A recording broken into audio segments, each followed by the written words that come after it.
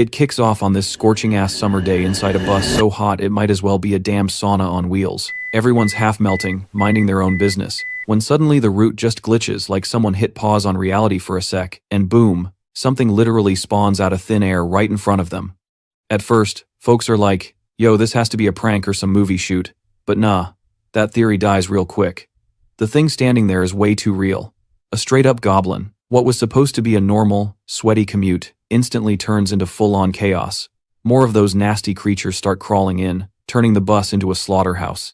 People drop left and right, no screams long enough to finish, no chance to run. Even the ones reaching for their phones to call the cops get sliced before they can hit a single button. The air fills with panic, and those gut-wrenching screams, echoing off the metal walls. The protagonist's heartbeat's going insane, breathing heavy like every second could be his last. Within minutes, the entire bus becomes a blood-soaked nightmare. Men, women, kids, no one gets out alive. And that's only the damn beginning. Outside, the city's already gone to hell, with more than 80% of the population wiped out. The protagonist's thoughts spiral hard, wondering if there's even a point trying to survive when the world's clearly game over.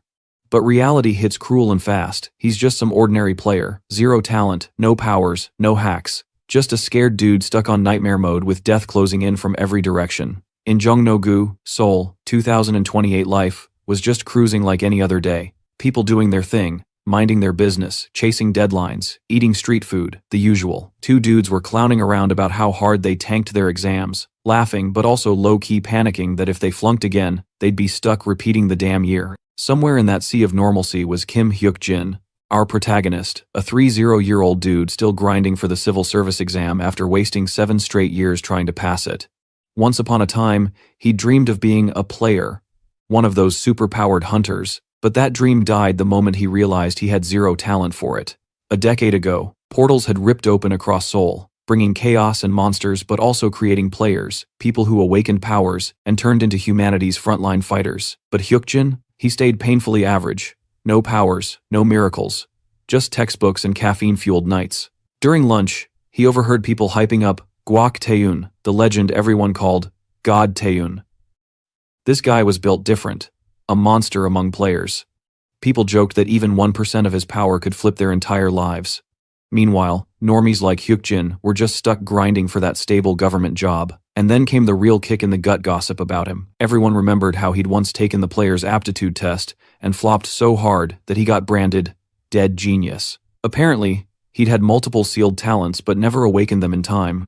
Most players awakened in their early 20 seconds, but Hyuk-jin, he was still chasing that spark in his 30 seconds. 7 years back, he'd taken what was supposed to be his final shot. The result? A single, trash-tier talent so useless he wished he'd gotten nothing at all. That test was government-run, meant to spot hidden power and create new players. But for him, it just slammed the door shut on that dream. The head of the freaking Players Association had even shown up personally to hand him the result, which made zero sense.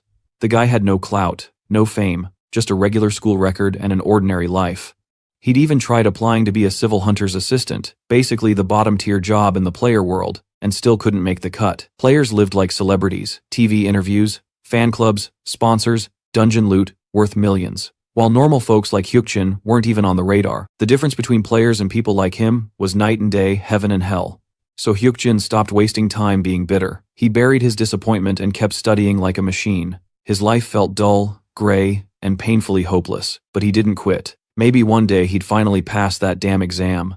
After the cataclysm on April 27th, 2018, shit just kept hitting the fan. Tons of horrifying events unfolded since then. It always kicked off with this primordial mist and soul, which straight up killed 145,000 out of 150,000 participants. By the end, Jongno-gu was basically wiped off the map. The chaos was so insane that even the reporters covering it couldn't even process what was happening. Hyuk-jin also remembers this player, Ma Sang-yeon, who had been a huge deal since that cataclysm 10 years ago and had now blown up as a renowned player, doing regular interviews. In one of them, Sang-yeon flexed that after all those years grinding, he had the experience to say, with 100% confidence, that effort beats talent every time. He told everyone to keep their eyes on him because he was planning to get even stronger. Hyuk-jin was left wondering if effort alone could really take someone that far, and whether his own grind was just not enough. The protagonist sighed, thinking he shouldn't waste energy on impossible thoughts. There was no point obsessing over what he couldn't change now. Hyukjin mused that, if he had even a tiny bit of talent, maybe he could have awakened as a real player, maybe even been picked by a guardian to make his own fortune. Hyukjin was kinda shocked that even after all these years, he still clung to a sliver of hope. But deep down, he knew it was his fault. Everything went to chaos. His mother died from her own illness, his sister had to grind at a semiconductor factory to escape poverty, and then she got leukemia. And honestly, so much of the rest was on him too. Hyukjin reflected that, even if he managed to succeed for his family, he was still basically broke, talentless, and had nothing of real value. He failed the civil service exams multiple times, and no one ever knew why or what he was doing wrong. Eventually, he ended up famous just for being utterly incompetent, and he kept asking himself when exactly life started going off the rails. Hin always told himself he gave it his all, but in reality, that wasn't true. He wondered if things could have changed if he had tried harder, but now, looking at the rest of his life stretching out, he didn't even know what to do anymore. Hyukjin felt mad lonely thinking about all of this. With those heavy thoughts, he finally crashed on his bed that night. The next morning, Hyukjin woke up completely clueless about the time. Then it hit him midterm evaluation day. Even though he'd actually gone to bed early, somehow he still managed to oversleep. He decided a shower was mandatory before heading out and wondered what time the exam even started. Shrugging it off, he set out like normal, but immediately, something felt off, like seriously off. He couldn't exactly put his finger on it, but the vibe was totally weird. At the station, the bus rolled in, and that uneasy feeling stuck around. Everything seemed kinda out of whack that day, even if he couldn't explain why. Hoping it was just his brain overthinking, he hopped on and decided to review his notes for the exam during the ride. Classic Hyukjin studying mid-bus like he did a decade ago in Jongno-gu. Yeah, that was the start of the cataclysm. People around him chattered about random stuff, weather, trending idols, whatever. Hyukjin kept flipping through info on the killer fall when the shift hit. Out of nowhere, the bus filled with this insane, thick fog spreading crazy fast. Everyone was staring, confused because visibility was zero, and there had been zero weather warnings. On top of that, a gnarly, awful smell started creeping through the air. Then Hyukjin saw it, an emergency SMS flashing about a major disaster. Jongno-gu was being hit by deep fog. The 27th of April 2018, everyone was warned to drive safe while chaos ruled. And bam, he got it. That gnawing unease wasn't random. He had literally woken up 10 years in the past. His instincts screamed because he'd lived this day already. The cataclysm was unfolding exactly the same way. Everything clicked. Jongno-gu, Gwanghwamun, all of it was screwed. The fog, the horrors, it would swallow everything. If this was real, even the bus he was on heading there was a death trap. Almost 100% of people in Jongno-gu had died back then. Hyukjin now fully understood. He wasn't just back in the past. He knew exactly what was about to go down. Right up to the present, he remembered. Then, out of nowhere, a game system window popped in front of him, shouting, "Prepare player," totally confusing him. The screen said the tutorial was starting. 10 years ago, this same tutorial triggered when monsters burst out of dungeons all over the world. And not just any monsters, they massacred humans without mercy. That week of the cataclysm, later called the beta or tutorial, saw nearly 150,000 deaths in Jongno-gu alone. Survival rate? A measly 3%. Worst day in human history, but that disaster birthed the players. They crushed monsters fast. The catastrophic dungeons in Jongno-gu slowly got cleared by their hands. Every dungeon invasion sparked huge battles among players and became recorded for virtual dungeon creation. Slowly, the world started to reorganize after the Great Disaster. Back then, Hyukjin memorized every single dungeon recording, watching them all obsessively. He ran those virtual dungeons hundreds of times, hooked by the thrill and the dream of becoming a player. Honestly, no one knew more about those events than him. Even though he never became a real player, he memorized every raid, played through all of them countless times, and that's where he proved his potential, essentially the best player in the virtual world. Now, in the present, the tutorial was about to drop again. The system window warned all players to prep themselves. Hyukjin knew those alerts would appear during the cataclysm. He'd only ever studied them theoretically, but seeing them live? Whole different level of intense. Out of nowhere, the bus smashes into something, and everyone inside gets shook. Nobody can even see outside, so panic starts creeping in, thinking shit might be serious. Hyukjin's trying to keep his cool, knowing this was all predicted and had happened before, but then he realizes the others didn't get the tutorial alert, meaning he's basically solo in this game. His only shot at survival? Use every trick he knows and analyze before doing anything dumb. The system warns him to watch his moves, cause the nameless observer is peeping at him now. Hyukjin guesses this observer was like a guardian back in the day. Weirdly, the observer wants to give him a beta opening bonus, something only for top-tier rankers. That messes with his head. Guardians hovered above players, deciding fates with bonuses and favors, and they always use nicknames, not real names. The system announces that Hyukjin gets the serene eye of the observer.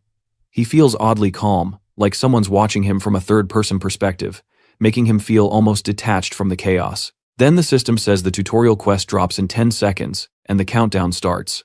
The bus driver freaks, saying the fog's too thick to drive, so they'll need another way to reach their destination. Chaos hits way faster than expected, and passengers start whining about being late. Most think they should just run, but Hyukjin yells at them not to leave, knowing that's how they survive. The system double confirms the nameless observer is eyeballing him. Suddenly, a massive light pops up, and a being emerges, a portable portal opening, named by the system as an intermediate administrator. The admin, Sinia, greets everyone, and says they're inside her tutorial now. The quest? Survive in the field for 7 days, with no escape. Difficulty depends on how many make it through. Normal people are straight up confused, asking if this is some movie set and demanding answers. Sinia shuts that down, saying they need to grow strong to survive. Then, a corpse crashes in front of the bus, blood everywhere on the windows, shocking everyone. Hyukjin knows scaring civilians with deaths is part of the strategy. The system alerts that screams and movement are detected, as goblin troops start coming out of this new world. The first goblin attacks, and more swarm in, heading for Jongno-gu. Passengers see shadows creeping, weird silhouettes climbing over everything, and panic spikes. They think about escaping, but Hyukjin yells, "Don't open the doors, it would be worse." Goblins would massacre outside, so staying inside is their only shot. Though judging by how panicked everyone is, Hyukjin doubts survival odds are high. 10 years into the goblin raids, humanity had kind of figured out some survival hacks. The ultimate move? Facing those monsters head-on, basically signing your own death sentence. Knowing it was one thing, actually doing it? Whole different level. Hyukjin knew straight up he wasn't strong enough to take those guys on in the tutorial. Goblins were beasts, physically crushing humans like bugs, and it was only a matter of time before they smashed the bus and got inside. The passengers were screaming, panic mode maxed, running around like idiots, but Hyukjin yelled at everyone to crouch and stay put. Yeah, good luck convincing them while their brains were fried from fear. But he didn't care. They had two options: follow him or die. Time wasn't waiting for anyone. Nobody really got what he was saying, just wanted to know if they were supposed to stay put while chaos unfolded outside. Logic said run, but Hyukjin? Too late for that. The system popped up, showing that the nameless observer was watching his every move, activating the status window and inventory. Hyukjin blinked, his points were insane. Even top-tier players usually started with 9, and here he was, rocking 11 inches the tutorial. Meanwhile, goblins were now smashing windows, dragging one poor soul through the glass, screams echoing. Bus chaos hit peak levels. Hyukjin hit the floor, blending in with the bodies, using the Badabanus to keep his nerves locked down, and it actually worked. Survival in the tutorial safe zone had rules. One of them? Staying alive inside the bus. Hyukjin had to stay calm at all costs. One wrong twitch could wreck everything, but somehow he kept cool enough that the goblins didn't clock him. Bonus from the Guardian, he guessed. No idea why he got it, but damn, it was life-saving. If his future knowledge was correct, the first wave would rage for 10 full minutes, just a bit longer, and he'd make it. Staying motionless was hell, even for Hyukjin, but every second counted. Then the system pinged. The brave Lion King was giving him a shot. Wait, different Guardian? Yep. The Guardian handed him a high-potency elixir, curious how far Hyukjin's courage could stretch. That potion? 10 minutes of pure beast mode, plus 6 strength. Hyukjin realized even the tutorial was loaded with goodies. Players leveling up got status boosts, so this elixir? Essentially a triple-level power-up. Now, he could actually fight the goblins. The Guardian clearly wanted a show. Hyukjin rolled his eyes. These Guardians were wild, expecting him to just play along. Seconds were ticking before the raid ended. He could survive doing nothing risky, but the brave Lion King wasn't done. Negotiations with the intermediate administrator started, and Sinia mentioned the tutorial field would be tweaked per Guardian orders. Translation: the Guardian was pushing him to fight. Among all Guardians, the brave Lion King was a straight-up nightmare. Obsessed with reckless courage, challenges, and useless hype, but also twisted AF. He loved watching players suffer, face danger, and throw themselves into dumb bravado for his entertainment. Hyukjin knew the Lion King's endgame, nuking the safe zone entirely. Sinia announced that the negotiation with the Guardian was officially done. As requested, the conditional safe zone was about to vanish in 30 seconds. Hyukjin immediately pointed out that if a tutor forces a scenario change, the affected player deserves a reward. They were basically trying to shut him up and make him happy, with just a strength-boosting elixir. He made it clear that Senya couldn't just ignore the rules, especially if his life was on the line. Ignoring the commandments? Yeah, that was not okay, which obviously shocked the admin. Even the nameless observer was impressed, but the brave Lion King just went quiet. Senya asked about these commandments. Hyukjin said it was just an irrational complaint, like, whatever, thinking their shock was normal. After all, the laws and commandments weren't even discovered until 7 years after the tutorial. When Senya pressed how he knew about them, he dodged the question, saying it didn't matter. Honestly, players don't owe anyone explanations on how to play the game, which shut her up. He also mentioned that 10 seconds of his safe zone time were already gone, and she'd need to make that up. Senya admitted he was right. Following the commandments, she extended the safe zone by 10 more seconds and added compensation for the scenario change. Hyukjin got a quality lubricant, perfect for sharpening blades or other uses, plus a rusty steel sword not deadly, but packing 2-5 attack points. He realized he couldn't complain anymore. At least he got something just by mentioning the commandments. When he came back, the goblin invasion wave was over, and everyone left the bus. Thanks to that chat, he used the safe zone efficiently and survived without fighting monsters. The system notified that the brave Lion King was disappointed, but Hyukjin didn't give a damn. He ended up seeing all the passenger bodies on the ground and almost vomited, but he had to stay strong and focus on surviving. Hyukjin knew the tutorial week was literal hell, and surviving meant finding water and food as soon as possible. So he left the bus and headed to the nearest convenience store, about 300 meters away. He had studied the area for 3 years, so he knew it well, but with time running short, he had to move fast or get caught defenseless. Meanwhile, someone was screaming for help because injured people were nearby. Hyukjin knew they were there, but the fog was so thick he couldn't pinpoint where. Using the bus he'd been in as a landmark, he tried to navigate, dodging obstacles, still wondering if his crazy calm was thanks to the Guardian bonus. The chaos around him, dead bodies, wreckage, was insane. Then, out of nowhere, an arm under a car made him jump. At first, he thought it was just another corpse, until a voice screamed for help. Hyukjin spotted a survivor and got closer. On the other side of the car, a goblin was lying in wait, cackling, ready to kill the trapped woman. She begged him to save her, saying she wasn't ready to die, still wanting to see her mom. That's when he realized it was a child. Initially, he didn't notice because he was shook by the survivor, but the kid wasn't even injured despite the goblin trying to slice her legs, probably some bonus, like Hyukjin got during the tutorial. Her screams weren't pain, they were pure fear. The goblin was too busy trying to kill her to notice anything else. Hyukjin thought maybe this was what people called a player's talent. It's a self. Suddenly, the administrator popped up and said it was a baby goblin.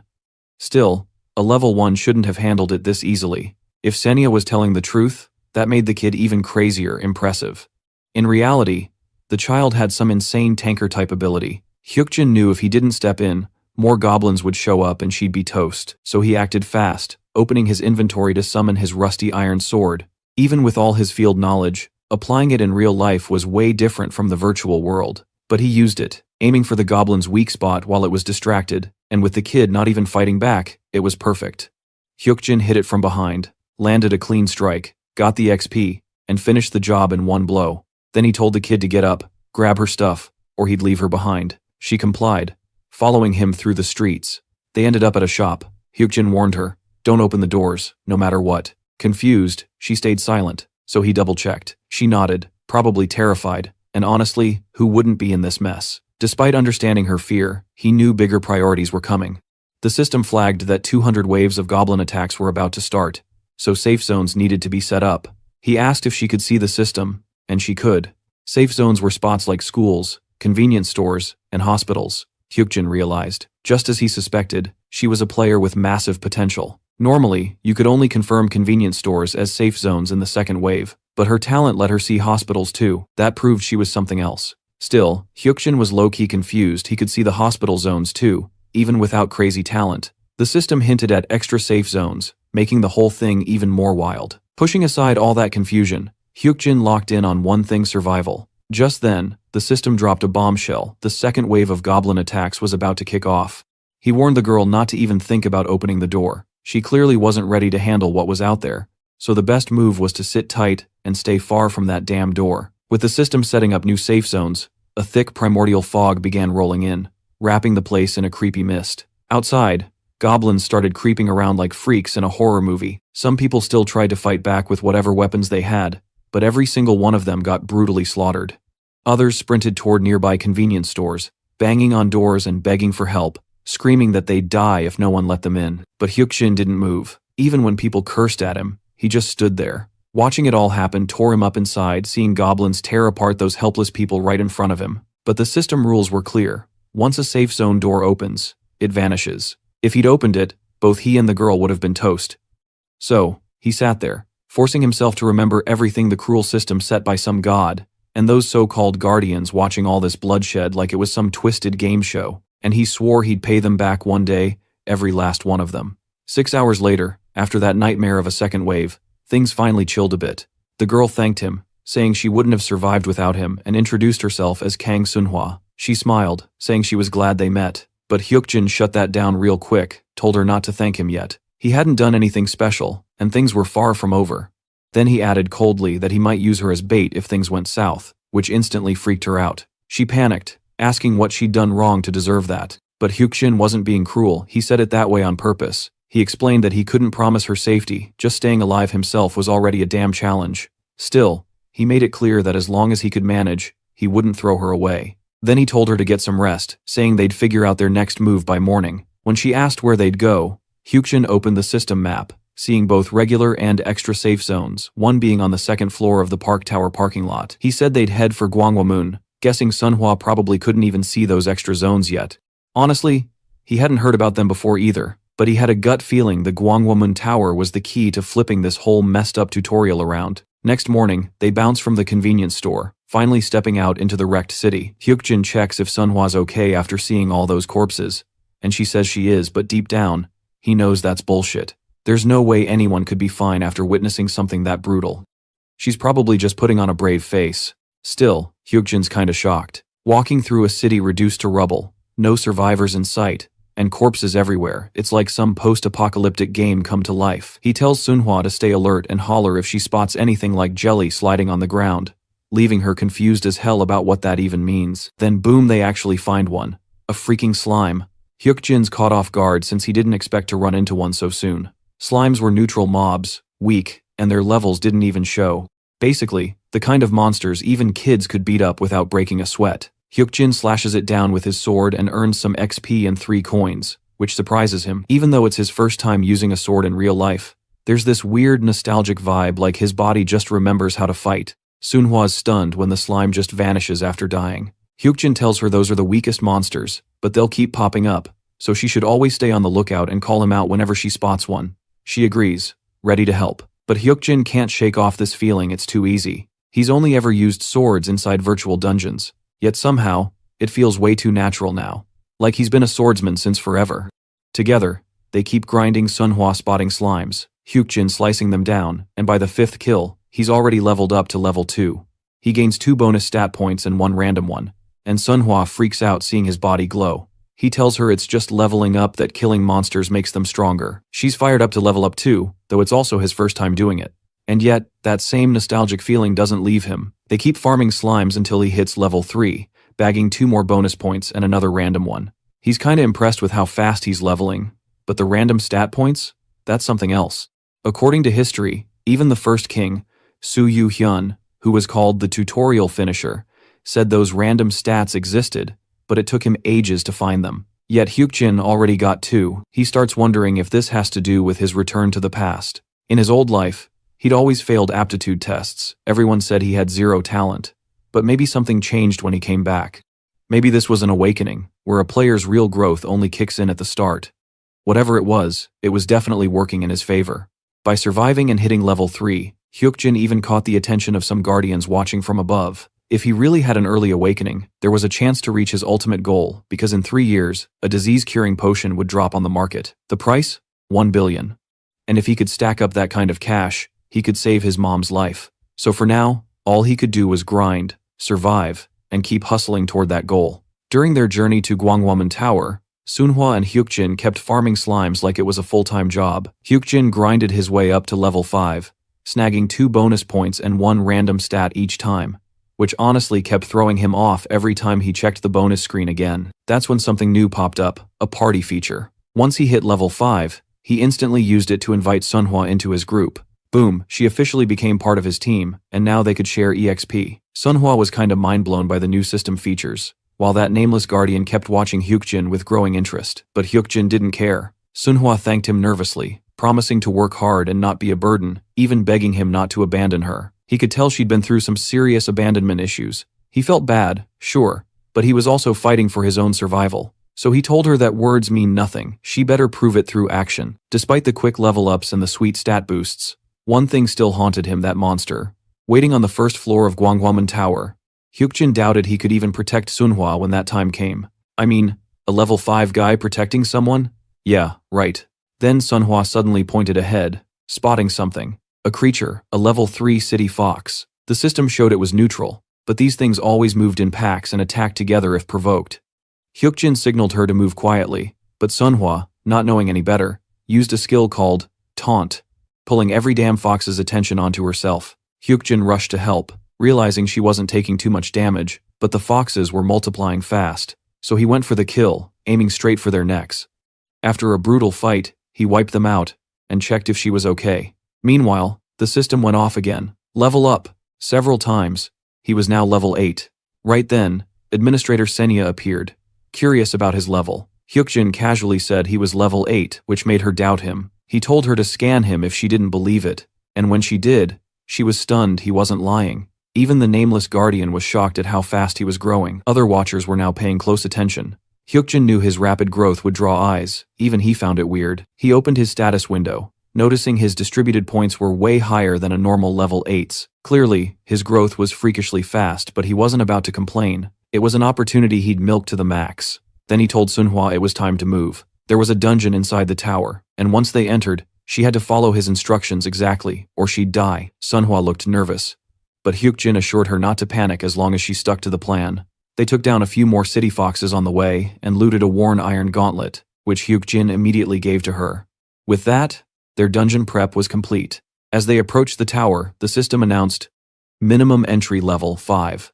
At the entrance, Sunhwa asked if they were seriously going in. Hyukjin said yes, no hesitation. Together, they stepped into the dungeon. Inside, monsters were everywhere. Instantly noticing them, Hyukjin reminded Sunhwa of the plan, and she nodded. Then, he disbanded the party and told her to start with the goblins. The two split up to clear the place. Hyukjin noted that, unlike higher-rank dungeons, where everything wanted you dead, this D-rank tower had both hostile goblins and neutral city wolves. If they focused on the goblins first, the wolves wouldn't bother them, and damn, Sunhwa was killing it. Her movements were sharp, her attacks clean, she fought like a pro. The goblins couldn't even touch her. Hyukjin couldn't help but think this girl's a total natural. When Sunhwa wrapped things up, Hyukjin hyped her up for doing great and told her to chill for a bit. Meanwhile, his mind was already running wild. He figured the mini-bosses were about to pop up soon, since they usually stayed hidden until all the nearby monsters were gone. Once Sunhwa caught her breath, Hyukjin said they'd finish off the leftovers. She nodded, then went straight to cleaning up the remaining foxes from the neutral city, just a handful of monsters left. Out of nowhere, the system dropped an announcement the pause had kicked in. The nameless observer was going nuts with curiosity about Hyukjin. The brave Lion King was watching closely, and even the unnamed guardian seemed to buzz with excitement. Then, someone started talking to Hyukjin, and that's when he realized time itself had frozen. It had to be some crazy power, probably from an administrator-level skill that could literally stop everything in the field. Senya walked up, clearly annoyed, asking if he'd lost his mind, especially after she burned one of those insanely expensive time-stop items. Hyukjin just stared, saying he had no clue what she meant. Senya shot back that up until now, he'd been acting like some all-knowing future seer, and asked if this was part of his grand plan too. Hyukjin's answer? Maybe, maybe not. That ticked her off even more. She called him reckless for summoning a level 13 goblin soldier mini-boss, something totally out of a level 8 players league. That thing had boosted stats and could crush them easily, especially since he only had one teammate with him. Senya demanded to know why he'd pick a fight he couldn't possibly win. Hyukjin could tell she genuinely didn't want him to die, which honestly threw her off, but he knew she was hiding something. The Guardians clearly had an interest in him after all. He was the player who acted like he could see the future. A total wildcard meant to put on one hell of a show for the audience up there. That's why Senya probably wanted him alive, not because she cared, but because he was entertainment. He also noticed something weird. He didn't remember ever hearing about Senya in the future. Maybe she'd been some clumsy administrator who got benched before the dungeon craze blew up. Her excuses were so bad it was almost funny. When she asked if he was trying to insult her, Hyukjin calmly said he was just being honest. She was wasting time anyway, letting things drag on like this. Then he gave her an idea. Once the pause ended, she could announce that he wouldn't be able to defeat the goblin soldier. Then, he'd prove her wrong in front of everyone, giving the Guardians one hell of a spectacle. Cinia stared at him, asking if he was seriously planning to fight that monster. Hyukjin told her to think harder. How could a level 8 player beat a mini-boss? Saying that aloud would make the Guardians lose their minds in excitement. If she played along, she could rise as a proper intermediate administrator who knew how to give her audience a good show. All she had to do was make a deal with him. But Senia's patience was wearing thin. She powered up, ready to smack him down. Hyukjin, unfazed, pointed out that if she really wanted him dead, she would have done it already. Killing him now would be a total waste after granting that pause. She had nothing to lose by cutting a deal. Finally, Senia asked, with clear frustration, what kind of deal he was thinking of. Meanwhile, Sunhwa's out there wrecking monsters left and right, stacking up levels like a pro. She turns back, flexing a bit, and tells Hyukjin that she's wiped out every single one just like he told her to. Hyukjin calls her over, and right then the system confirms it. All monsters cleared. Boom. That triggers the condition for summoning the floor's mini-boss, the goblin soldier. Suddenly, that ugly bastard spawns with a bunch of other monsters, claiming the whole floor as its new battlefield. Hyukjin pulls Sunhwa down into hiding, telling her to keep her head low. Just the sight of that beast was pure insanity. The goblins immediately start reacting, sensing intruders nearby. Hyukjin already knows the trick. The cleanest way to kill a goblin soldier is to bait out and dodge its deadliest move, spear throw. So first, they had to make it waste that attack. When the goblin lunges toward their hiding spot, Hyukjin decides it's go time. He tells Sunhwa they're starting the hunt and signals Senia to watch carefully because a level 8 player was about to solo a mini-boss. The level 13 goblin soldier locks onto them, ready to hunt. Hyukjin's not surprised. That's exactly what a mini-boss would do. But man, the pressure this one gave off, totally different from the rest. It missed its first deadly spear throw, then immediately switched tactics, charging straight at them with blinding speed. The goblin slashed and swung like a maniac, while Hyukjin kept dodging and countering, slicing through the smaller mobs before focusing back on the boss. His sword didn't cut deep, though his attack power wasn't high enough to deal real damage to something that outleveled him this much. The boss came at them again, changing its pattern, moving even faster this time. Still, Hyukjin read its movements like a damn book, waiting for that one perfect counterstrike. He was determined to end it, no matter how risky. Meanwhile, Sunhwa used her taunt skill, pulling all the smaller goblins toward her, tanking every hit while sticking to Hyukjin's plan. She took all that pain head-on because she refused to be left behind in this brutal world. A bunch of Guardians joined the channel, curious to see how this wild fight would go. Even Senia was shocked by how many were watching. Everyone was whispering, was a level 8 player seriously fighting a dungeon boss in the tutorial? Senia confirmed it. Kim Hyukjin, level 8, unreal. The Guardians couldn't believe what they were seeing. They kept saying, no way those movements belong to a level 8 player. Maybe he's hiding his real level? Senia agreed he wasn't fighting like any newbie. But still, by logic, there was no way he could actually win. Eventually, his weak attacks should have worn him out before the mini-boss even broke a sweat. But Hyukjin wasn't going down that easy. The fight dragged on dodges, slashes, counterstrikes, until he finally yelled for Sunhwa to finish them off. She went berserk, wiping out all the smaller goblins on her own and earning massive XP boosts one after another.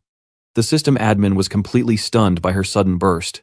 At that same moment, Hyukjin hit level 9. Instantly healing all his damage and even restoring the durability of his weapon. That's the perk of leveling mid-fight. It not only boosts your stats but also restores your health and clears all debuffs, exactly as he planned. He told Sunhwa to keep her distance and get ready, because if she shared the XP while he took down the goblin boss, she'd level up too, healing herself and regaining stamina mid-battle. That'd be their shot at victory. Once she powered up, Hyukjin saw his opening. He knew the goblin's biggest weakness, its exposed neck from behind. He'd been watching, waiting, calculating every move. The outcome depended on one thing: how many goblins Sunhwa could kill.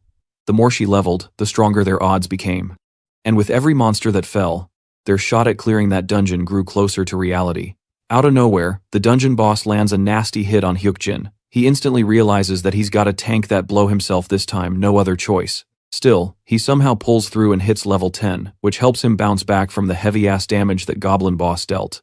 Then Hyukjin goes full beast mode, slashes the boss again, and somehow his rusty old sword levels up too, dealing even more damage. Finally, he catches the perfect moment and strikes the goblin boss right at the back of its neck. Boom, boss down. But of course, his sword snaps right after, totally breaking apart. The system congratulates him, they've officially defeated the goblin boss. Turns out Hyukjin also killed that mini-boss goblin soldier, making him the first ever player to take down a monster mini-boss solo.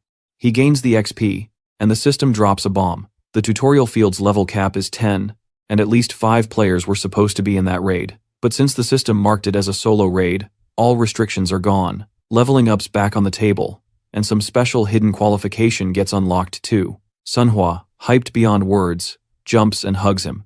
And honestly, she deserved that moment, she'd been killing it from start to finish. Hyukjin, though, starts wondering if this new qualification thing has something to do with a hidden boss, but he's got no clue what the required item could be. Guess that's a mystery for later. Meanwhile, over near Gwanghwamun, a bunch of wolves are getting wrecked by other players, earning them XP and turning heads. One player straight up one-shots a wolf, crazy impressive since those wolves are level 8. Everyone's hyped, showering him with praise, calling him Yu Hyun, the strongest in the tutorial. The dude blushes like crazy from all that attention. Then Yu Hyun spots Hyukjin and Sunhwa from afar, realizes they're survivors too, and waves them over. Hyukjin immediately recognizes him. That guy would become a major figure in the future. And deep down, Hyukjin can't shake that thought that's been haunting him since day one. Was he really talentless? But after soloing a damn monster boss, he knows that's bullshit.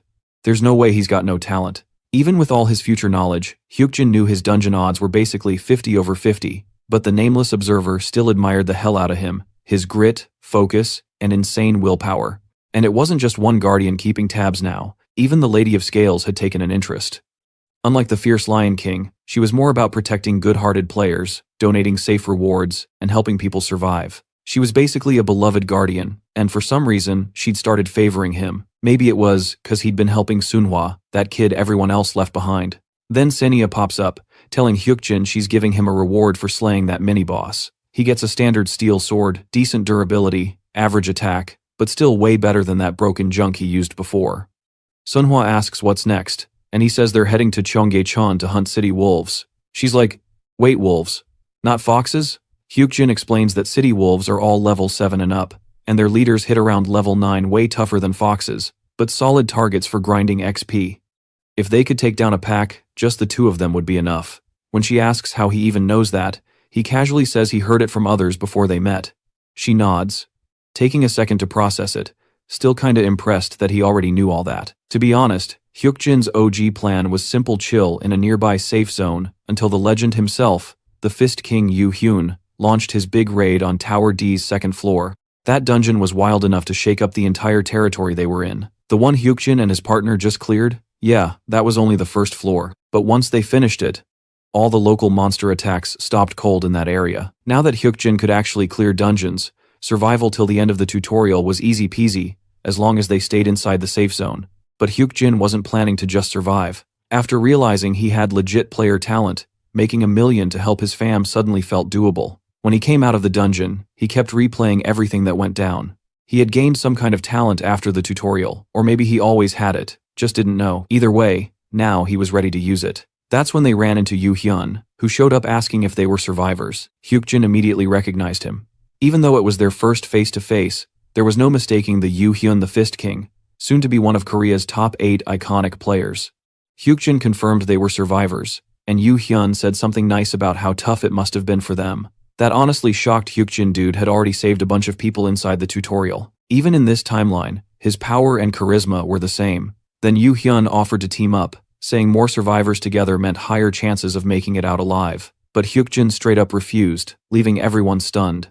He calmly said they just needed to survive 1 more week in the tutorial zone and that 2 people were enough. Yu Hyun was kinda disappointed, but he didn't push it. He just wished Hyukjin and Sunhwa luck. The others whispered behind their backs, calling Hyukjin cocky since they had no clue about Yu Hyun's true power. To be fair, teaming up with him would have made survival easier. Before leaving, Hyukjin gave Yu Hyun one strange piece of advice: if they ever faced a strong monster, go for its left eye. Yu Hyun looked puzzled but thanked him anyway. Then, Hyukjin and Sunhwa headed toward Cheonggyecheon. Sunhwa asked if those people would actually make it out alive. Hyukjin said most would, especially Yu Hyun. That made her feel better, even though they should have been worrying about themselves. But reality had other plans. Based on the future memories of the Fist King, a tragic event was bound to happen. Yu Hyun and about 10 survivors would enter the D-rank tower dungeon, only to face massive danger. The ones who cleared the 1st floor would push into the 2nd, but the enemies there were brutal.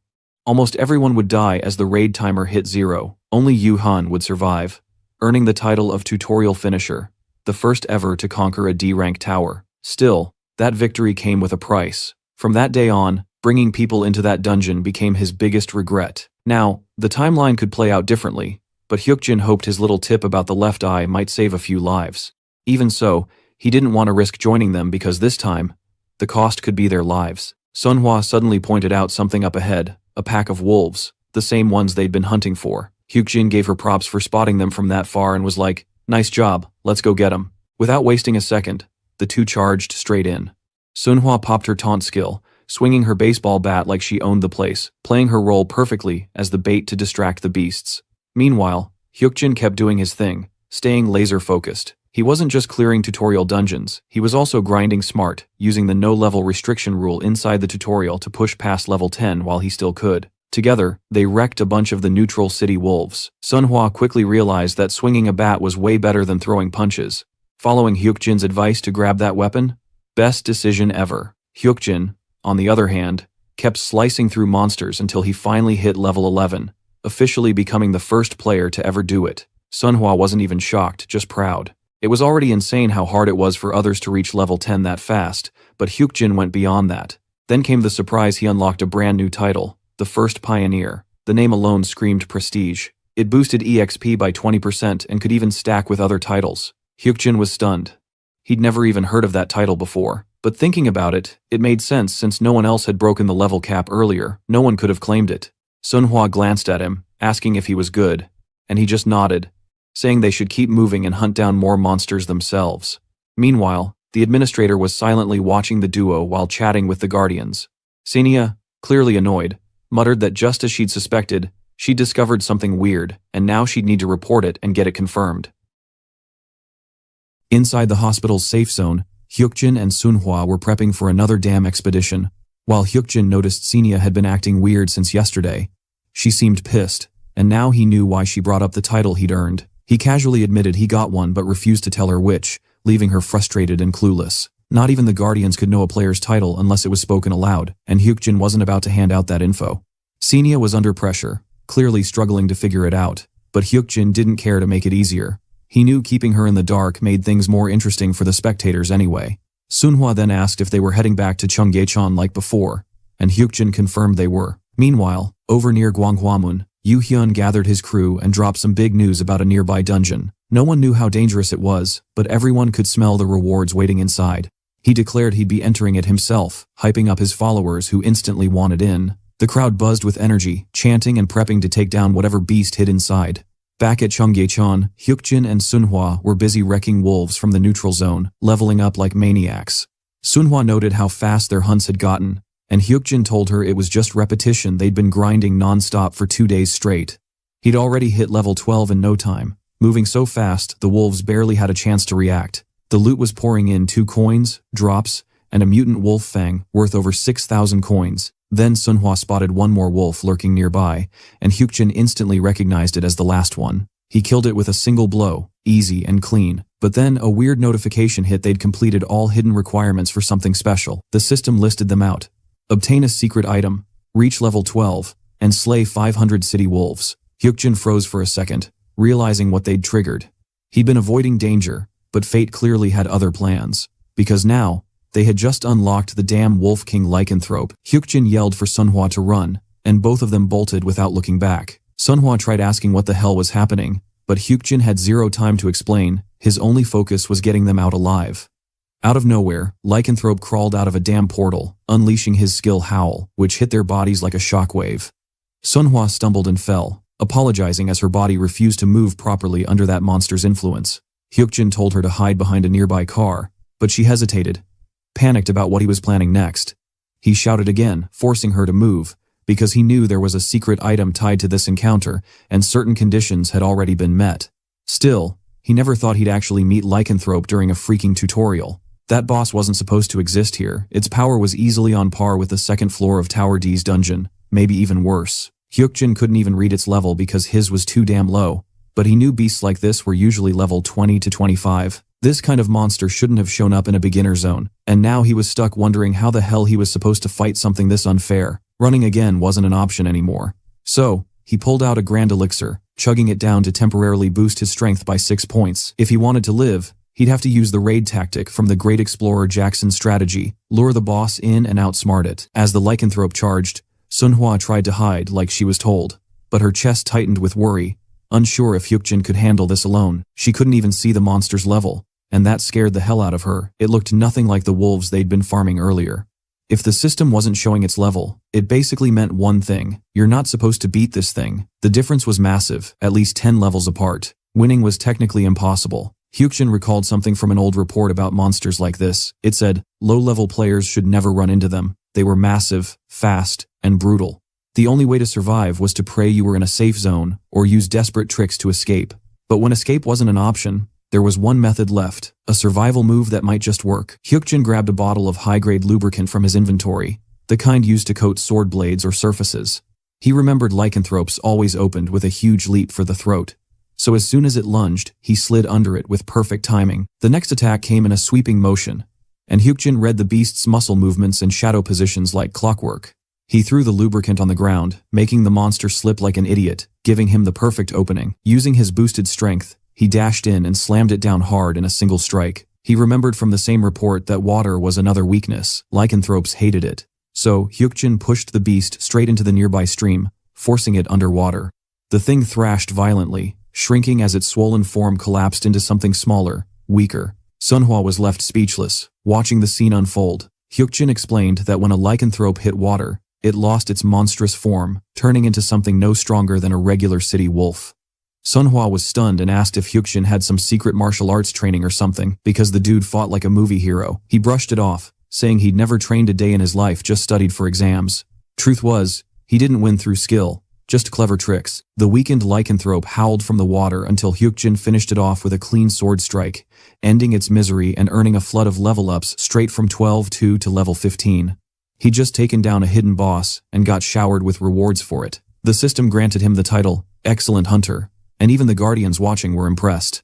The nameless observer tossed him 1,200 coins, while the Lady of Scales added another 700, praising how he protected his ally. The brave lion, though, just scoffed at his cowardly tactics. Hyukjin didn't care, coins were coins, and he'd made bank. He wondered how much more he could squeeze out of this system, now that he'd reached level 15 inside a tutorial. Then, calling for Senia, she appeared instantly, almost like she'd been waiting for it. She confirmed his new level and began explaining that the item shop feature had now unlocked. Normally, that wouldn't happen until after the tutorial, so this was wild. She said he could spend his earned coins on special tutorial-only items, just 4 available for now. Hyukjin wasn't surprised. That was standard tutorial stuff.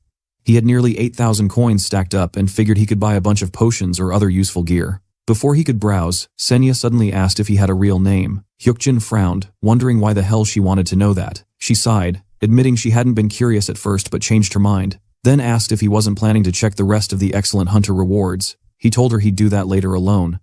No need for her help. Deep down, he didn't want her learning too much. She was way too green to realize how dangerous revealing information could be. The Excellent Hunter title was special, only obtainable in the tutorial, and applied to non-sentient creatures recognized by the system. It gave him a solid 20% boost to damage, 10% speed increase, and a new skill called Hunter Strike. The skill sometimes failed against targets, but it was still damn powerful. With that kind of buff, low-level monsters were basically free XP now. Hyukjin then told Manhwa to pack up. They were moving out. Their next target was the second-floor dungeon of Tower D. Manhwa hesitated, asking if he meant the same place where they'd fought the goblin soldier earlier. When Hyukjin confirmed, she looked shocked. He'd literally said that floor was insanely dangerous. Hyukjin agreed with her completely, because deep down, he knew the real nightmare waiting inside was nothing like the goblins. It was someone or something way worse. Meanwhile, Yu Hyun's team was getting absolutely wrecked inside the second floor. Bodies already dropping left and right while the guy himself was bleeding out and barely standing. The situation was tense as hell, and he couldn't wrap his head around what kind of monster he was even facing, or how the hell he was supposed to beat it. His bones ached, his body screamed to stop, but quitting wasn't an option. If he backed off now, it was game over. Even if it was suicide, he had to land at least one real hit. So, he swung again and again, but his strikes did jack shit, while one counter from the beast shattered his bones like glass. It felt like punching a damn concrete wall that punched back harder every time. He started wondering if this was just his death scene playing out in slow motion. Then suddenly, a memory clicked something Hyukjin once said about hitting the monster in the eye. It sounded dumb back then, but right now, it was all he had. Before he could plan anything, the monster's fist came crashing down. He dodged once, barely, then got smacked by the second hit, sent flying like a rag doll, coughing blood mid-air. It was over, or so it looked. Then the system notification hit. New players had entered the dungeon. Everyone froze, confused as hell, until Hyukjin and Sunhwa appeared right in the boss zone. The system added that there was no player limit, and Hyukjin just sighed, realizing things had gone wild again. The boss was still that same magic troll unknown level, red named, and a total freak of nature. Most people inside were half dead already, and Yu Hyun had blacked out. Using his inventory, Hyukjin pulled out some basic potions and started healing whoever he could.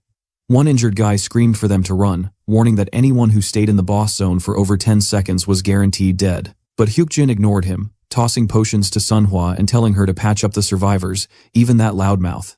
While she handled the wounded, he ordered her to tell the recovered ones to stay low and not move while he fought. The man couldn't believe it. This dude was seriously planning to fight the floor boss alone. He shouted again to run, but Hyukjin didn't even blink. He knew exactly what he was dealing with.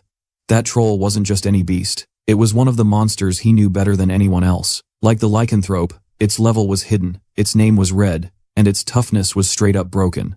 Magic trolls were infamous for their ridiculous vitality and regen. They barely took any damage unless hit by proper weapons. Normally, players like Yu Hyun were the only ones who could stand against things like this. But he was down cold. So Hyukjin had to go solo. When the troll charged, one of the wounded tried to warn him, but Hyukjin was already moving. He dodged easily, realizing that while the troll's hits were monstrous, its movements were slow as hell. There was no real strategy here, just pure grit and timing. The only way to win was to stay alive long enough to beat it down. Hyukjin remembered how the Fist King had once killed his own tutorial boss by never letting it breathe, attacking non-stop until it broke. Sunhwa looked terrified, and the survivors stared in disbelief, wondering how Hyukjin had the guts to keep standing in front of that beast. Then, the system chimed again. His title was kicking in, giving him buffs mid-battle. His perception sharpened, his reflexes spiked, and he could literally see the trajectory of the troll's attacks. As long as he boosted agility and kept popping potions, he could dodge everything while striking back endlessly. It turned into a brutal endurance match, him versus a regenerating nightmare. Minutes turned to hours, and still, Hyukjin didn't back down. The spectators couldn't believe it. 1 hour passed, then 2. This random player had jumped in just to save them, and he was still going strong. People who thought Yu Hyun was the prodigy were now realizing Hyukjin was built different. He downed another item, muscles aching but eyes locked on the monster. He'd never fought something like this head-on before, but now he was doing it. 5 hours in, and the troll was still standing, but barely. Then the system finally announced that its regeneration had stopped. It had hit its limit. The boss was dying, and Hyukjin knew he was close. His old self, the civil service student Kim Hyukjin, would have never believed this was possible, but that guy was gone.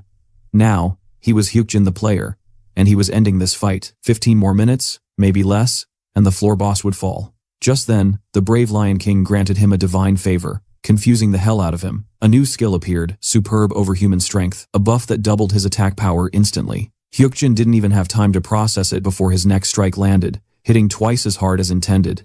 The sheer power ruined every calculation he'd made mid-fight, throwing his plan into chaos. He gritted his teeth, pissed off but unstoppable, cursing under his breath at the Lion King's timing. Everyone around was losing their minds, shocked that Hyukjin had taken down the floor boss almost completely solo. Hyukjin knew damn well the brave Lion King Guardian had allowed that on purpose, and if he ever got the chance to take revenge on those divine bastards, that lion freak would be the first to die. His original plan to beat the troll had gone to hell, and now he had no choice but to run. Meanwhile, Sunhwa managed to wake Yu Hyun, trying to help him recover, but the guy instantly panicked about the monster he was fighting earlier. She pointed out that it was still there, only now it was facing Hyukjin instead. That's when Yu Hyun froze. The troll's aura had shifted into something completely different, darker, way more dangerous. Out of nowhere, an arrow shot straight into the troll's forehead, shocking Hyukjin. The man who fired it yelled out, asking if it worked, and if the monster was dead, then laughed like a jackass, mocking Hyukjin for trying to steal his kill. But Hyukjin didn't waste time arguing, he just told them to run, because he couldn't save that idiot. The man didn't get it until the system announced the boss's consciousness was now restricted and had entered berserker mode. Hyukjin immediately shouted for Sunhwa to run as another notification declared the boss zone lifted. Chaos hit instantly, everyone scattered, running for their damn lives. Sunhwa asked where to go, and Hyukjin yelled for the escalators. The first floor escalator could only carry 15 people at once, but now there was no waiting. Just survival. Meanwhile, the arrow guy met his karma. The troll killed him in one brutal swing, and Yu Hyun could only watch in horror as his body hit the floor. As Hyukjin and Sunhwa sprinted away, guilt crept in. He knew it was all his fault. Every damn thing that happened was just another twisted show for the Guardians' entertainment. No matter what choices players made, the system always had the final laugh. Hyukjin regretted not accounting for that from the start. With the troll now in full berserker mode, the zone's restriction was gone, meaning the monster could roam anywhere beyond the second floor. The dungeon had no safe spots left except one, the underground. Hyukjin told Sunhwa they had to go down, and when she asked where, he said they'd take the emergency stairs to reach the underground area of the second floor, the new temporary safe zone. But before they could descend, Hyukjin spotted the troll boss charging straight at them, which could only mean everyone else on that floor was already dead.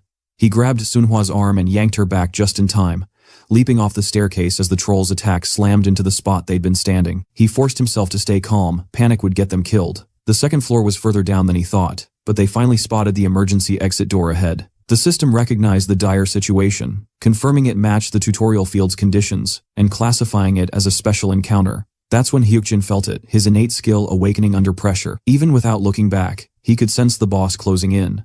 His sixth sense had just been forcibly unlocked. But the troll's attack came crashing down before he could react, and for a second, he thought he was done for. Instead, the hit landed on Sunhwa. She had known all along that they wouldn't survive at this pace and couldn't block the strike, but she damn well refused to let Hyukjin die. So, she threw herself forward, taking the blow head-on. The Lady of Scales witnessed her courage and decided to bless her with a new ability, Platinum Shield.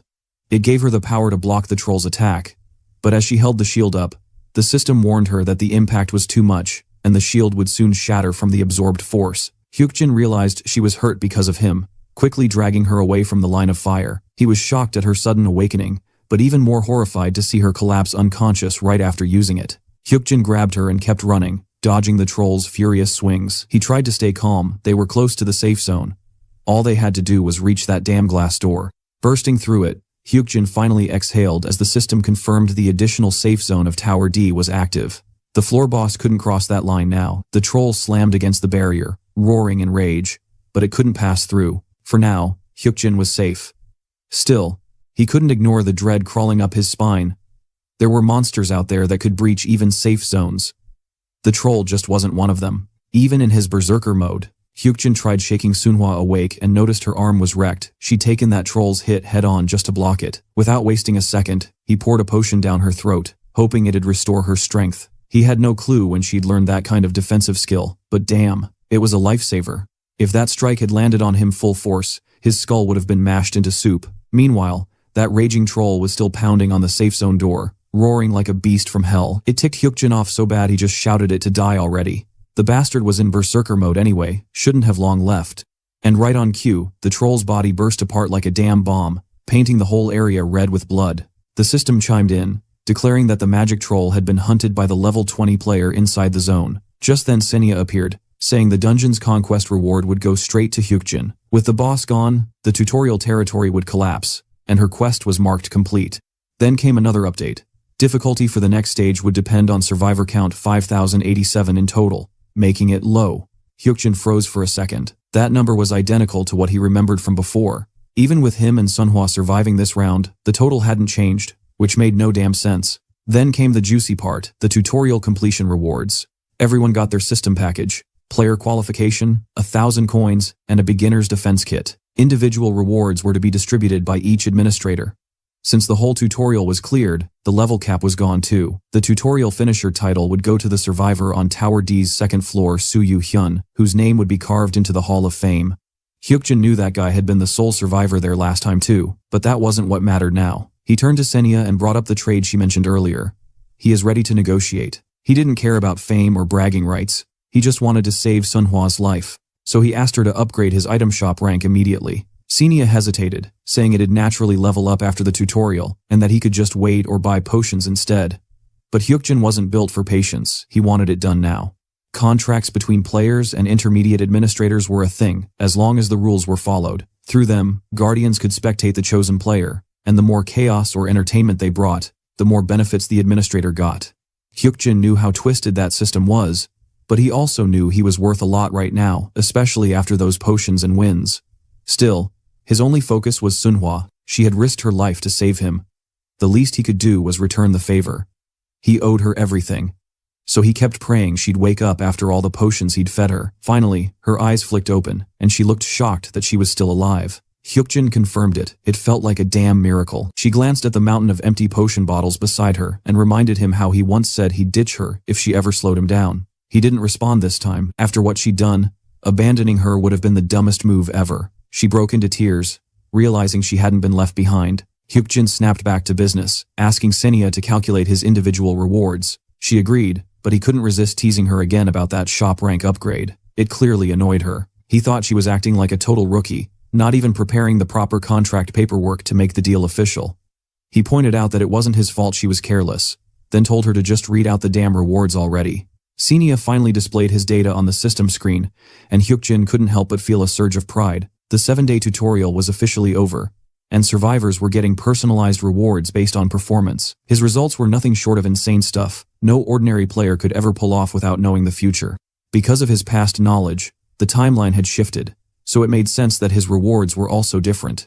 He earned 3 additional ability points, and noticed his title had changed again. Senia explained that his Excellent Hunter title had evolved into Excellent Player, and asked if he wanted to check its effects. He nodded but decided to review it himself, which clearly irritated her. The system revealed that Excellent Player was a rare title obtainable only during the tutorial, given to those who beat the boss and cleared every objective. Its perks were wild: 20% more attack power, 20% faster movement speed, a new skill called Excellent Attack, a 10% EXP bonus, and a small chance for attacks to bypass enemy defenses. Hyukjin was shocked. He thought Excellent Hunter was already busted, but this was straight up overpowered. Still, it made sense. Anyone who'd killed the lycanthrope boss had to be level 10 or higher, so the title upgrade checked out. Hidden rewards like this weren't supposed to exist, but apparently, they did. Then came the biggest twist: his abilities Sixth Sense and Death Sentence had transcended, hitting fusion level. The tutorial bonus combined with his innate ability had created the Excellent Player title, while the beta opening bonus fused into Calm Observer's Eye. He remembered how rare those fusions were. Barely any records existed, and most players who achieved them didn't even understand how. They were special enhancements only players at high hidden ranks could unlock. Now, Hyukjin had to make a call. His Sixth Sense could fuse with either Calm Observer's Eye or Excellent Player. After thinking it through, he chose to merge the 2 received abilities. At first, nothing happened. But then, agony ripped through his body. It felt like his heart was about to burst out of his chest. Blood spilled from his mouth as the system casually mentioned that the fusion came with an intense pain side effect, and failure meant death. Hyukjin cursed the damn system for not mentioning that earlier, but it was too late now. He was shaking, bleeding, barely hanging on while Sunhwa panicked beside him, screaming for him not to die. And just when it felt like he couldn't take it anymore, the system announced that the fusion had succeeded. A new, innate skill, Eye of Perception, was created. But Hyukjin didn't even get to celebrate. His vision blurred, his strength vanished, and with blood dripping from his lips, he finally collapsed into unconsciousness. Hyukjin jolted awake in a completely different place, disoriented and unsure if he was even alive. His head was spinning, and he swore he'd heard some kind of alarm before everything went blank. Turning to the side, he froze. There was a woman beside him, Kim Ah-hyung, his sister. What really shook him wasn't just seeing her, it was the system window analyzing her emotions right in front of his eyes. It said she was happy and relieved, but also worried. Still, she looked exactly the same as she did 7 years ago, which freaked him out even more. Ah-hyung snapped that he'd gone out to study and vanished for a whole damn week, demanding if he even cared how much she and their mom had worried. Before he could reply, she stormed out, muttering that as long as he wasn't dead, it was fine. Typical Ah-hyung, tough as nails, same as ever, even after a decade. But even after she left, Hyukjin could still hear her voice outside. His innate ability had kicked back in the moment he'd lost consciousness, sharpening his senses. He heard her mumbling under her breath, saying he should have just died instead of making her worry sick for so long. That hit him hard. He apologized silently, because he'd never wanted to be the reason she cried. Memories came rushing back how they'd argued before, when he'd begged her not to work at that crappy factory just to help their mom, insisting he could handle it himself. They were supposed to fight through life together as a real family. And now, in this second chance, he wanted to make that right. When his mother showed up alive and well, Hyukjin felt something heavy in his chest lift. Then came Sunhwa, bursting into the hospital room the second she heard he'd woken up. She threw herself onto him, crying and laughing at once. overjoyed that he'd survived. That's when it hit him for real. He'd gone back to the past. After 7 brutal days in that nightmare tutorial, where survival odds were basically zero, he had actually made it out alive. Now, armed with skills and instincts forged through hell, he was ready. The next time portals appeared in this world, he wouldn't be caught off guard. He'd change everything. A month passed since the great disaster in Jongno, but the world was still reeling. News reports kept replaying the tragedy. Out of 150,000 people, only 5,000 had survived. The tutorial had ended, but the trauma was still fresh. Families shattered, cities scarred, and anchors spoke with forced sympathy while showing endless footage of the chaos. For one broadcast, they brought in a special guest, Soo Yoo-hyun, the guy being hailed as the tutorial finisher. The reporter praised him for saving lives, for fighting off goblins and wolves with his bare hands, calling him the hero who led people to safety. He'd even earned a famous title after his feats, and when asked about it, Yoo-hyun just smiled faintly and said he got lucky. He claimed there were others who were the real heroes, earning praise for his humility. But deep down, Yoo-hyun knew it wasn't humility, it was the truth. Because there had been Hyukjin and Sunhwa, and Hyukjin especially was on another level entirely. The man had faced the floor boss alone and lived. Without him, Yoo-hyun would have been long dead. He hadn't checked yet, but he was sure of one thing: Hyukjin had to still be alive. He damn well hoped so, because one day, he planned to return that favor. At the entrance of the new portal, Hyukjin stood beside Sunhwa, both facing the glowing gate that marked the start of Seoul Station's dungeon. He already knew it would open on June 7th, right at this spot, and as expected, chaos broke out. Civilians were screaming, sprinting in every direction, desperate to survive, because they knew monsters were about to flood out. While everyone else ran for their lives, Sunhwa looked up at him and asked if they should go in. The system's voice echoed, saying only players could enter and at least 7 were recommended. Hyukjin didn't even blink before agreeing they were going in no matter what. The moment they stepped through, the system confirmed entry into the Seoul Station dungeon and opened channel 19207 for the Guardians to watch. Hyukjin couldn't help but think about how, in the future, once humanity figured out dungeon clears, life would get a hell of a lot easier. Back then, even D-ranked dungeons became nothing more than glorified tutorials. He asked if Sunhwa remembered what he told her earlier, and when she nodded, he confirmed they'd push forward. Senia appeared again, warning that the dungeon required a 7-player team and trying to remind him of the manual's safety rules. She insisted it was suicidal to enter with just 2 people, and begged him to retreat until he had a proper squad. But Hyukjin didn't give a damn. He simply walked out of the safe zone, ready to move deeper in, just like he'd promised. He was going to show her how a real player conquered this twisted world. Meanwhile, far away in Yoido, the financial district, Yoo-hyun was getting chewed out for ditching his position without warning. He'd become stupidly famous after the tutorials, interviews, TV appearances, the whole deal, but now he was walking away from it all. He apologized, saying he was choosing a new path. The company's owner grumbled, claiming their business wasn't shady like the others, but his irritation was obvious as he told Yoo-hyun to just leave. Stepping outside, Yoo-hyun reflected on how insane the world had become since that day a month ago. Even after leaving the tutorial zone, monsters like slimes still popped up in the streets. Players who managed to grab loot early became valuable assets, trading items for survival. Investing in players had become the new economy, the fastest way to adapt to this broken world. While deep in thought, he overheard a couple arguing about running away because they'd heard of a new dungeon opening at Seoul Station, the same kind they'd seen in Jongno. Suddenly, another intermediate administrator, Neptune, appeared before him, announcing that the Seoul Station dungeon had finally opened, the first since the tutorial. Neptune suggested Yoo-hyun should enter as the tutorial finisher himself, explaining that 7 players were recommended for a full team. He advised Yoo-hyun to recruit people first, but stopped mid-sentence when realizing 2 people had already entered the dungeon. After a short pause, he shrugged it off, telling Yoo-hyun to still form his own team when possible. Then the system laid out the cold truth. Dungeons were living entities that self-destructed if left uncleared. When that happened, breaches opened and monsters escaped into the world, and only players could enter and close them before the timer hit 0. Back inside the dungeon, Sunhwa tried to talk about how eerie it felt, but Hyukjin immediately told her to watch her step. The Seoul Station dungeon wasn't some fancy labyrinth. It was a pitch-black, damp cave, where one wrong move could send them sliding into hell. He activated his perception eye, scanning the area. So far nothing looked too dangerous, but that didn't mean they could relax. In their current state, even a simple mistake could screw them up. Hyukjin checked Sunhwa's stats, and nearly whistled in surprise she'd hit level 15 at ridiculous speed.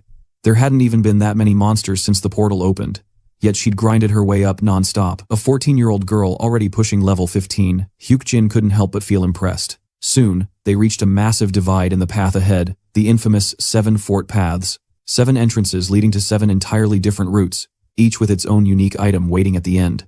That was exactly why this dungeon demanded 7 players. Each person was supposed to take one route, and anyone under level 10 was basically signing their death certificate. With only 2 of them here, it was damn near suicide. And Hyukjin was sure Senya was losing her mind watching them right now, but he didn't care. Without hesitation, he told Sunhwa he'd scout ahead and be back soon, asking her to wait. She simply nodded, trusting his words completely.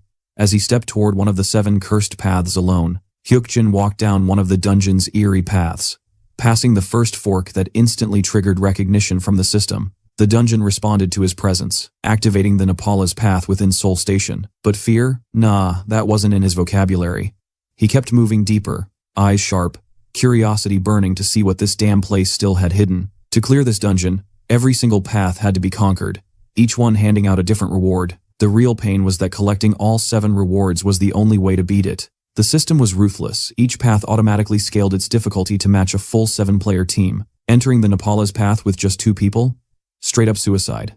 That path was infamous for being the hardest route, known for wrecking unprepared players. Still, countless strategies had been recorded over time, including secret methods that eventually leaked to the public. People even tracked those crazy few who cleared dungeons with fewer members than intended. Then came a new system alert. The Seoul Station dungeon had activated its second charm, the Dugo path. With each opened path, the difficulty would shift, lowering as more were unlocked. What was originally programmed for 7 players would now bend to the will of 1. Another notification hit soon after, revealing the Delansha path's activation. Slowly, every route in the dungeon began to open, each adjusting its level to match a single-player challenge. Once all 7 were unlocked, Hyukjin turned back to where Sunhwa was waiting. The rules never said they had to clear all paths at once, and that loophole was exactly what they'd exploit. With that thought, Hyukjin decided it was showtime. He and Sunhwa stepped into the first path of the Nepal's passage, ready to grind through the madness. Outside the dungeon, chaos was breaking loose. Civilians panicked as the police cordoned off the Seoul Station area, yelling for everyone to stay back and evacuate.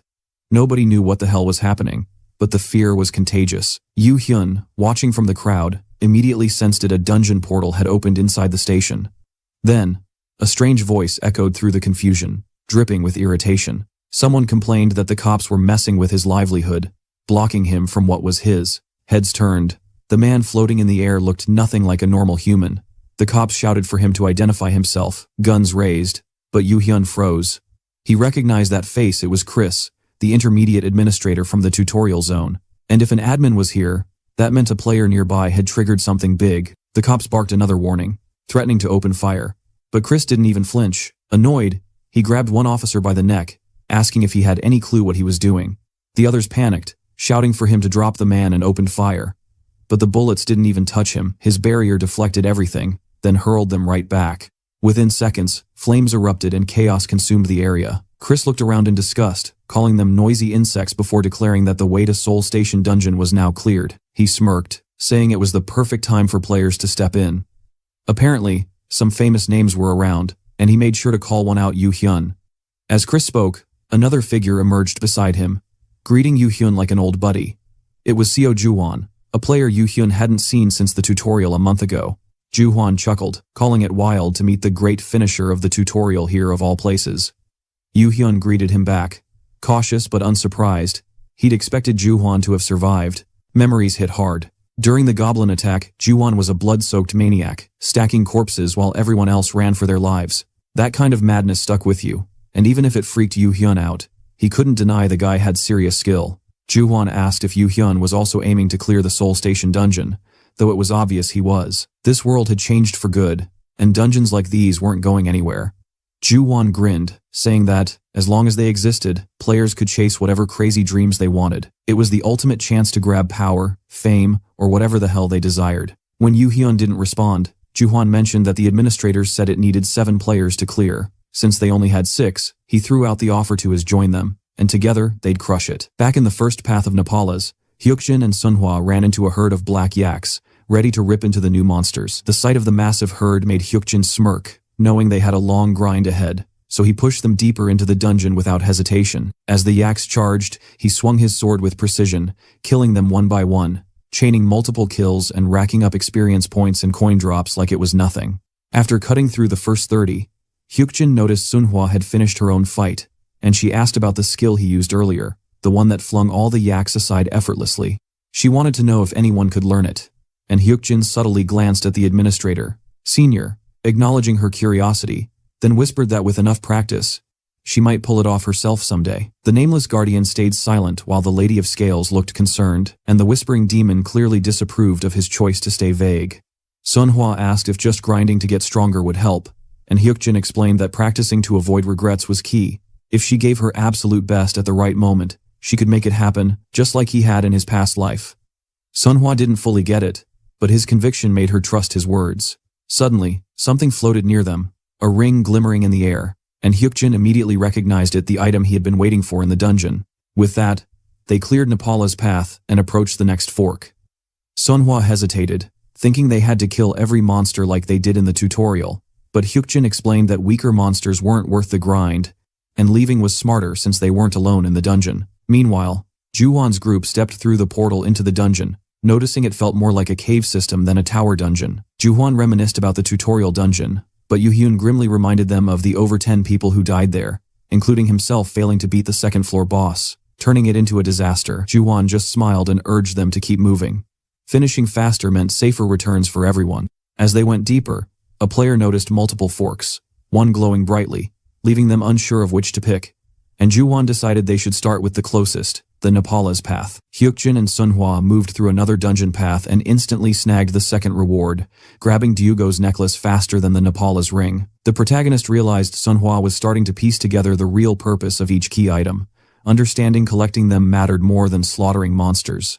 Out of nowhere, Sunhwa apologized, leaving him slightly confused, and explained she'd been slow because she kept watching him hunt but always ended up exhausted. While she struggled with a single yak horn, he was slicing down multiple monsters at insane speed, proving he could handle it alone.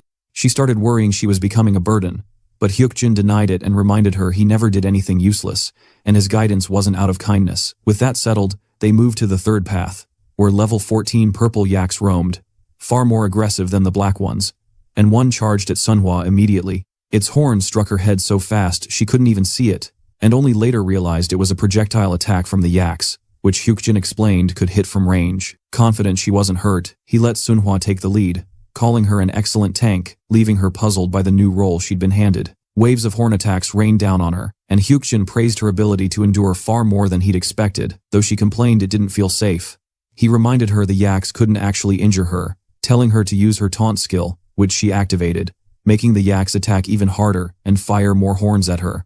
Suddenly, the assault stopped, and Sunhwa realized all the yaks collapsed simultaneously, while the experience automatically accumulated, and Hyukjin explained, purple yaks always fell after using both horns. Finally, they located their goal on the third path, Delancha's bracelet, leaving only 4 more key items to complete the dungeon. Sunhwa suggested hunting the remaining monsters for more experience, but Hyukjin insisted they leave some for other players to prevent congestion and maintain dungeon balance. Outside, other players struggled to handle even one yak, constantly dodging attacks while Yoo-hyun's powerful punches decimated enemies, impressing everyone and proving why he was the tutorial's famous finisher. Juwon observed carefully, noting the team's efficiency was still mediocre, and hunting these monsters gave poor rewards, with only horns collected and little experience gained. He commented it was strange, nothing awaited them at the end of the path, and suggested continuing to explore other routes to avoid boredom. They decided to try Ryugo's second path, filled with black yaks just like before, noticing fallen bodies and broken horns scattered around. Yoo-hyun wondered what Juwon was thinking, and Juwon speculated that the missing rewards could mean someone had already passed through the dungeon or that it was unusually different from normal runs. Considering their team only accessed the dungeon thanks to Chris bypassing police barriers, Juwon doubted any other player could clear it as fast as himself or Yoo-hyun. Then he remembered Hyukjin, wondering if he might already be inside the dungeon, and instructed the others to finish clearing the yak path before trying a different route, hoping they'd find whatever they were missing.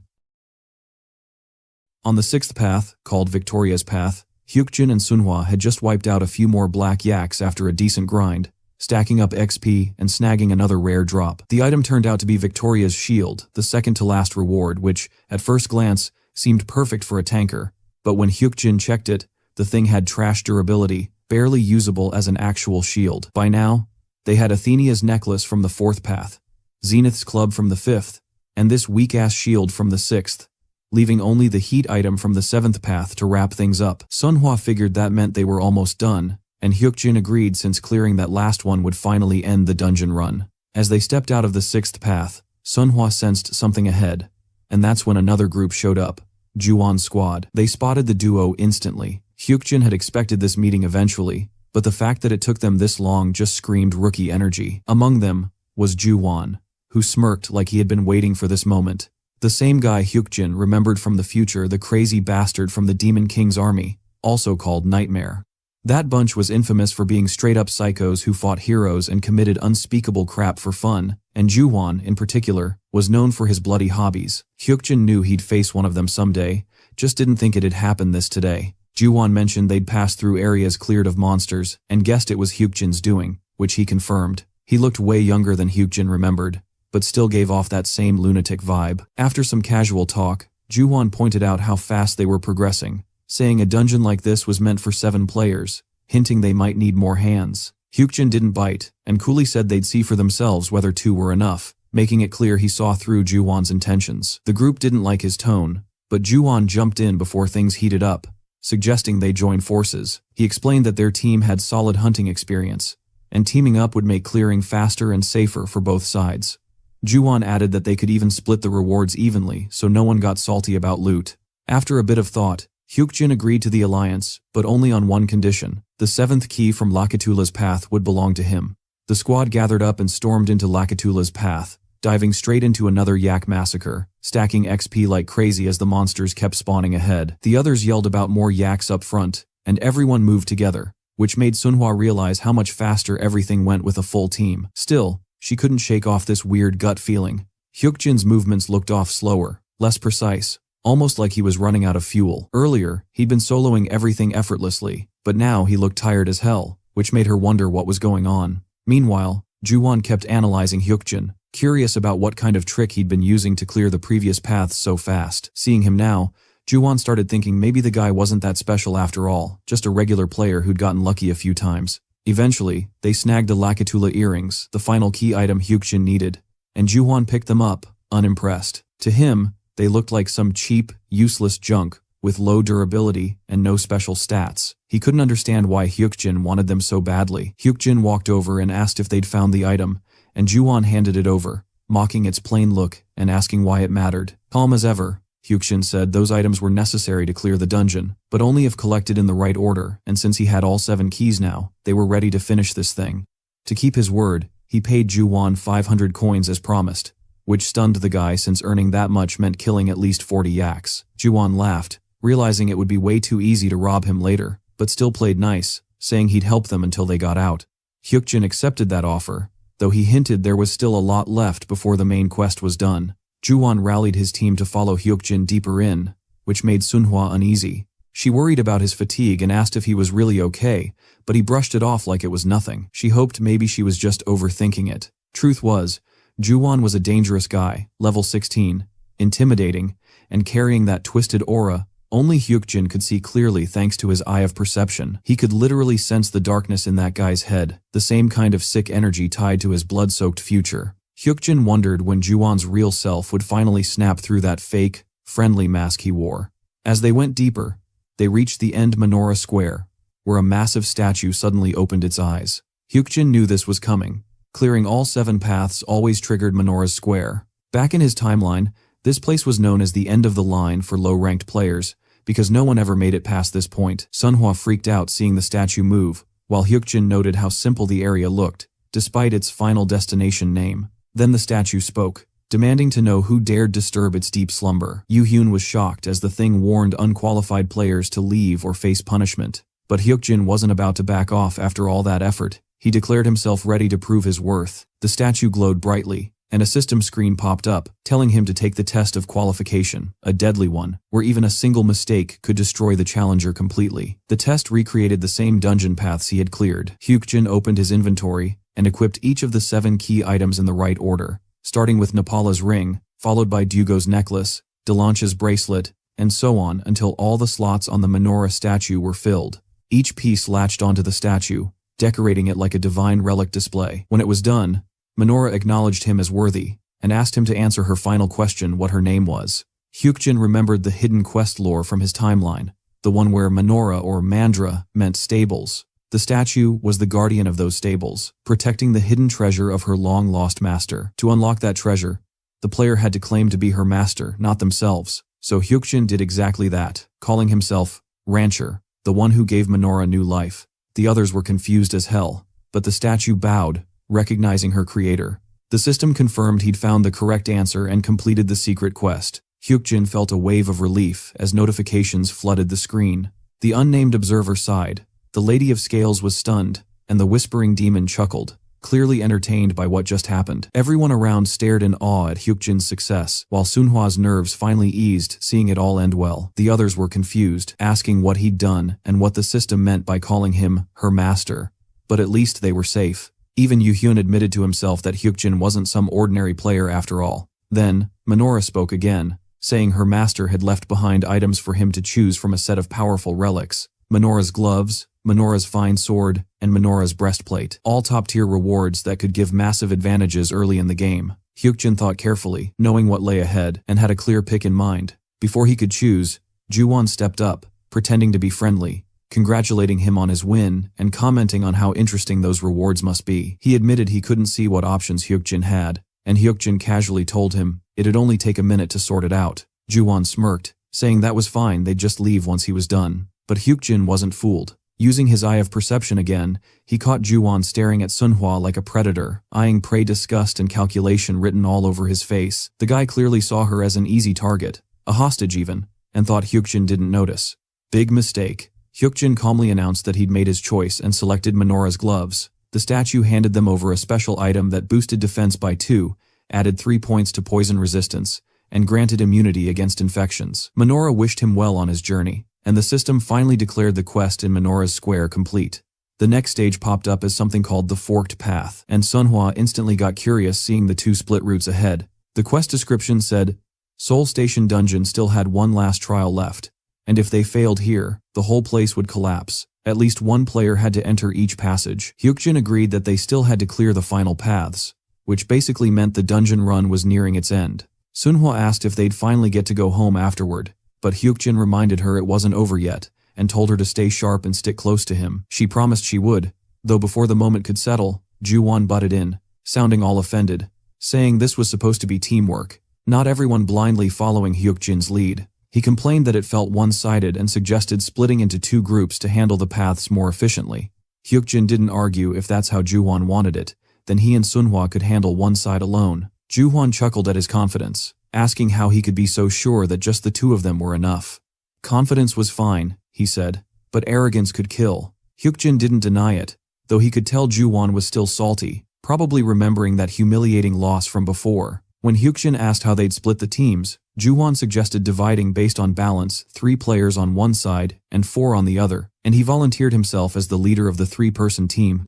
Naturally, he even proposed putting Sunhwa in the other group as their tanker, pretending to sound fair. Though the look on Sunhwa's face said she hated the idea, Hyukjin shut it down instantly, saying he didn't like that setup at all, and pulled Sunhwa closer. That made Juwon frown and demand an explanation, but Hyukjin simply stated that he didn't trust their team's capability, and wasn't leaving her side. Calling Sunhwa like a younger sister, he'd protect until the end. Juwon realized the 2 of them were inseparable, and smirked, hinting that maybe some guardian had blessed them with special info or benefits, which explained Hyukjin's ridiculous confidence. Senya, listening from above, was startled when Hyukjin casually agreed to it even though it wasn't true. He couldn't exactly tell anyone that his knowledge came from the future. To him, it didn't matter what they believed. The truth was his secret to keep. The system even popped up, showing that the Guardians were curious about his source of information, and Hyukjin mentally cursed those shameless cosmic bastards, thinking they should try helping for once instead of gossiping. Juwon seemed satisfied with that excuse and said he'd stop pushing to take Sunhwa with them, but insisted Yuhyun should join his side to balance things out. Hyukjin had no objection to that, and Yuhyun agreed too, planning to meet again once both paths were cleared. Juwon walked away with that fake smile of his, wishing them luck, though his tone screamed something darker. The system then announced the start of the quest, telling them to reach the end of the path, where all the dungeon-clearing clues awaited. Since there were fewer than 5 players, a temporary safe zone was generated. As they began walking, Sunhwa wondered aloud if they should just head straight to the end, but before Hyukjin could reply, Yu-hyun spoke up. He mentioned remembering someone from the second floor of the tower dungeon during the magic troll fight. Someone who hadn't interacted much but had been with that girl all along, and now he was sure that person was Hyukjin. Hyukjin was a bit caught off guard that he remembered and admitted it was him, wondering why he brought that up now. Yu-hyun bowed, thanking him for saving his life back then, which threw both Hyukjin and Sunhwa off completely. To Yu-hyun, Hyukjin was a hero. If he hadn't driven off that troll, Yu-hyun would have been dead. Hyukjin thought that was ridiculous. He'd only been running for his life that day, but it seemed like the story had been twisted into a legend. Yu-hyun said he'd never forget that favor and wanted to repay him somehow, which made Hyukjin internally laugh at how straightforward the guy was. The system even confirmed that Yu-hyun's gratitude was genuine. Hyukjin thought it was surreal hearing such praise from someone who'd later be known as the Fist King, and now that same powerhouse was offering him a personal favor. It just didn't feel real. Hyukjin told him he'd keep it in mind, and Yu-hyun happily asked if he could start calling him Big Bro, which totally weirded Hyukjin out since they were the same age.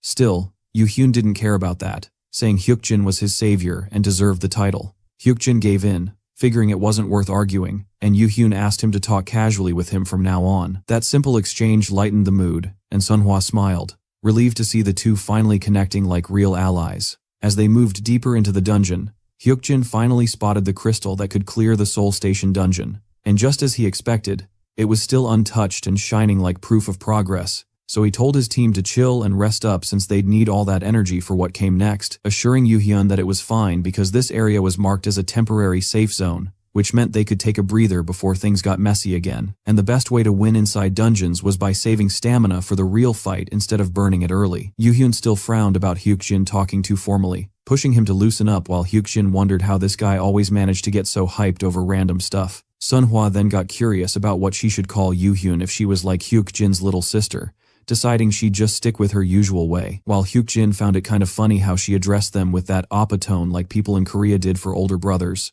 But she made Yu-hyun freak out a little when she called him Mr., making him feel like some middle-aged boomer uncle, and Hyukjin just sighed, thinking kids from this generation were really built different. Yu-hyun then asked if the crystal was really that exhausting to handle, and Hyukjin explained that dealing with it was tied to clearing the whole dungeon, because finishing the final stage could trigger traps or hidden challenges, but before that, they had another problem waiting to blow up. On the other side, Juwon's squad was making their move, heading toward Hyukjin, and the system suddenly dropped a warning saying that since more than 5 players had entered, the temporary safe zone was gone, throwing everyone into alert mode as Hyukjin told them to get up because shit was about to go down. Juwon's crew showed up, acting smug, mocking how slow Hyukjin's team was despite all that confidence. But Hyukjin coolly said they'd just been waiting for him, already knowing this setup was coming from the start. Juwon scoffed, calling him a know-it-all trash, and lunged in swinging his sword, throwing a jab that he should have been more humble since he'd die by his own hands anyway, but Hyukjin fired it right back, asking if he was even capable of killing him, and that's when the real clash began, blades flashing, the two moving fast as hell through the narrow space. Juwon mocked that Hyukjin's confidence seemed to vanish since he was only dodging instead of attacking back, taunting that it was pathetic for someone who bragged so much, while Yu-hyun and Sunhwa got tense seeing Hyukjin hurt his hand trying to defend himself. The enemies split off, going after Yu-hyun and Sunhwa, and one of them missed a hit and laughed, calling Yu-hyun overrated, while the others joked that fighting someone as weak and cowardly as him would take less than 5 minutes since they had the numbers. They laughed about how they'd kill Sunhwa if Yu-hyun slipped up, warning him that if he wanted to live, he'd just have to hand her over.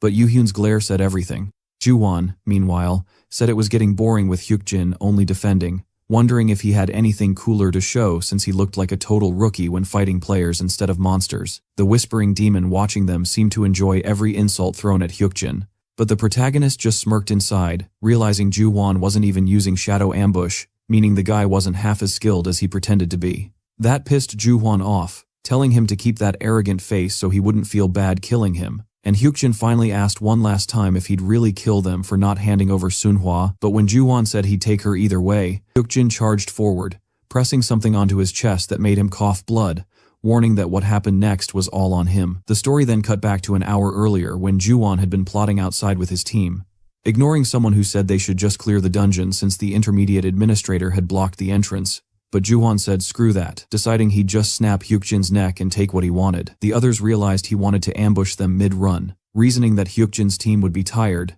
making them easy prey, though one guy hesitated saying Hyukjin looked skilled. But Ju-won brushed it off, claiming his stats weren't that different, and that Yu-hyun was the only real threat. His plan was simple: let his crew gang up on Yu-hyun while he personally tore Hyukjin apart. Back in the present, things flipped fast. Hyukjin's moves suddenly leveled up like crazy, his reactions sharper, his strength heavier, making Ju-won panic as if the guy's entire stat chart had skyrocketed. Yu-hyun too was holding his own, knocking players down one by one, while Sunhwa tanked with her platinum shield, blocking a brutal strike that left the enemies stunned, giving Yu-hyun the opening to land a power punch straight into a player's chest, sending the dude flying into a dungeon wall. Seeing that, the rest panicked and tried to back up Ju-won, shooting arrows toward Hyukjin, but the guy dodged them effortlessly, even avoiding one from his blind spot like he had eyes in the back of his head, leaving everyone shook. Hyukjin noticed the long-range support was more annoying than Ju-won himself, but Yu-hyun was wrecking them anyway, smashing through anyone who tried to corner him. As chaos spread, Hyukjin stayed focused, and suddenly, he splashed something from his thermos onto Ju-won, a strange liquid that made the guy confused before realizing it wasn't water but something sticky and sweet. Hyukjin told him to look around as the walls started crawling with creatures, and within seconds, massive honeybees stormed out, swarming straight for Ju-won's team. Everyone froze as the bees tore through them with grotesque stings, while Hyukjin just stood calm, knowing exactly how this event worked. He'd triggered the honeybee swarm on purpose since bees reacted to sweetness, and the honey water was basically bait. He also knew that in this dungeon quest, they showed up in huge numbers, not strong individually but deadly together, especially if there wasn't a fire mage to burn them off. He yelled for his teammates to duck, knowing the bees lost their target once you got low enough, while Ju-won's gang screamed in pain as the swarm stung them endlessly until everything went silent. When it was over, Hyukjin and his crew stood up, watching the aftermath, and he felt no pity, thinking that people who hunted others deserved death as their punishment. The system announced that this counted as the first player kill since the tutorial, and Hyukjin had awakened a new innate ability called an eye for an eye, a tooth for a tooth, a skill that let him return the damage or action he'd received as revenge, giving him a major stat boost that could scale even higher the longer it stayed active. He found it strange since he'd never awakened anything like that this early before, remembering that in his past timeline this ability had remained dormant. It was an ability known for activating only against those who attacked first, perfect for one-on-one fights, and almost everyone knew about it in his previous world. Still, it felt weird that it had appeared now. Yu-hyun then stepped up saying it wasn't Hyukjin's fault, and he shouldn't feel guilty since anyone would have done the same in a life-or-death situation. And Sunhwa agreed, saying those guys were bad players anyway. Hyukjin understood they were just worried about him blaming himself, but he didn't. He believed that leaving killers alive would have only gotten them killed later, and if that meant becoming a murderer to protect his team, then so be it. The system notified that the Lady of Scales acknowledged his resolve, admiring his decision and even considering rewarding him for it. Hyukjin noticed the way his teammates looked at him had changed, filled with more respect and awe, but deep down, he didn't feel anything for the ones who died. It just hit him how much he'd changed from who he used to be. Returning to the crystal, Hyukjin figured clearing this dungeon was just a matter of time since only 2 more crystals needed to be destroyed. But before they could move ahead, the damn crystal suddenly began darkening as if rejecting their presence. The system declared that the Soul Station crystal wasn't welcoming intruders, and the moment his perception eye flared up, he sensed danger closing in. The players got startled, but Hyukjin calmly told them to move back while assuring everything would be fine and that he'd handle it. Opening his inventory, he pulled out the honeybee stingers he had saved earlier as part of a plan against the poisonous gas leaking out. He'd already equipped Minora's gloves, knowing they could resist poison to some degree, even though their defense wasn't strong enough to fully block it. The system recognized the gloves trying to fight off the venom, but the toxin spread fast, filling the area with thick smoke until visibility dropped to 0. Hyukjin realized he didn't have much time left before the poison overwhelmed him, but holding his breath, he pushed through the suffocating haze and managed to touch the crystal, just as the system announced that the poison was being neutralized. The crystal then dissolved completely, the air cleared, and everyone finally got to breathe again. Gasping and exhausted, Hyukjin recovered from the strain, his hand burning from the effort, but the Soul Station crystal was now his. That also meant he'd completed half the dungeon's total objectives. Somewhere unseen, the nameless observer was intrigued, while the whispering demon seemed pissed about his survival, clearly hoping he'd die. Once Yu-hyun questioned how he pulled that off in the middle of all that smoke, Hyukjin reminded them about the honeybee stingers they collected earlier, explaining he used them to counter the poison. Yu-hyun got impressed and asked how he even figured that out, to which Hyukjin casually said the item description hinted at it, though in truth, it was a trick originally devised by the great explorer Jackson, something he obviously couldn't reveal. The others looked at him with open admiration before Hyukjin wrapped it up, saying they should move on since one part was done, and the next should be a bit easier. Sanya silently watched him walk away toward another crystal. Realizing he hadn't used the bee honey earlier just to deal with Juwon, but had collected it, knowing its neutralizing properties would come in handy. Soon, anonymous guardians flooded the viewing channel, while the administrator commented that Hyukjin's strategy was so flawless it didn't even need commentary. Even the true master of the demon joined the stream to witness it. When Hyukjin secured the second Soul Station crystal, the dungeon's completion conditions were fulfilled and the break was officially sealed. Right after, Senya approached him personally with the rewards, which caught him off guard since it was rare for her to handle it herself. She explained that every party member would receive a bonus status point, and Hyukjin, being the first to clear the dungeon, could choose his own reward. There were 3 options: Gold, Recovery Elixir Type A, and Recovery Elixir Type B. The gold was extremely tempting, since 3.75 kilograms of it equaled around 200 million won, a massive sum that also hinted at something important for future dungeons. Still, Hyukjin knew that in this early stage, players weren't protected by law, meaning part of their earnings would get taxed, and the government could even seize gold under the pretense of otherworldly safety regulations. Losing it all was a real possibility, so he gave up on the cash dream and picked Recovery Elixir Type B instead, a safer, smarter choice. The nameless observer grew curious about his reasoning, the Lady of Scales couldn't quite decide, and the Whispering Demon grudgingly respected his decision. In the end, with the Soul Station dungeon break sealed and the mission fully complete, the group finally stepped out safely, leaving the chaos behind.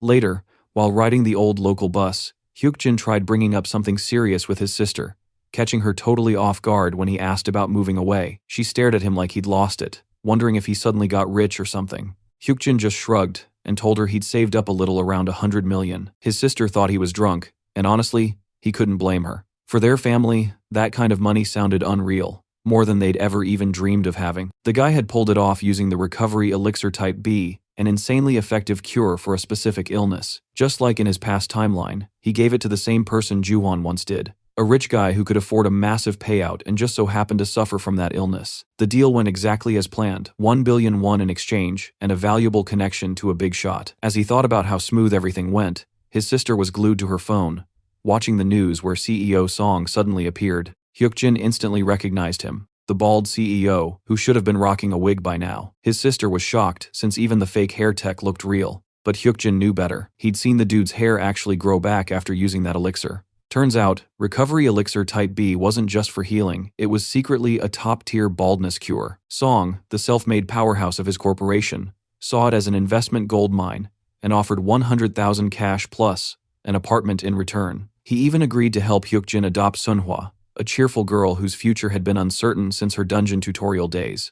Hyukjin's mom adored the girl, saying she brought good energy into their home, and so he figured it was time to give everyone a better life. He dropped the news about moving into their own house, but his sister barely listened, sighing while scrolling her phone. He smiled anyway, thinking the family would finally have peace, maybe even go out for dinner that night. But that moment got wrecked when a glowing portal suddenly ripped open in the middle of the street. It hadn't even been long since the Soul Station dungeon incident, and now this. Out of the chaos stepped a familiar face, Shin Yanseo.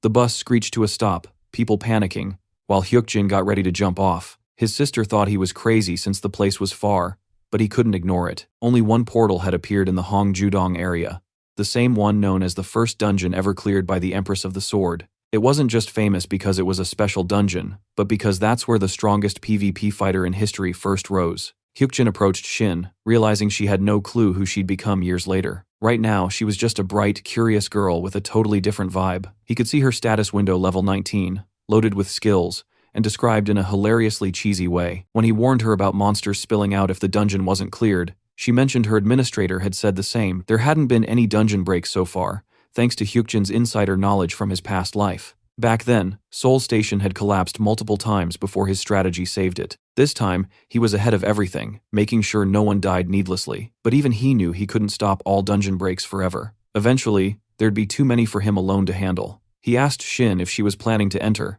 but she hesitated, doubting herself. He told her it was fine after all. She'd eventually surpass even the legendary tutorial finisher. When he suggested teaming up, she seemed surprised but excited, and sent him a party invite. They were both level 19, evenly matched, and she was relieved to know she wasn't lagging behind. When she asked his age, she was shocked to hear he was 20, thinking he sounded way older. In truth, he was mentally 30, but his body was still young. She suggested dropping the formal talk since they were the same age, and he agreed. He knew if they made it out alive, they'd both change the game forever.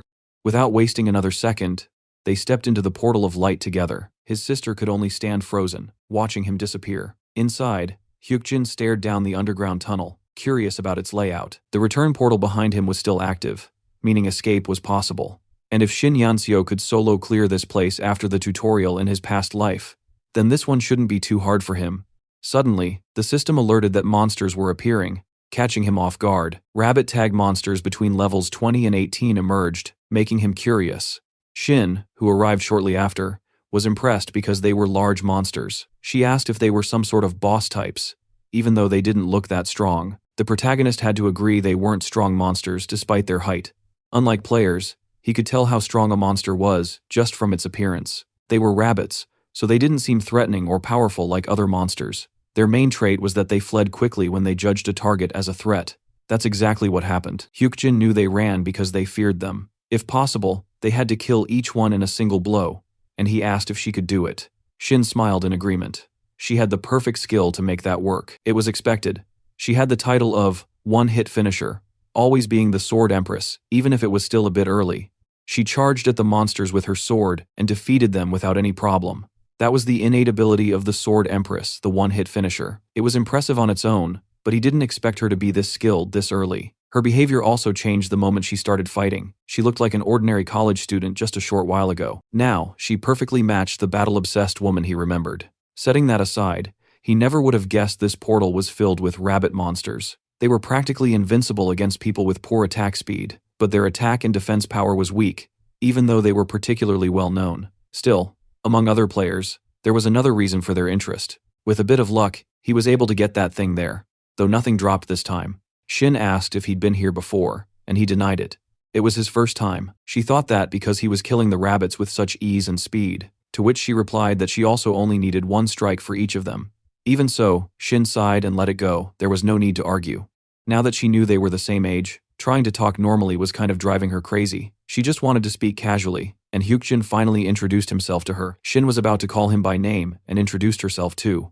But there was something she wanted to ask. She was wondering if he had a lot of knowledge about portals, but she was sure of it after watching him kill that rabbit, even if she didn't understand how he knew so much. Hyukjin remembered spending hours studying portals that appeared at specific times. His last exam covered association policies and how frequently portals occurred. He simply answered that he tends to learn everything he studies somehow. She still smiled, saying it was hard to believe something like that. The Whispering Demon was impressed by the protagonist's answer. Even more monsters appeared, and Hyukjin said they should talk after dealing with them. Among the items dropped by the rabbit monsters, some stood out. There was something that could greatly help players between levels 30 and 40. Hyukjin hadn't expected it to drop after just killing 1 or 2 rabbits, but since it was there, he made a point to get one before leaving. He would hunt until it appeared. Sinia was just watching when she heard a voice praising the player, saying he really was interesting. A girl named Ro asked if Sinia was the one broadcasting him to the Guardians. Ro was curious because the player had reached level 19. Not many players should be able to keep up with Shin. They could try to view his current status, but access was denied. Sinia explained that wouldn't be possible. Hyukjin had modified access to his professional information. He even removed his player name from the ranking board. Ro was surprised, wondering how he suddenly knew about access permissions. Normally, players weren't told about that kind of thing, and she asked if Sinia had told him. She replied that obviously she hadn't. She hadn't done anything against the commandments. There was nothing to worry about, but Ro still thought the whole thing was strange. She could see a player using the system, but doing something this blatant. He seemed like the kind of man who took advantage of easy targets. In any case, broadcasting Hyukjin should be a good source of income. Ro wanted to know if she could take on the job when Sinia wasn't available. Once again, Sinia replied that none of that would be possible. She had signed an exclusive contract with the protagonist, which really surprised Ro. That kind of thing could only be done 3 times. But still, she had stepped forward and acted. There was nothing Ro could do if he turned out to be the early rising type. But none of that had anything to do with Ro to begin with, and it never would. While the players kept fighting, Hyukjin suddenly saw an item drop. It was an iron sword of high quality, forged by a high-level blacksmith. It had excellent attack power and durability, which caught his attention. He threw the sword to Shin, telling her to use it since it was better than her current one. She caught the sword in surprise, unsure if it was really okay for her to take it. Hyukjin knew she'd make better use of swords than he ever could. So, She accepted the sword, thanking him for the offer because she knew it was truly good. In exchange, she said she'd offer him the next item that dropped, no matter what it was. The truth was, the protagonist wasn't really looking for a weapon. He had a lot of knowledge about the monsters that would appear over the next 10 years. The weapons he had now were already quite good. He didn't need the iron sword. He wondered how many more monsters he'd have to take care of before it showed up. It needed to appear before the monster spawn limit was reached. Another item dropped, and Hyukjin quickly grabbed it because he had finally found it. This was probably the best result he could get within that portal, the Ring of Legolas, a ring crafted by refining topaz that held a mysterious power. It was an HP absorption ring, and just then, he glanced to the side and saw a large crystal. The completion crystal was already appearing even though they had barely entered the dungeon. It seemed it was designed to show up after a certain number of monsters had been killed. Few dungeons were this easy. It made sense Shin had completed it alone in her timeline. Shin asked if there was something there, and he replied, it wasn't anything important. They should focus on defeating all the rabbit monsters first. He had obtained the ring, but that wasn't enough. Rings were the only equipment that could stack. He still had 9 other fingers, so he couldn't stop there. It might take a few hours, but it didn't matter. He needed to collect them all. Shin noticed that the protagonist was dealing with the monsters at the same speed she was. With all the knowledge he had, it felt like he'd entered the portal before she had. It made her wonder just who exactly that strange player was. After grinding through that dungeon for what felt like forever, Shin finally noticed the monsters had just stopped showing up. She figured maybe they'd farmed enough points from all those rabbit kills, but after hours of slaughter, the silence felt weird. She started wondering how the hell they were supposed to get out of there, and that's when Hyukjin casually pointed to the exit somewhere deep in the pitch-black tunnel, where you couldn't see shit. But he already knew the way. The guy had seen the completion crystal break before, which meant the portal was cleared, and once a light portal closed, it was gone for good. Still, he didn't mind. He'd snagged 8 HP absorption rings while farming. Dude had milked that place dry. Meanwhile, the celestial admins up there were losing their damn patience. Cinia was shaking with frustration. The brave Lion King was bored out of his mind.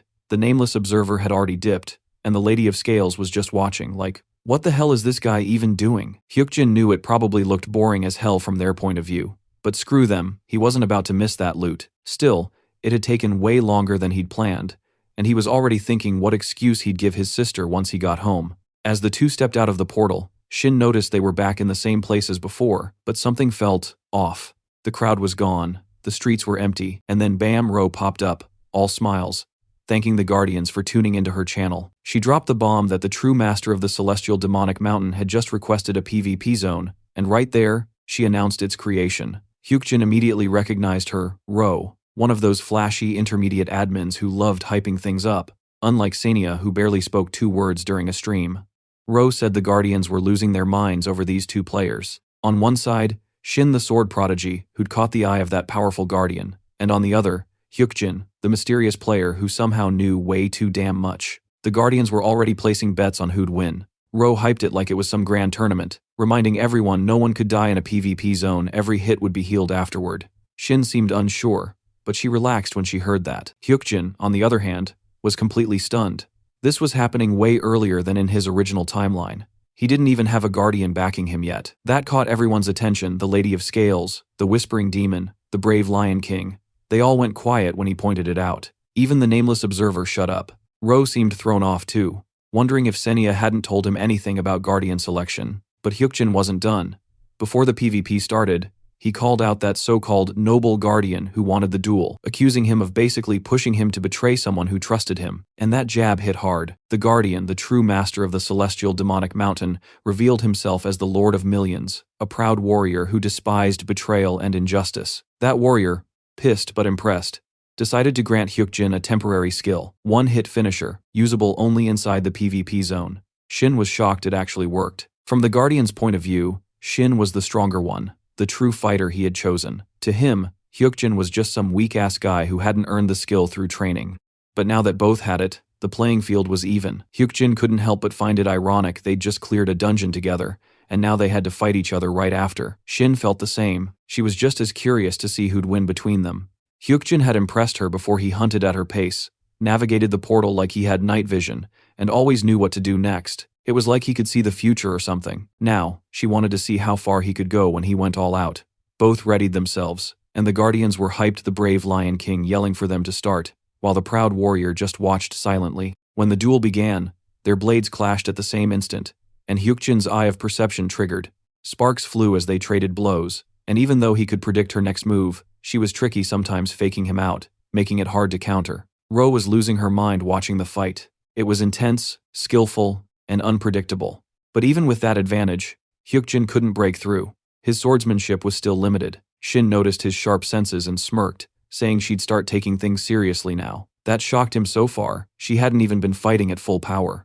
Once she went all in, her attacks hit harder, and even though it wouldn't kill him, getting smacked by her sword definitely wasn't painless. Hyukjin was impressed. She'd already figured out her limits and adjusted. She probably thought they were evenly matched now, but in truth, it all came down to timing the moment to use one-hit finisher. They kept going until Shin missed a strike, slicing through a tree instead. She blinked. Had he been holding back too? Before she could react, Hyukjin used his temporary skill, darted behind her, and pressed his sword lightly to her neck. That was it, match over. Shin admitted defeat, giving Hyukjin the win for the first ever PvP zone. He was honestly caught off guard. PvP zones weren't supposed to appear this early, but hell, he wasn't complaining.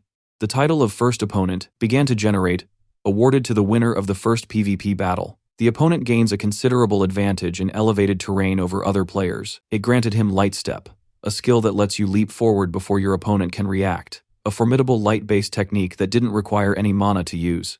There had been many speculations about how the Empress of the Sword obtained Light Step, but the truth was that she had won a PvP battle in Hyukjin's original timeline. Shin asked what exactly he had been thinking about so much he had won, so he should be happy with his reward. Either way, she was so shocked she called her mother for the first time since elementary school. If Ahyum saw her now, she'd probably be just as surprised. In a way, it felt like stealing the Empress of the Sword's skill, but it wasn't intentional, and Hyukjin had won, so he didn't have anything to worry about.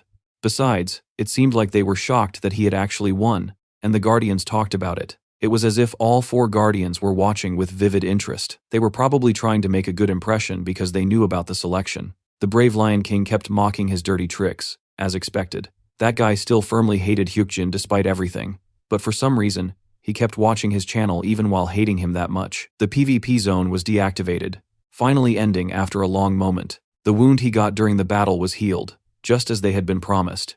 At that, Shin reminded him they weren't going to go their separate ways just because of this. She wanted his number so she could give him hers too, which left him confused. In truth, Shin thought they might team up again later, not to drink or anything like that, but to work together in the game. And after everything, she had ended up liking the kind of person Hyukjin was. She was really straightforward, so he couldn't do anything but accept it. The protagonist added his number right when his eye of perception detected danger. He couldn't dodge it. Maybe he should just accept it. So, he took the hit to the back. It was an attack from his sister, who suddenly appeared angry because he had left without saying anything, just disappearing all of a sudden when she had been looking for him for hours. She even thought he had died. Shin asked who she was, and Hyukjin said she was his sister. Back home, Hyukjin finally let out a deep sigh, thinking how they'd be moving out soon. 3 days, that's all it would take to pack up everything. After years of struggle, his family could finally live a better life. Even after he showed them the house papers, they still looked like they couldn't believe it. But he knew time would prove it. Their future was about to change for the better, and that was a damn fact. Still, the rest of the world was heading straight toward chaos just like before.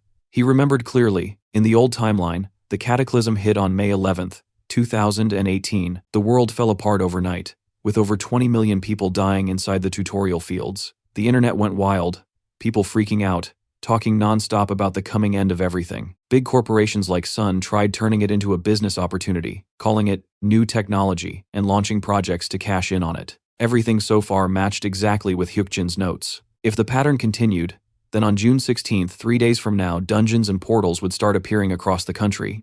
He could see the future, sure, but that didn't mean he could fix everything. He wasn't some hero or saint, just a player doing what he could. His only job now was to survive and keep playing. June 16th was also the day of the infamous Iyuang murder case, where 6 people would die along a mountain route. Nobody ever found the killer, but Hyukjin knew what had to be done. He and Manhwa headed up the mountain, pretending to hunt monsters. Slimes were everywhere, but they were too weak to even count as real monsters. When Manhwa asked if there was anything more exciting around, he told her about a lycanthrope, which immediately freaked her out. Meanwhile, the world was panicking. Reports of monster attacks like the one in Jonagu were spreading like wildfire. People were terrified, clueless, and desperate. The so-called intermediate administrators were butchering humans without mercy, and modern weapons were useless against them. While climbing, Hyukjin noticed 3 middle-aged women nearby, exactly where the victims were supposed to be. One of them froze as he approached, panicking and reaching for her phone. He tried to warn them to stay quiet. It was dangerous to make noise, but 2 of them screamed anyway, calling the cops, and that's when it showed up.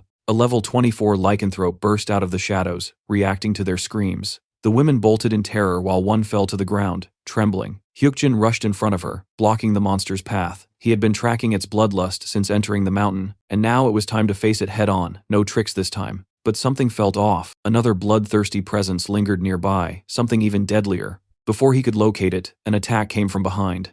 He dodged fast, activating his light step skill. The system pinged, asking if he wanted to switch his title to Excellent Player. He accepted instantly, boosting his speed and power, then launched a precise strike on the hidden assailant, a level 27 six-tailed fox. That shocked him. A spirit-type beast showing up here was unheard of. These things were stealthy, tricky, and used spiritual magic to hunt. While Hyukjin fought, one of the women was badly injured, and the lycanthrope lunged again, but Sunhwa jumped in, taunting it to draw attention away. It wasn't her first fight, but this time was different. Last time, she'd been paralyzed with fear from its howl, but now she stood firm, resisting the status effect completely. Using her Platinum Darkness skill, she faced it head-on, refusing to give in. Hyukjin moved in at the right moment, striking the lycanthrope and saving her, while Sunhwa finished the beast off with a brutal hit that sent it flying. The system rewarded them experience, coins, and a title, Predator of the Tutorial Field, Hidden Piece, King of Wolves.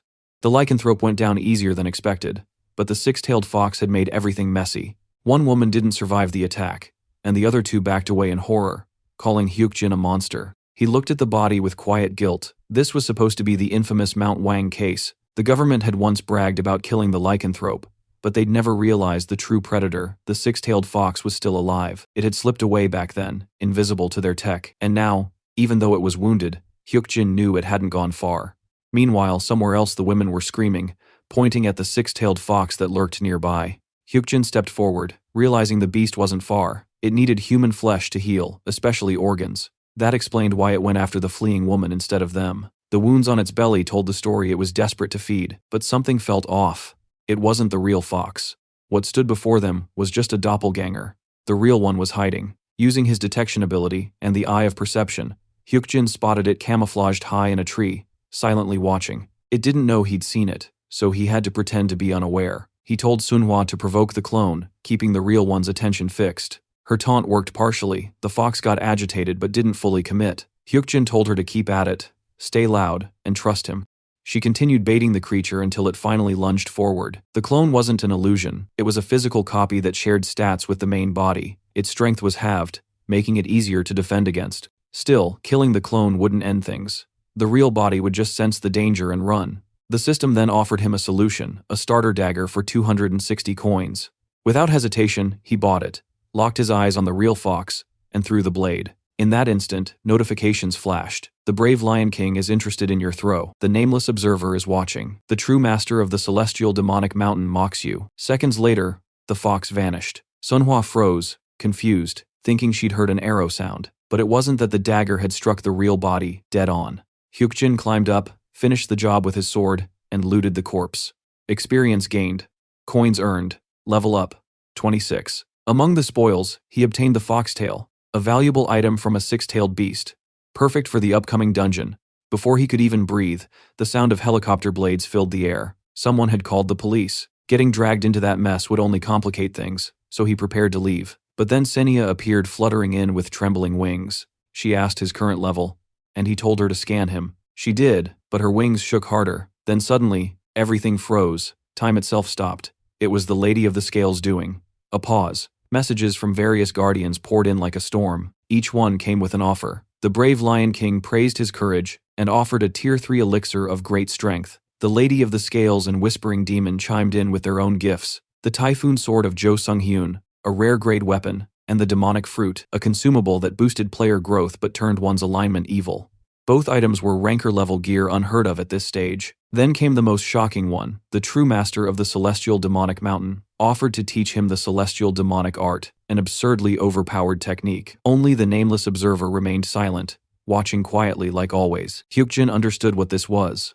They were all fighting to recruit him before he reached level 30, bribing him with gifts to win his favor. That's why Senia had been trembling earlier. She knew this chaos was coming. Now she was stuck in the middle of a guardian power struggle, probably flooded with complaints for not announcing it earlier. Hyukjin could tell she was about to break. He teased her about it, saying she clearly knew what was happening. She tried denying it, but he wasn't having it.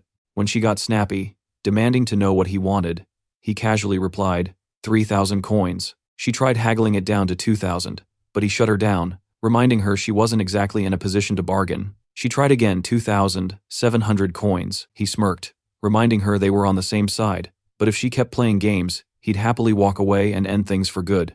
Defeated, Senia finally agreed 3,000 coins. No more. With that, the time pause ended. Hyukjin asked for the contract, ready to sign. Another deal sealed, another step forward in a game that was far from ordinary. After that whole mess, Hyukjin and Sunhwa finally headed back home when his phone started buzzing out of nowhere. Turns out it was Shin, calling in all panic after reading that viral article that had his name plastered all over it. She'd just realized it was him who'd soloed that monster up in the mountains, and honestly, she couldn't stop thanking him. If it weren't for him, her mom would have been a goner, and she swore she'd never forget that. She even started saying all this wild stuff about how she'd do anything for him, take care of him however he wanted, which totally threw him off because where the hell did that come from? Still, he was planning to call her anyway since he needed to ask something important. He was going to be gone for a few days and wanted to see if she was down to tag along. When she asked where, he casually dropped that it was pretty far Japan actually. Not some chill trip though, more like a deadly-ass raid. He wanted Shin, Sunhwa, and Yuhyun to join him because a big-ass portal was about to open in Osaka, and he planned to clear it before it broke. Shin thought he meant another one of those 5-hour dungeon hunts, and while Hyukjin agreed it'd be similar, he wasn't sure what kind of chaos they'd face this time. Portals were unpredictable as hell. Some countries had prepared for these tutorial events, but even with all that prep, new dungeons still popped up like glitches in the system, killing thousands before anyone could react. The Osaka one was especially risky. Once it shattered, monsters would flood out, tearing through cities. Unless the right team was there at the right moment, it'd be another bloody disaster, like Mount Inwang. He made it clear this wasn't a fun invite. They could totally refuse if they wanted. He wouldn't hold it against them. But if they went, he'd cover everything, tickets, hotels, food, the whole damn trip. All they needed were some clothes and their passports. Shin sighed, realizing that his trip invite was just work in disguise. Typical Hyukjin move. She asked how he even knew all this ahead of time, and he finally dropped the truth that he'd been getting prophetic dreams, kinda like cheat codes showing him what major events were coming. He'd kept quiet because it sounded too insane to believe, but after everything that had happened, maybe the world wasn't so logical anymore. Whether they believed him or not didn't matter. Hyukjin was going, even if it meant going solo. Seeing how dead serious he was, Shin decided to tag along anyway, thinking, screw it, maybe she could treat it like a weird date. Yuhyun didn't hesitate either. Dude owed Hyukjin big time for saving his life, so there was no way he'd bail now. Sunhwa asked if she had to go too, and Hyukjin said he'd handle everything if she wanted in. She said yes immediately since she'd never even been on a plane before. Honestly, Hyukjin expected at least one of them to chicken out. But everyone agreed, without a second thought. With that kind of squad, a future king of fists, a sword empress, and a top-tier tank, they were stacked. For a beginner party, it was god tier. So yeah, the plan was locked. They'd be flying out to Osaka the next day. It didn't take long for the group to board their flight, and Sunhwa was losing her mind over how cool planes actually were. Shin was trying not to get flung back in her seat, laughing the whole time. Meanwhile, Hyukjin sat there hoping they'd make it to Japan without any surprises. The only thing stressing him was the timing. He had no idea exactly when the portal would open, only that a tutorial with a brutal 33% survival rate was going to happen first. It was called the Tokyo Tutorial, an intro-level dungeon that usually spawned weak monsters, unless the RNG gods decided to screw people over with a special case. Considering a massive break had happened right after last time, things looked messy. Maybe the dungeon was too close to the tutorial, or maybe that rare special case was happening again. Either way, he wouldn't know until he saw it himself. All he could do was get to Osaka fast and plan to stay in Japan for at least a week. Sunhwa, curious as always, asked if it was okay to be gone that long, but Hyukjin told her not to stress. Everyone back home was just happy they'd moved into a new house. Even his sister had been poking around, suspicious about how he pulled it off, but deep down, she was proud. She acted cold, but she was clearly hyped for him. Sunhwa wanted to believe that too, even if reality was never that simple. And just like that, the plane roared down the runway, passengers strapped in tight, the crew confirming takeoff. Their next destination, Japan, and possibly hell itself. The squad finally touched down in Dotonbori, Osaka, the city's main hotspot, and the exact place where the portal was about to spawn. The crazy part was, this portal was never supposed to be cleared in the first place. It was destined to break, unleashing waves of bloodthirsty monsters. But Hyukjin, being the absolute madman he was, wanted to catch it the moment it appeared, and end that mess before it spiraled. Even if they couldn't locate it in time, his plan was simple: wipe out whatever crawled out and reduce the damage as fast as possible. He was fired up to handle it, even if no one knew how long it'd take. And just as he was scanning the area, boom, a shimmer popped right in front of him, and for a second his heart almost exploded, only to realize it was just Senya showing up out of nowhere. She reminded them that only they could see her right now, and if they didn't want to look crazy, they should keep their mouths shut and let Hyukjin talk. She asked why he was even in Japan, and he played it cool, saying it was a vacation, but the lineup of his party made her doubt that real quick. The dude had tank-level powerhouses tagging along, no way it was just sightseeing. Senya didn't say much though. She mentioned something about the commandments preventing her from leaking info or interfering with the game, but she hinted that discussing a Guardian's mission wasn't against the rules. Apparently, a mysterious Guardian sponsor who didn't want to be named had sent her to hand over a mission. Hyukjin laughed that it was just a chill trip, but deep down he knew this was fate calling. He figured if they'd been offered a mission, then screw it, they'd roll with it. The others didn't get why he kept labeling this chaos as a trip when it was clearly anything but. Still, he understood that clearing the portal before heading back to Korea was their main goal. Since it was getting close to dinner, he asked the team what they wanted to eat, and Manhwa instantly said she wanted to try gyukatsu. So they found a place and went for it, while Senya silently observed from a distance. To her, Hyukjin seemed cautious on the surface, but the truth was, the guy was a straight-up tactician. He used every situation, every loophole, every system glitch, to turn things in his favor, milking the Guardians for whatever benefits he could, without breaking the rules. He even thanked them in his head for all their tempting offers, though he wasn't planning on accepting any. He refused to take any of the missions, instead choosing to just acknowledge the help and promise to give them a damn good show in return. Senya couldn't tell if he was brave or just reckless, but she couldn't shake the thought that this dude was playing with something way above his level. While she disappeared into the ether, the group found a restaurant and started checking it out, but then all hell broke loose. A strange noise echoed, and suddenly people were sprinting in panic across the street. That's when Hyukjin realized they just found what they came for. The portal known as Turtle Nest had finally appeared. Yoo-hyun looked ready, waiting for the signal, and Hyukjin told Sunhwa to take point. Everyone else was tense, mostly because they weren't used to watching a kid lead the charge. But the truth was, that kid was the strongest of them all, and they'd better get used to it fast.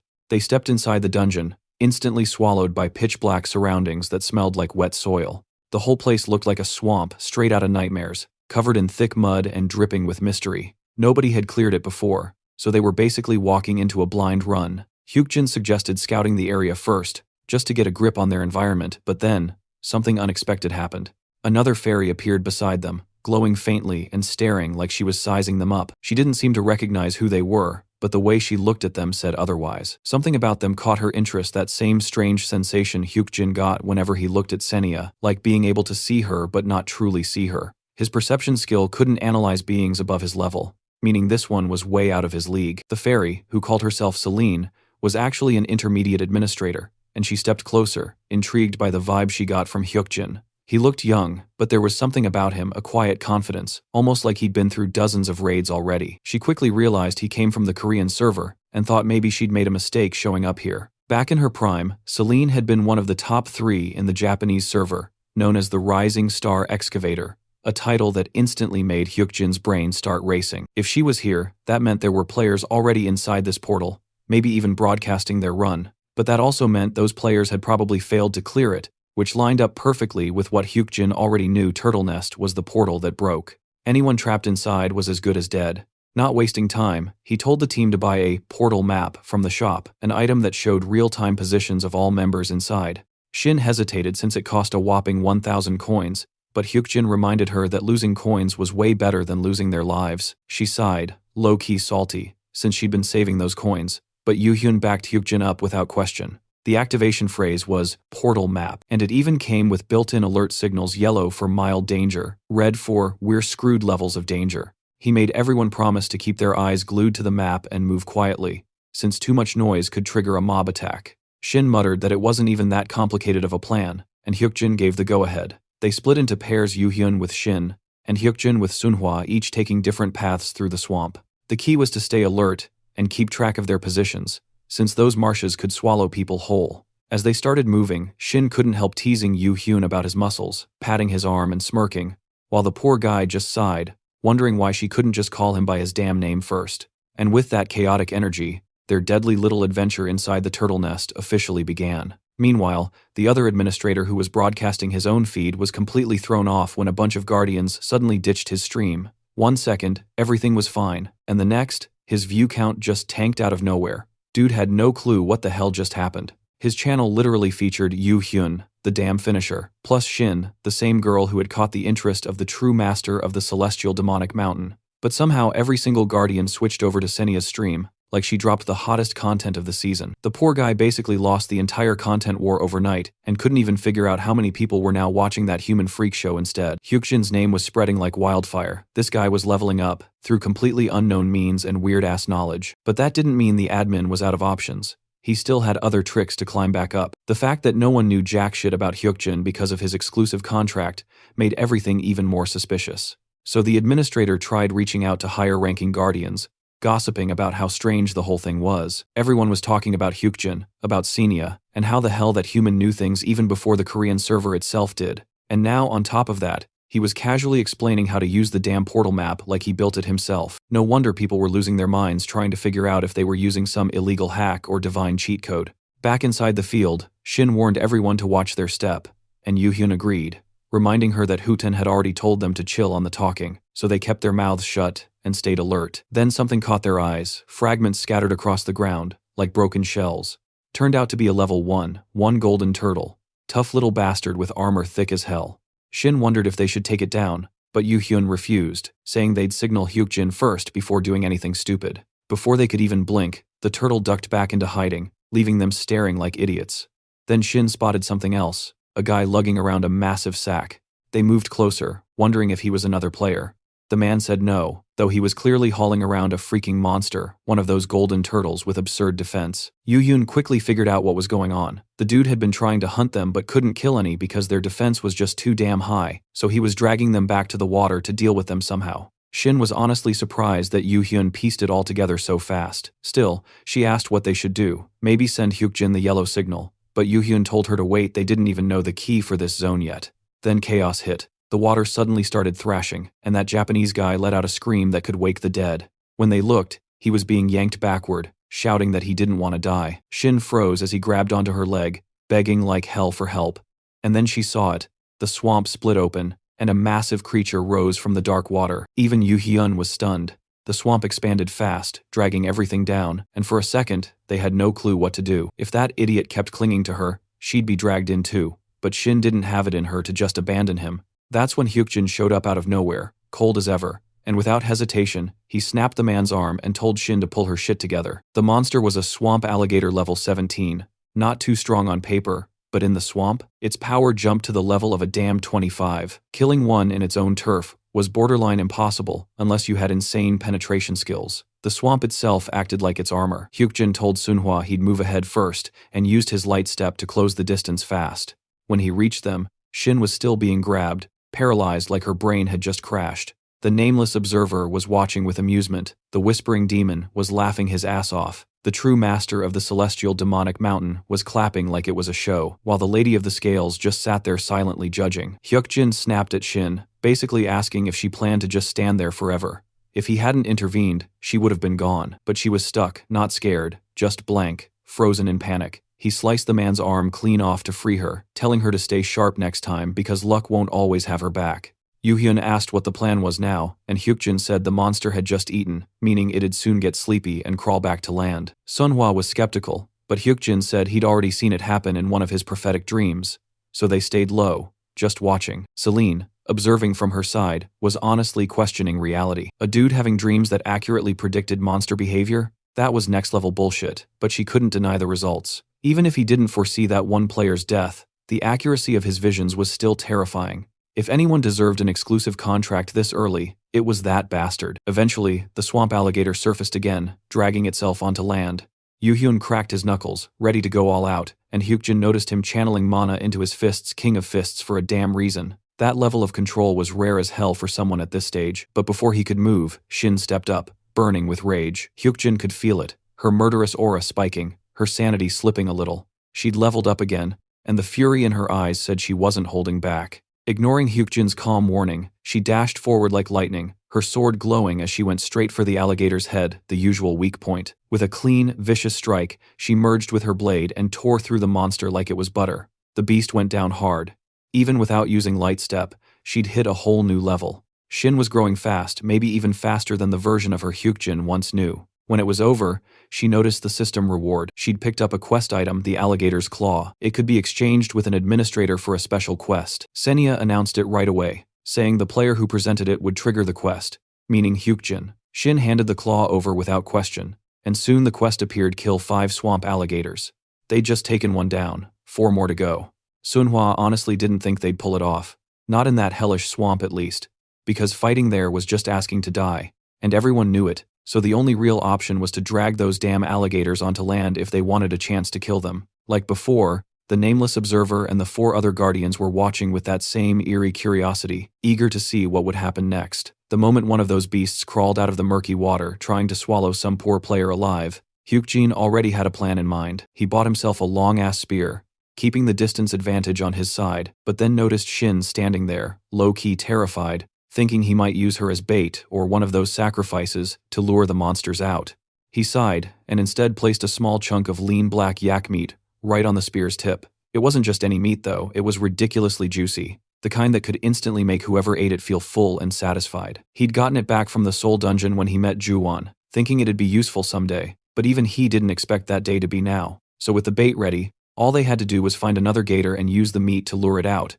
Basically, it turned into some weird version of alligator fishing. Shin looked doubtful, unsure if it would even work, but Hyukjin calmly said if the gator went for the meat and ate it, then yeah, it'd work. Still, he warned them to stay sharp, because those things could show up out of nowhere, and if one grabbed your ankle, you better be ready to chop that foot off before it drags you under. Didn't even take long, one gator lunged and swallowed the bait like a vacuum. The black yak meat had that special property. It was so rich that even a few bites would leave a creature fuller than eating an entire human. Once those swamp gators were satisfied, they dragged themselves out to the shore to rest, and that was when their strength basically disappeared. On land, it was just a level 18 monster, no longer that untouchable swamp predator. Perfect moment to strike. So the group worked together, attacking while it was distracted, and took it down easily. Even for Hyukjin, who already had some idea of the future, it was impressive how smoothly it went. He knew this turtle nest portal from before. It was the one that used to collapse because people cleared it wrong. But somehow, without a clear strategy, they had managed it flawlessly this time. After collecting all the alligator claws, Hyukjin reported to Senya. Her oddly hesitant response made him wonder if something was off, but she brushed it off and just completed the quest, handing him the rewards. He received a map of the turtle nest, showing all the key points. That alone meant the portal had been cleared properly. The map basically revealed everything important about the area. Hyukjin realized then this quest was like a reversed version of the original back then. Players were supposed to hunt the crocodiles after finishing the turtle nest mission, not before. They soon found the real turtle nest, and Hyukjin pointed it out. As they entered, Shin frowned, confused. There were no turtles anywhere. Hyukjin guessed it was probably because that Japanese player had beaten them to it. The guy had been carrying multiple golden turtles in his bag. Probably because he couldn't kill them, they'd just retreat into their shells whenever attacked. The group searched every corner for the transparent crystal, but it wasn't there. According to the map, there were 3 nests total, so they decided to check them all. Moving to the first entrance, Hyukjin told Shin and Yuhyun to make sure none of the turtles escaped back into the water, since once they did, catching them again would be impossible. They nodded, and everyone got into position. Each golden turtle was worth a decent stack of coins, and if luck hit, they could even drop random coin boxes. The most famous strategy involving them was the secret mission called Collective Spirit of the Golden Turtle. It didn't take long before Shin finished clearing 2 nests and collected a bunch of turtles, though she didn't get why they didn't just kill them all right away. Hyukjin explained that mass hunting was far more efficient. Soon enough, they triggered the hidden mission. The drop rate for random coin boxes shot up by 10%, and coin earnings did too, lasting for 30 minutes. It was technically a hidden mission, but in the future, this would become public knowledge. All you needed was to gather 40 golden turtles at once. Later on, people even built golden turtle farms and slaughterhouses for this trick. But here, Hyukjin was the first to ever discover it.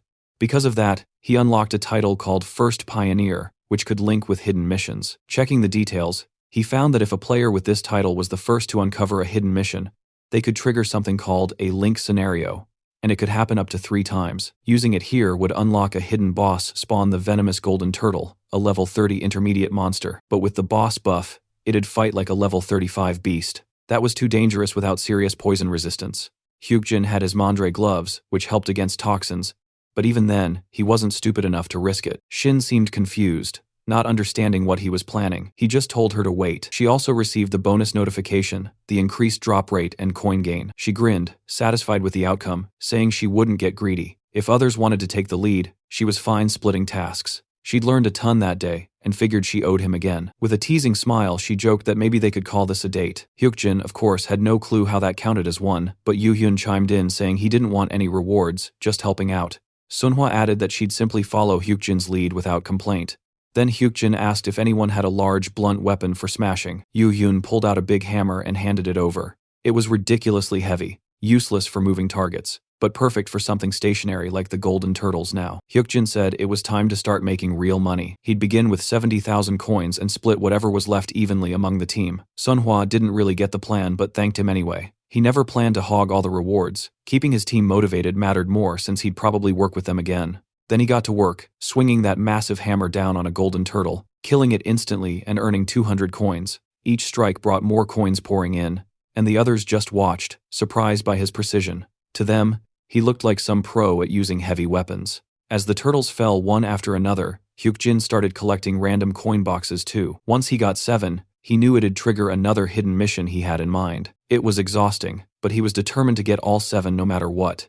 Shin couldn't believe how fast he moved, and even Yoo-hyun noticed his strength stat seemed higher than his own. For someone technically lower level, Hyukjin was insanely strong and fast. It was shocking to see. After a relentless grind, he finally got the 7th box, stacking up nearly 20,000 coins. That left him 50,000 away from his 70,000 goal. He opened the first box, boom, 6,000 coins. Second one, another 1,400. Total came to 7,800 already. Way more than expected. Then the third box hit him with only 70 coins, which made him groan. 4 left, and he mentally begged the universe for luck. Next one, 9,000, then 700, then 2,000 more. When all 7 were done, he'd officially completed the hidden side of the jackpot challenge. Hyukjin grinned to himself. He'd pulled it off exactly like in the past. Being the first to meet the conditions for the jackpot meant he could link his first Pioneer title with the challenge and unlock another link scenario. The bonus would turn all those random coin boxes into double coin boxes, doubling his haul. Hyukjin casually asked Senya to share the reward he got,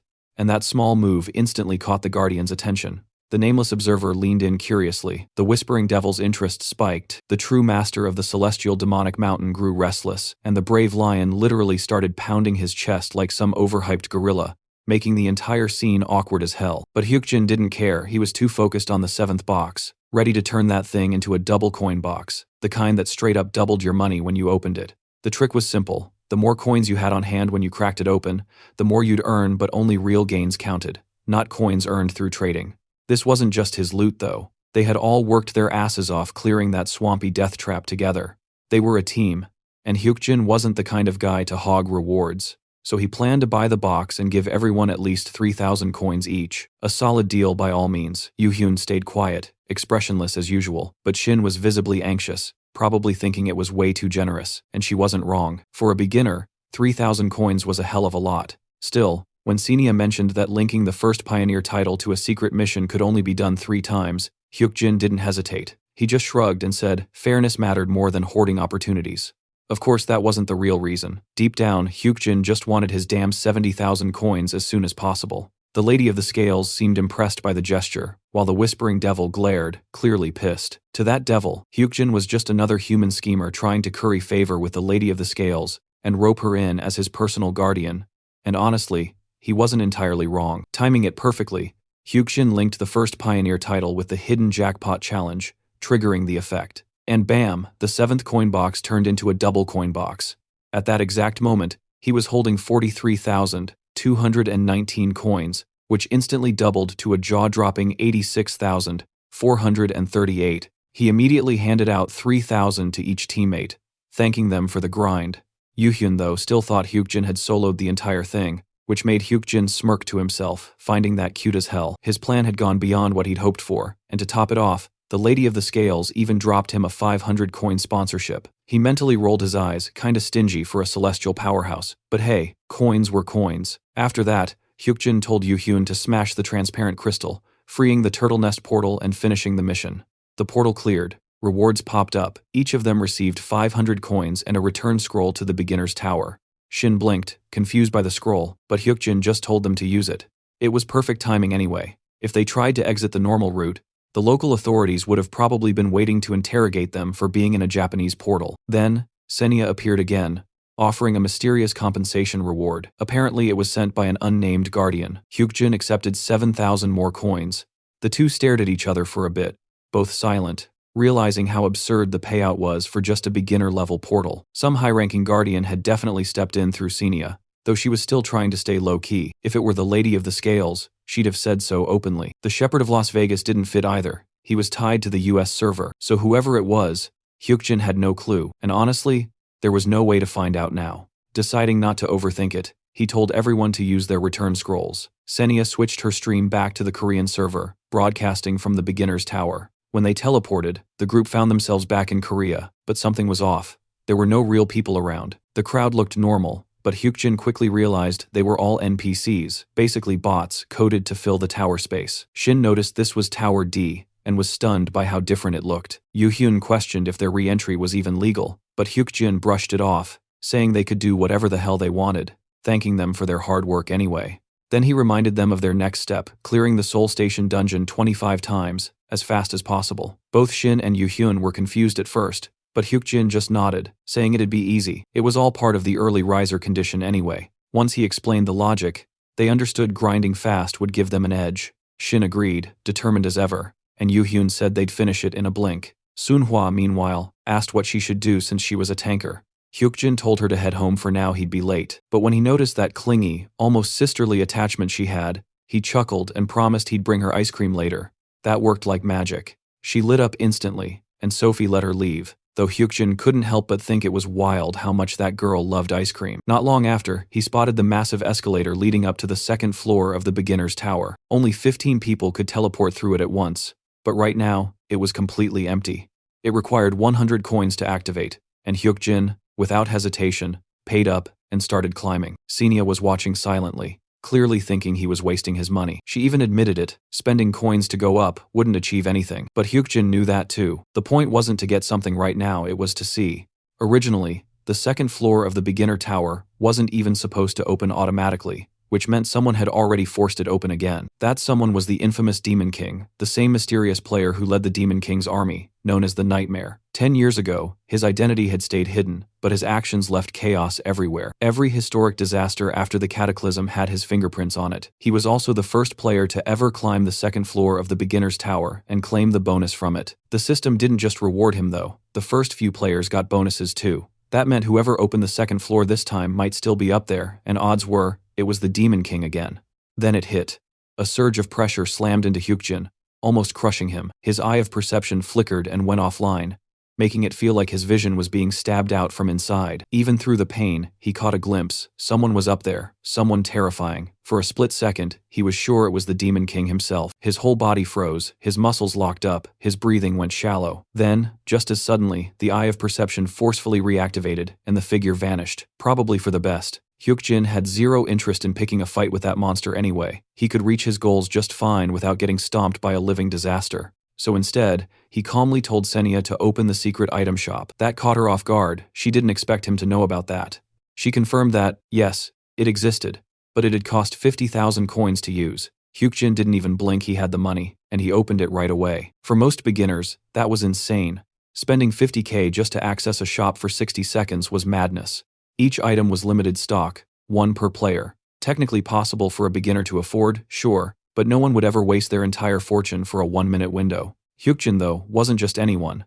The system triggered the open bonus, and his bargain seller perk kicked in, unlocking extra deals. That's when it all clicked. He had been saving up those 70,000 coins specifically for this exact moment. He immediately bought the high-level assistant scroll, an enchanted item designed to boost progression and had a high chance of upgrading one's class rank. Senya finally understood why he'd been hoarding coins and chasing that exact amount. It wasn't random luck or greed, it was strategy. Every move had been pre-planned, maybe even seen ahead of time in one of his precognitive dreams. But deep down, even she had to admit it was eerie, way too precise. This player wasn't normal. Dream or not, what Hyukjin was doing blurred the line between knowing the future and straight-up cheating fate. The one-eyed bastard of an administrator finally shows up, whining that this might be some kind of bug in the system.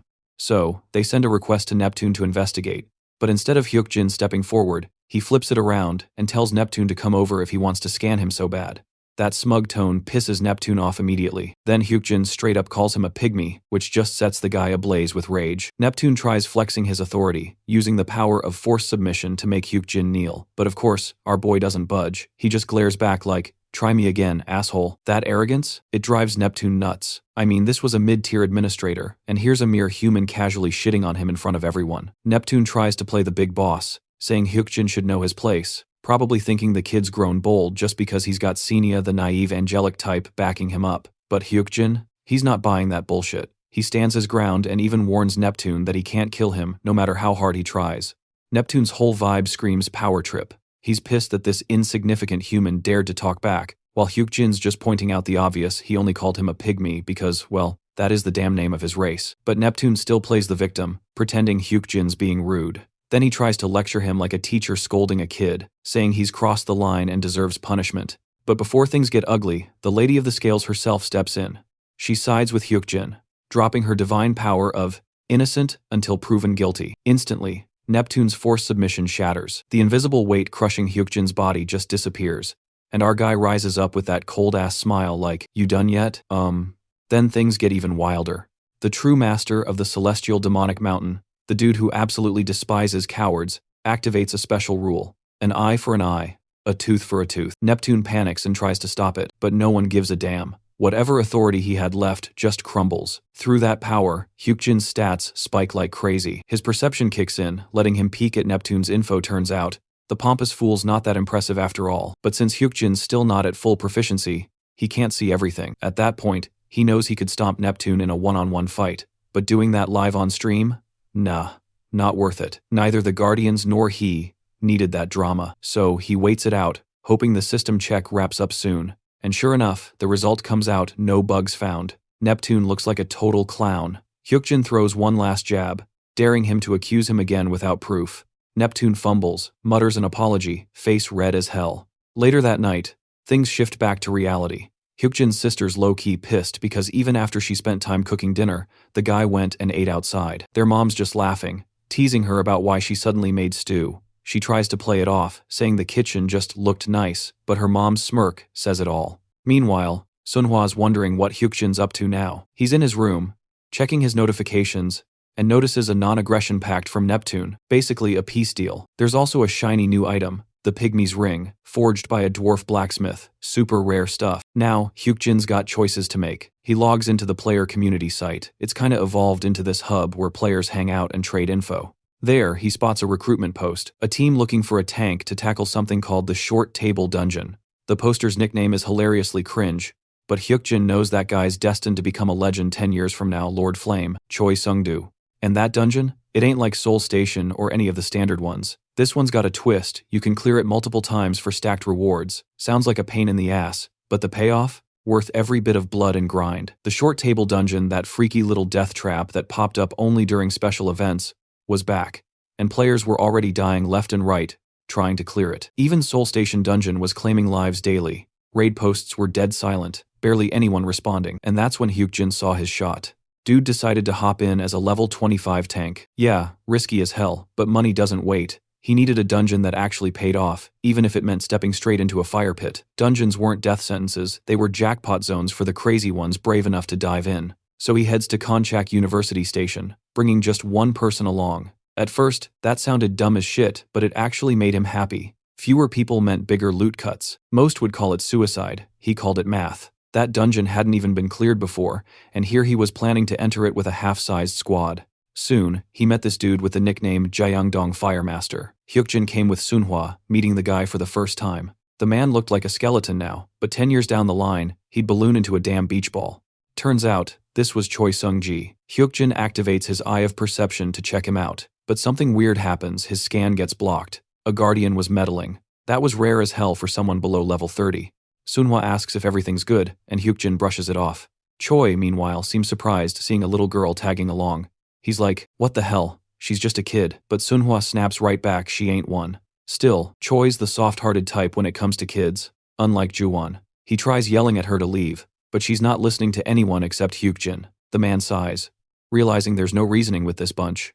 They talk about the next portal, and Hyukjin brings up the monster waiting inside a fire horse, level 32, spirit type, mane and tail made of straight-up flames, leaving burning footprints wherever it walks. Choi sighs like, you've gotta be kidding me. But deep down, he's intrigued. He's got that itch for a good fight. The dude even admits he's fought the thing before and managed to cut its HP in half solo. That's why he's still alive. Apparently, the fire horse doesn't chase weaklings, which makes this dungeon more like an open challenge than a death wish.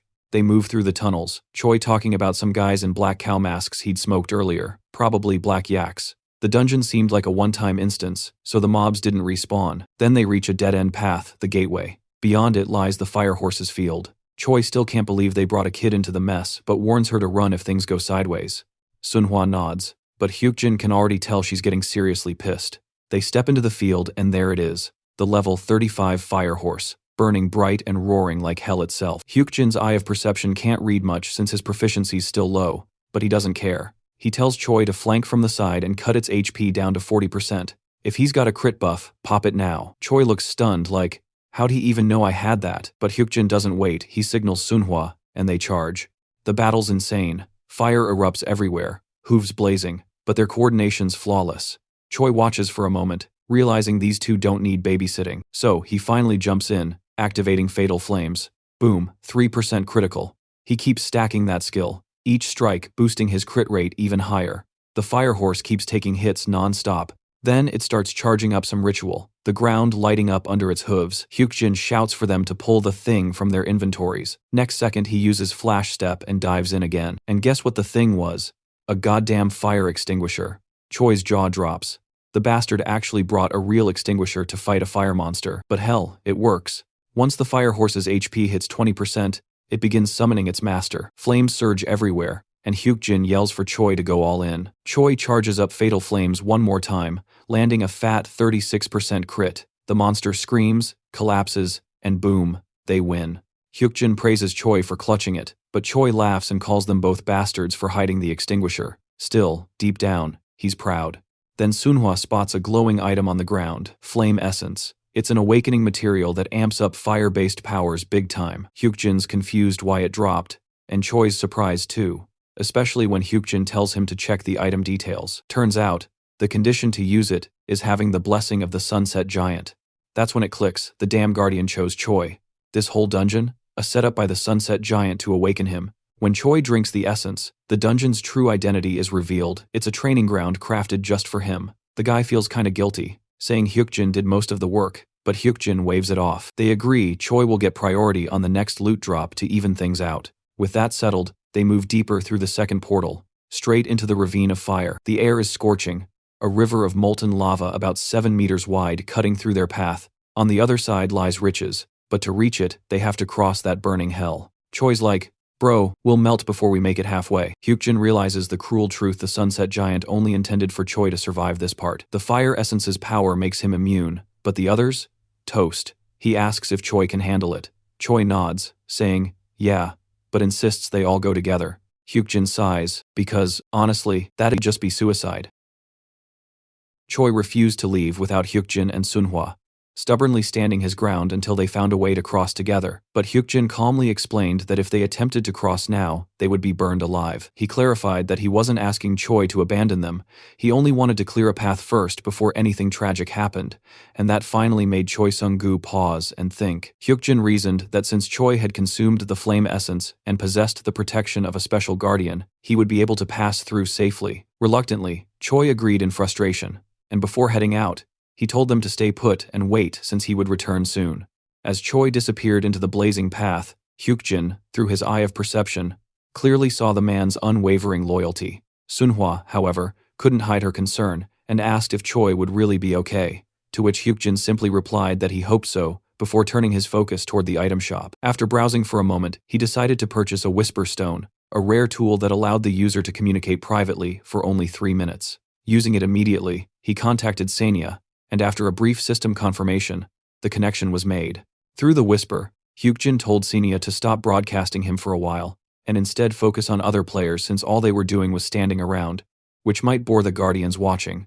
Senia, however, refused in her usual cold tone, saying she would decide when and what to stream. She also added that the Guardians watching were actually more intrigued than ever, curious to see how Hyukjin planned to cross the fiery ravine. A system window soon appeared, revealing the reactions of the observing Guardians. The nameless observer was watching closely. The Lady of Scales seemed curious about his next move. The courageous Lion King dared him to challenge the River of Fire, while the Whispering Devil appeared completely bored. Still communicating through the Whisper Stone, Hyukjin told Senia his plan to make things more entertaining for the Guardians. He explained that he wanted to stage a scene where he and Sunhwa appeared to be swept into the flames, then abruptly cut the stream at that moment, only to resume it later, showing them leaping safely out of the fire. Senia immediately caught on to his intention and realized that Hyukjin must already have figured out a solid way to cross the River of Fire. Hyukjin turned to Sunhwa, telling her to climb onto his back in case the fiery river overflowed. He assured her he'd figure something out no matter what happened. At the same time, he continued whispering to Senia through the Whisper Stone, instructing her to follow his plan exactly. Senia reluctantly agreed to pause the broadcast for 30 seconds, though she couldn't help but wonder in confusion how the hell was this guy managing to speak out loud and use the Whisper Stone at the same time. Suddenly, the blazing river before them began to surge violently. A system notification flashed, explaining that the ravine of fire did not tolerate living beings near it and was now attempting to consume their life force. The flames lunged toward Hyukjin and Sunhwa, and just as planned, Senia cut the stream. With the broadcast closed, Hyukjin shouted for Sunhwa to grab his arm. Now that the Giant of Sunset couldn't see them, it was time to move. He had one shot to cross the inferno using Flash Step, a skill that didn't teleport like Warp, but instead propelled him forward in a lightning-fast line. Timing it perfectly, Hyukjin executed his plan. Flames roared around them as he carried Sunhwa through the burning chaos, his body enduring heat that would have reduced anyone else to ashes. Fortunately, he'd come prepared. The Manhwa's cuirass he wore granted +3 fire resistance and a defense of 7, protecting him from multiple debuffs. It was the same piece of armor that had helped him clear the Soul Station dungeon, an item he had worked hard to get despite the Guardian's earlier complaints about his boring stream. But then, a sudden alert flashed. The cuirass had been exposed to extreme thermal energy and was now destroyed. Without wasting a second, Hyukjin equipped the Pygmy's ring he had received from the Intermediate Administrator Neptune, which gave +5 fire resistance. Yet, the ring couldn't withstand the inferno either, and shattered almost instantly. The situation grew dire, until he remembered the Tailor Six-Tail Fox from Mount Inwang. He activated its tail, which drastically boosted his fire affinity and resistance. With that final push, he poured all his strength into the leap, diving through the raging blaze. Moments later, Hyukjin and Sunhwa crashed hard onto the rocky ground beyond the flames, the air still searing around them. His body burned with the after effects of the heat, but they had made it. They had crossed the ravine of fire. A system window appeared, announcing a new title, Incendiary. A smirk spread across Hyukjin's face as he read the title's description.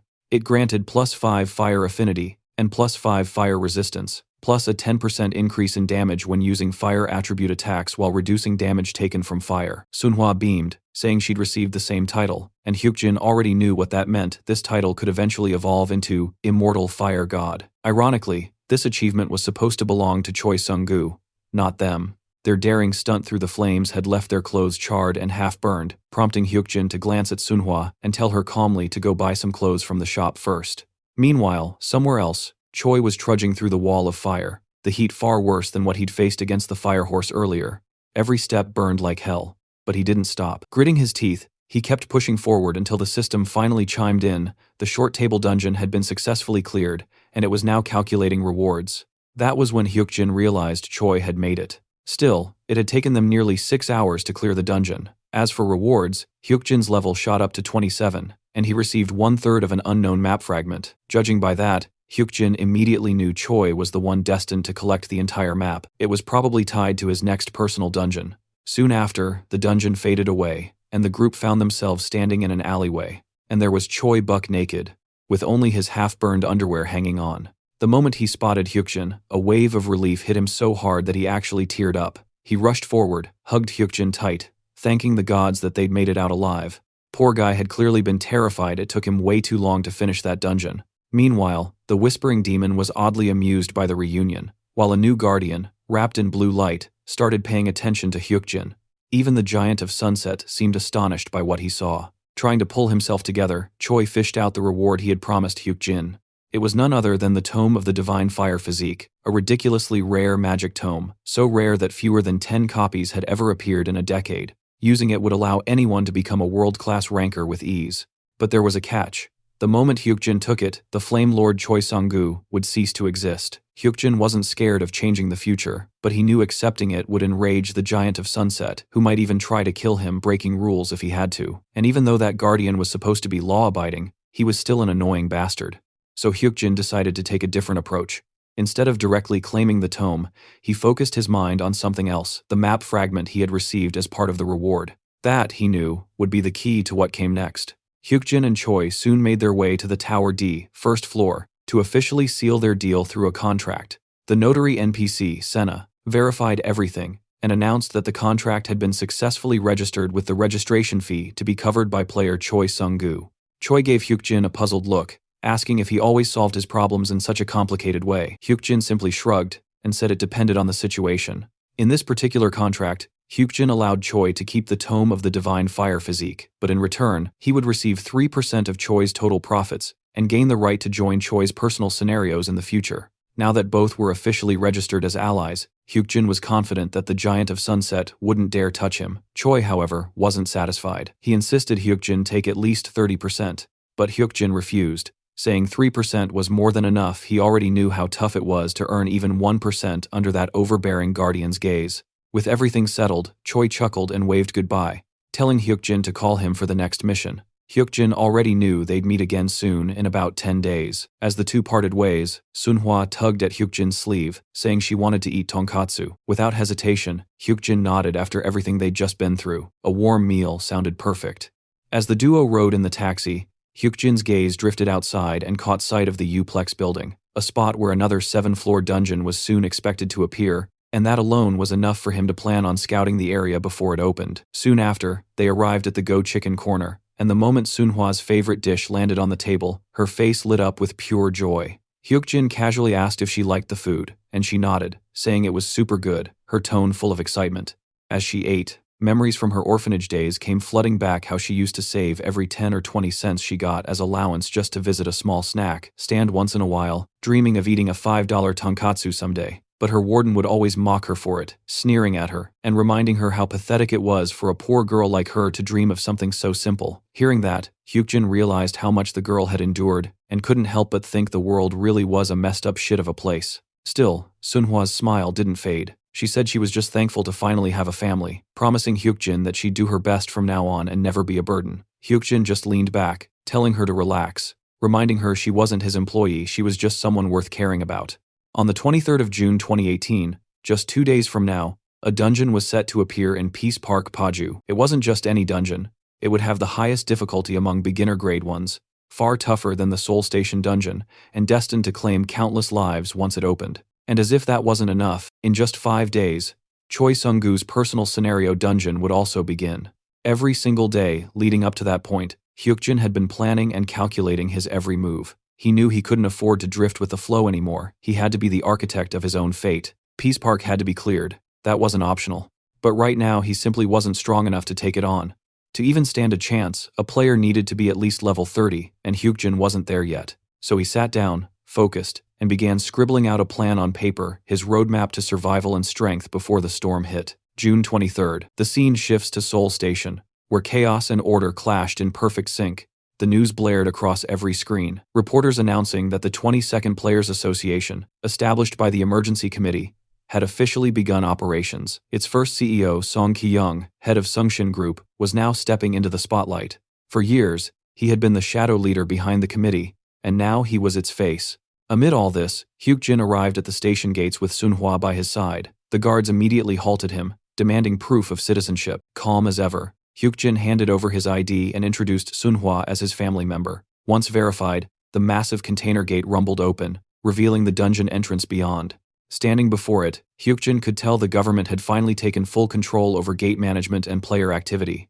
The era of unregulated chaos was over. Player association operations had officially begun on a national scale. As Hyuk-jin and Sunhwa stepped inside, a system window flashed, confirming their entry into the Seoul Station dungeon.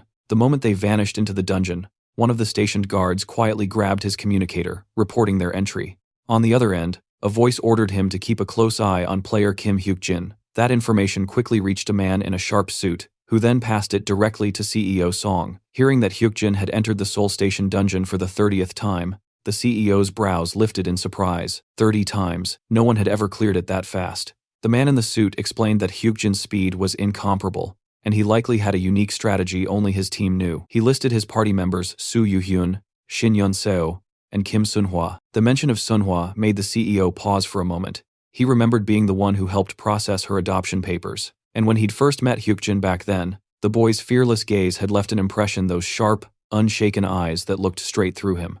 As he gazed out the window, CEO Song pondered how fast the world was evolving. The U.S. and Japan had already authorized players to use personal firearms, propelling their power levels far beyond Korea's. South Korea had been the first to experience the so-called tutorial disaster, yet it was falling behind. If they didn't keep up, they'd be erased from the race. Turning to his subordinate, the CEO gave a decisive order. In our Taeguk guild, we need someone who can stand at the top. We need Kim Hyuk-jin. The man in the suit blinked in shock and asked what position they should offer him. When the CEO replied, Guildmaster, the man froze. Everyone had assumed that title would go to Song Jin-sok, the CEO's own grandson. But the old man wasn't sentimental, he saw only results. Time won't wait for us, CEO Song said coldly. If we don't act now, we might lose him forever. Make sure my intentions are delivered carefully. As his subordinate hurried out, the CEO leaned back, memories of Hyuk-jin flickering in his mind, that arrogant glint in his eyes, that unshakable confidence. To him, Hyuk-jin wasn't just another player, he was a diamond. One who could propel Sungshin 10 steps ahead, and when the time came, CEO Song would make sure to sharpen that diamond into a blade, one that would cut and bite for Sungshin, like a loyal hunting dog. The scene shifts to Hyuk-jin, standing before the shattered remains of the crystal he just destroyed, marking the dungeon's completion. The system's message flashes before him, announcing that he has cleared the Seoul Station dungeon 30 times, unlocking a hidden piece in the process. A special title becomes available, First Pioneer, one that connects directly to the discovery of this hidden piece after 30 clears. Players who bear the title of First Pioneer can trigger unique linked scenarios, and such events can occur up to 3 times. Right now, one of those scenarios has been activated. The new scenario indicates a sudden rise in both the difficulty and the rewards of the hidden field within the Seoul Station dungeon. The system asks Hyuk-jin whether he wants to link the 30 Seoul Station dungeon clears with the First Pioneer title to begin the linked scenario. Sunhwa glances at him curiously, wondering if he also received a hidden piece notification, and asks whether they should enter again. But Hyuk-jin decides it's time to wrap up for the day. The hidden field was something that used to appear only after ordinary players reached around level 30, and with Hyuk-jin and his team still in their mid to late 20s as rankers, pushing forward now would just be unnecessary greed. Choosing to hold off on linking the title, he decides they'll challenge the next floor tomorrow. As their figures slowly fade from the dungeon, Hyuk-jin recalls that Yoo-hyun and Yeon-seo had already completed around 28 clears, and he should have told them to get to the 30th clear. The next day, Hyuk-jin and his team once again stepped into the Seoul Station dungeon. The system confirmed that the special condition of 30 dungeon clears had been fulfilled, unlocking the hidden scenario that allowed entry into the underground second floor. A prompt appeared, asking if the team wished to proceed below, and without hesitation, Hyuk-jin took the lead, telling his team to prepare. They were heading down. He already knew the dangers that awaited them there. The second floor of the Seoul Station dungeon was far more brutal than the first, packed with stronger monsters and completely devoid of safe zones. That meant no time to breathe, no room to rest, and a high risk of being ambushed the very moment they teleported in. And just as Hyuk-jin predicted, an arrow came flying the instant they arrived. Sunhwa reacted instantly, her platinum shield flashing as she deflected the shot. Her shield had evolved so much that its form now shimmered visibly in front of her, a testament to her natural tanking instincts. She didn't even need to see the attack to block it, just a warning was enough for her to move. Yeon-seo, startled, tried to find where the arrow came from, and Hyuk-jin immediately realized they were up against a skilled ranged enemy. The system issued their first flashed quest, eliminate the orc archer first. Spotting the creature, Hyuk-jin drew his blade, knowing this was no ordinary foe. From this point onward, the monsters weren't the kind that could be easily killed with modern weapons. Orcs and creatures above their rank had resistance to such tools, making them true monsters. Ahead of them stood a group of 10 orcs, each around level 27, while the level 28 orc archer remained hidden behind them, firing from a distance. Another arrow shot through the air, and Sunhwa barely managed to block it, though the effort left her drained. Even an excellent tank like her could only endure so much. Hyukjin could tell she wouldn't hold for long. He called out to Yanseo, signaling her to follow him closely and stay 3 steps behind him. As the archer loosed another arrow, Hyukjin made his move, sprinting straight toward the oncoming orcs. 2 of the orcs charged at him with blades raised, and as the first one swung, Hyukjin slipped past effortlessly. From this floor onward, everything depended on teamwork. Every member moving in sync without waiting for orders. Only true, coordinated parties could survive here. Any explicit command could slow them down and turn into a fatal mistake. Hyukjin and Yanseo dashed through the orcs' formation with blinding speed. Yanseo, trying to keep up, could barely process what was happening. Hyukjin was weaving through narrow gaps between the orcs while dodging arrows, his movements sharp and precise. The orcs' sheer size made them react slower, always a half beat behind. That tiny lag made all the difference. But for Yanseo, it turned the path into chaos. Struggling to match his pace, she activated her skill, the movement art of the heavenly demonic flying step. Hyukjin glanced back just long enough to see her executing it properly. The heavenly demonic flying step was a technique granted by the true master of the heavenly demonic mountain himself, and though Yanseo's proficiency was still at the beginner stage, it was enough to throw the sluggish orcs into confusion. Meanwhile, Sunhwa deflected another arrow, and with it she finally reached her limit, her arms trembling as her strength finally began to fade. Back on Hyukjin's side, he finally closed in on the orc archer, sprinting straight toward the beast with his sword drawn. In a sharp flash of motion, he shifted to the creature's left flank and slashed deep across its shoulder. Without missing a beat, he called out for Yanseo to strike from behind, guiding her to aim precisely at the back of its head using her special skill. Excellent strike. Yanseo followed through flawlessly, driving her weapon into the exact spot Hyukjin indicated. The system confirmed the kill, rewarding her 31 coins along with a surge of experience points. The successful hit lit a spark of confidence in Yanseo. Dodging and picking off the orcs one by one suddenly felt easier, almost manageable. For a moment, she even believed this floor might be less brutal than the first, but that thought vanished in an instant when another arrow came flying straight toward her, and she knew she couldn't dodge it in time. Before the impact, Hyukjin darted in from the side, kicking her out of the arrow's path just in time to save her. Landing back on his feet, he snapped her back to focus, making it clear that losing concentration here meant death. Realizing her mistake, Yanseo steadied herself, tightening her grip and locking back onto the fight.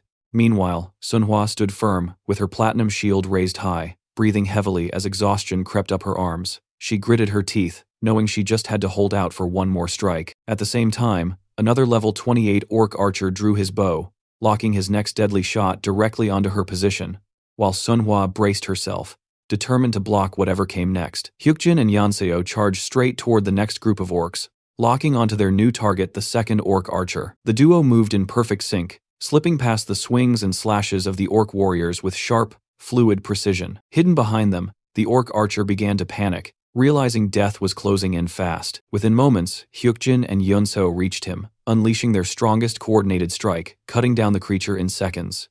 The system confirmed the kill, rewarding them with experience and coins as their victory echoed through the dungeon. Meanwhile, somewhere deeper inside, Yuhyun was carving his own path, smashing through walls as he made his way toward the crystal. Once that crystal was destroyed, they would clear the first gateway of the path. Staring at it, Yuhyun understood instantly that it had to be taken down quickly. He sprinted through the horde of orcs, ignoring every one of them, until he stepped right into the attack range of a massive orc wielding a club. The blow came fast, and with his size and slower speed compared to Hyukjin and Yanseo, Yuhyun couldn't dodge it. He took the hit head-on, pain surging through his body, but he refused to stop. Gathering mana into his right fist, he aimed straight at the dungeon crystal and struck with full force. The crystal shattered instantly, signaling the completion of the first gateway. As it broke apart, every remaining orc froze mid-motion, petrified in place, their bodies turning lifeless. Catching her breath, Yanseo realized how close she had come to being hit earlier. Looking over at Hyukjin, she felt the weight of her mistake and offered a quiet apology for losing control. Hyukjin, still breathing heavily, shot her a cold glance, reminding her that carelessness like that could have put everyone at risk. With guilt written across her face, Yanseo nodded, promising herself to stay sharp and move more carefully from now on. Meanwhile, Sunhwa sat down to catch her breath, drinking a recovery potion to regain her strength. Watching both her and Yuhyun doing their part so efficiently made Yanseo feel a sting of frustration. Hyukjin's harsh words from the earlier battle echoed in her mind, replaying over and over. She remembered how she had frozen mid-fight, only to be saved by him, and how helpless she had felt in that moment. She also remembered the day her mother got hurt, and the promise she made to protect the people around her no matter what. But deep down, She knew she wasn't strong enough yet to keep that promise. She needed to change, to grow powerful enough to repay the debt she owed Hyukjin. In the present, that thought burned inside her. She internalized a fierce determination to become as strong as Hyukjin himself. But that conviction didn't go unnoticed. The true master of the heavenly demonic mountain sensed her resolve and intervened. The system suddenly displayed a message that left both Hyukjin and Yonseo stunned. The true master wished to grant her power. He offered her the heavenly demon title, explaining that if she accepted it, her advancement would occur automatically. Hyukjin quickly understood the weight of what was happening. Normally, an advancement like this only occurred when a guardian made a contract with a player at level 30, but this was different. The true master was trying to forcibly advance Yonseo by granting her a title effect, and not just any title, but a guardian title. It was an unbelievably powerful gift, one that Hyukjin recognized immediately. It was the same title once held by the future Sword Empress herself. The very thought of it shook him. In his past life, Shin Yonseo, the Sword Empress, had been one of the most powerful players in existence. She was unmatched in one-on-one battles, the strongest duelist alive. Yet even she had reached her limit. It had taken 8 heroes of her caliber just to face the Demon King. That was as far as her power could go. If Hyukjin were to accept the Heavenly Demon title now, he would inherit that same limit. But having returned to the past, he no longer wanted to follow the same path. He wanted to surpass the Sword Empress and break beyond those boundaries. With that thought firm in his heart, Hyukjin refused the title. The true master of the heavenly demonic mountain, sensing his decision, fell into silence, deeply disappointed and filled with regret over the choice Hyukjin had made. Looking at Hyukjin, Yonseo curiously asked if he had also received the same title, and Hyukjin replied that he had, but he refused it. The answer shocked her. She asked if something was wrong with the title and whether she should accept it or not, but Hyukjin reassured her that it was a good one and told her to go ahead with it. He knew his own fighting style clearly and preferred to use his insight and intuition to guide his team. Whatever they had just faced, he couldn't have cleared it alone. Without Yonseo, Sunhwa, or Yuhyun, the victory wouldn't have been possible. His strength wasn't just in combat, but in understanding each person's abilities, identifying their advantages, and placing them exactly where they were needed most. Yonseo noticed it too. She could tell how naturally he led the group, moving as if he already knew every strategy in advance. When she pointed it out, Hyukjin explained that it was simply his special talent, his ability to assess people and command them efficiently. Hearing this, Yonseo began to understand. Every time Hyukjin took charge, she could almost see a clear path opening in front of her, like his presence itself guided her forward. He mentioned that he probably knew her better than she knew herself, and that thought left her speechless. Yonseo admitted that, when it came to swordsmanship, her talent surpassed his. But still, she blushed slightly and thanked him sincerely. Hyukjin, however, knew something she didn't. The title offered by the true master of the heavenly demonic mountain could only be granted to one person. If he had accepted it, Yonseo might have been forced to take a lesser one. Since they were teammates, he couldn't let that happen. The heavenly demon title suited her far better, and he made sure she understood that. Knowing that the guardian was still watching, Yonseo decided to show her respect and gratitude. Hyukjin added that with her hidden potential, she could make that title shine brighter than anyone else. In his mind, he genuinely believed she could even become one of the most famous players in the world. The guardian seemed to take his words to heart, clearly pleased by his praise and the faith he showed in Yonseo. Encouraged by that, she accepted the title. The moment she did, a wave of energy flickered through her body, marking her advancement as the aura settled around her. Overwhelmed with excitement, Yonseo turned to tell Hyukjin about it, but he stopped her mid-sentence, placing his hand over her mouth. He reminded her that she didn't need to talk about everything, even to her own party members. A seasoned player always kept their guardian's identity and abilities secret, hiding their titles and powers until the right time. He expected Yonseo to do the same, to use her new title wisely and strategically. As his hand lingered on her face, Yonseo suddenly grew shy, her cheeks turning red, and Hyukjin couldn't help but wonder why she was reacting like that. Before he could think further, a system window appeared in front of the team, notifying them that the duration of the first gateway had expired. They were about to be transported automatically to the second gateway. In the blink of an eye, the surroundings shifted, and the group found themselves standing in an open field filled with tents, the entrance to the second gateway, known as the Village of the Orc Warrior. Scanning the area, Yuhyun looked around, wondering if they would be fighting orcs again. Just then, another system alert popped up for Hyukjin, informing him that the Village of the Orc Warrior scenario had been partially altered, immediately catching his attention. The altered conditions were listed clearly. The first change was that the perk allowing orc warriors to become petrified when the crystal was destroyed had been removed. The second change was that the level restriction preventing orc warriors from growing stronger in this gateway was also lifted. Finally, the system revealed the main quest if they failed to destroy 3 crystals within 10 minutes. orc archers would spawn. Hyukjin's expression hardened. This scenario was completely different from the one he remembered from his past life, and that realization frustrated him deeply. As the team scanned their surroundings, 2 orcs began approaching, spotting the group from a distance. Yu Hyun cracked his knuckles and prepared for battle, while Yeonseo looked to Hyukjin for guidance. Remaining calm, Hyukjin picked up a sturdy rod from the ground and decided they would handle this the standard way. He instructed his team to hold off the orcs as much as possible, while he focused on destroying the 3 crystals within the time limit fast and without fail. A quiet tension settled over him as frustration simmered beneath the surface. He knew he couldn't handle an additional wave of orc archers on top of the warriors already here. The battle needed to end before that 10-minute mark. Glancing toward a particular tent nearby, his expression darkened. His gut told him something dangerous was inside. As he recognized what it was, he silently cursed his fate for being thrown into a place like this, because within that tent waited a monster far beyond what they could handle right now. Hyukjin understood that scenarios sometimes shifted whenever a player leveled up too fast. While glancing back at Yeonseo, he sensed that this sudden change had happened because she carried the title of Heavenly Demon. Without that title, the script would have shifted only through player influence. He also knew that if the orcs were not petrified, wiping them out would be a serious pain.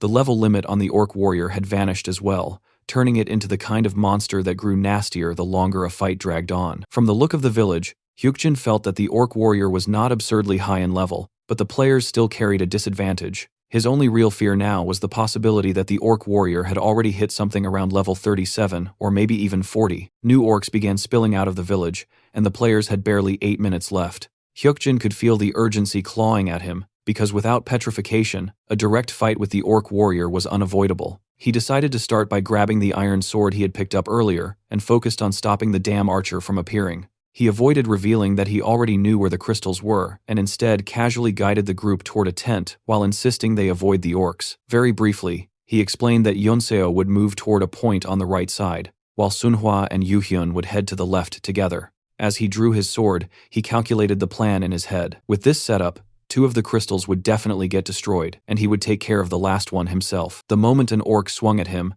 Hyukjin was already sprinting at full speed, attempting to slip past it. He managed to evade the strike, just as the orc smashed its weapon into the ground. He knew the final crystal was inside the orc warrior's tent, so he headed straight for it. A notification appeared, telling him the first crystal had been destroyed, and he assumed Yeonseo had taken care of it. That title of hers practically guaranteed the sluggish orcs would never catch her. Once she reached him, she immediately reported her success and mentioned that the pursuing orcs had eventually given up. When Hyukjin acknowledged her effort, she reacted with surprise, and he responded with clear reassurance before focusing again on the objective. As he approached the tent, he checked inside with caution, while Yeonseo stayed behind. Loud, heavy snoring echoed inside. Every orc within the tent, including the orc warrior, lay asleep. Since petrification effects were gone, the players would be forced into a fight, which added a layer of difficulty. Even so, Hyukjin formed a new plan. He pulled out a small bag from his inventory and began giving Yeonseo her next set of instructions. Meanwhile, noise erupted outside as countless orcs chased after Sunhwa and Yuhyun. Spotting his comrades in a messy retreat, Hyukjin called for them to fight their way through and piss off as many orcs as possible. He instructed Yeonseo to strike each orc while Sunhwa distracted them. A heartbeat later, one orc was already pouring blood after Yeonseo drove her sword into its neck. As the creature staggered, Hyukjin thought about how Sunhwa and Yuhyun would definitely drag the orcs back like bait. In that setup, Yeonseo only needed to land bleeding strikes and keep moving. Soon, she activated her swift strike ability and tore through the orcs one after another. Her movements became so damn fast that tracking her was nearly impossible, and the orcs barely had time to react. But during one of these rapid attacks, something went wrong. Yeonseo misstepped, and Sunhwa suddenly threw herself forward to shield her, because danger loomed ahead. Without Sunhwa, the monster's club would have smashed straight into Yeonseo. Sunhwa braced with her platinum shield, but the impact was still brutal, ripping pain through her left arm. The sharp crack of the hit echoed through the area, and the orc warrior jolted awake. His eyes snapped open, and he rose from his spot with a guttural growl. One by one, the rest of the orcs woke as well, stirred by the commotion. While watching from the side, Hyukjin instantly recognized that the entire group had snapped out of their sleep. He considered the crystal, but realized running toward it would trap them with no escape. At that point, He understood the only option left was to kill every last monster that had awakened from its slumber. As soon as the monsters spotted the player, they rushed at him like brainless beasts hungry for a kill. Hyukjin made the fight easier for himself by deciding to pick them off one by one, so he stepped onto the lowered club and climbed up with sharp precision. The moment he reached the top, he slashed the first orc's throat clean, killing the bastard instantly. He kept his distance as carefully as possible, knowing one dumb move would screw him over, and a moment later, he slit the throat of the second orc just as fast.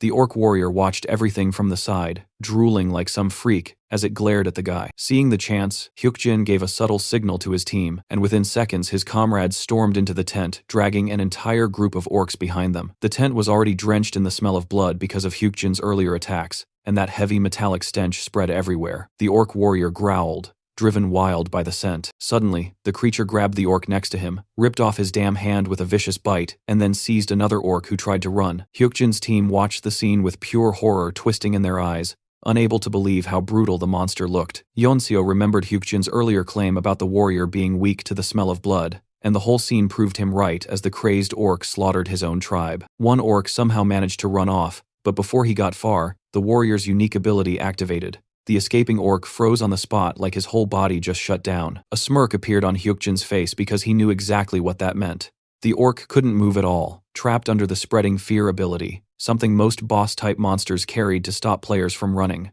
But Hyukjin flipped that shit on the orcs instead, knowing the warrior found his own kind more tempting. The ability took ages to recover, so the bastard wasted it and still managed to evolve into a superior orc warrior. The players watched in shock as the monster's body grew bigger. Yeonseo's worry deepened, and Yoo-hyun silently confirmed her fear. Hyukjin caught his breath and quietly noted that going up against a tightly packed group led by an orc warrior would have been suicide. Fighting one oversized monster was way better than taking on a damn army. When the warrior finished leveling up, he opened his eyes and let out a furious growl before grabbing an axe and preparing to attack. Compared to its new bulked-up form, Hyukjin looked tiny as hell, but something inside him stayed steady. A sudden system task appeared, ordering him to kill the orc warrior, with the courageous Lion King offering the ability Overwhelm as a reward. The moment the orc's axe slammed into the ground, pieces of earth blasted everywhere. Hyukjin dodged and felt a rush when he realized Overwhelm was the kind of ability high rankers used to resist mental attacks, and here he was getting that badass skill in this shitty place. Sunhwa tried moving closer to help,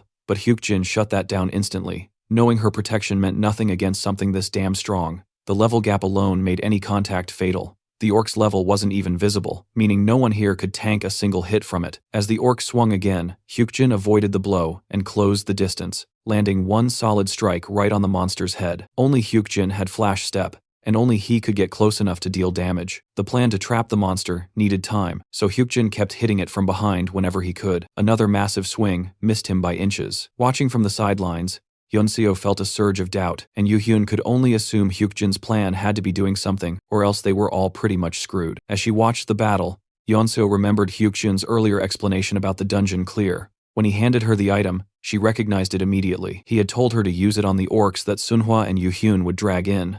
The bag carried beast fangs that served a very specific purpose. Hyukjin had collected them from mutant wolves during the tutorial phase, and their paralyzation poison was deadly to humans. Those fangs had been scattered all over the tutorial field, and over time, he gathered dozens of them, each one capable of causing fatal paralysis.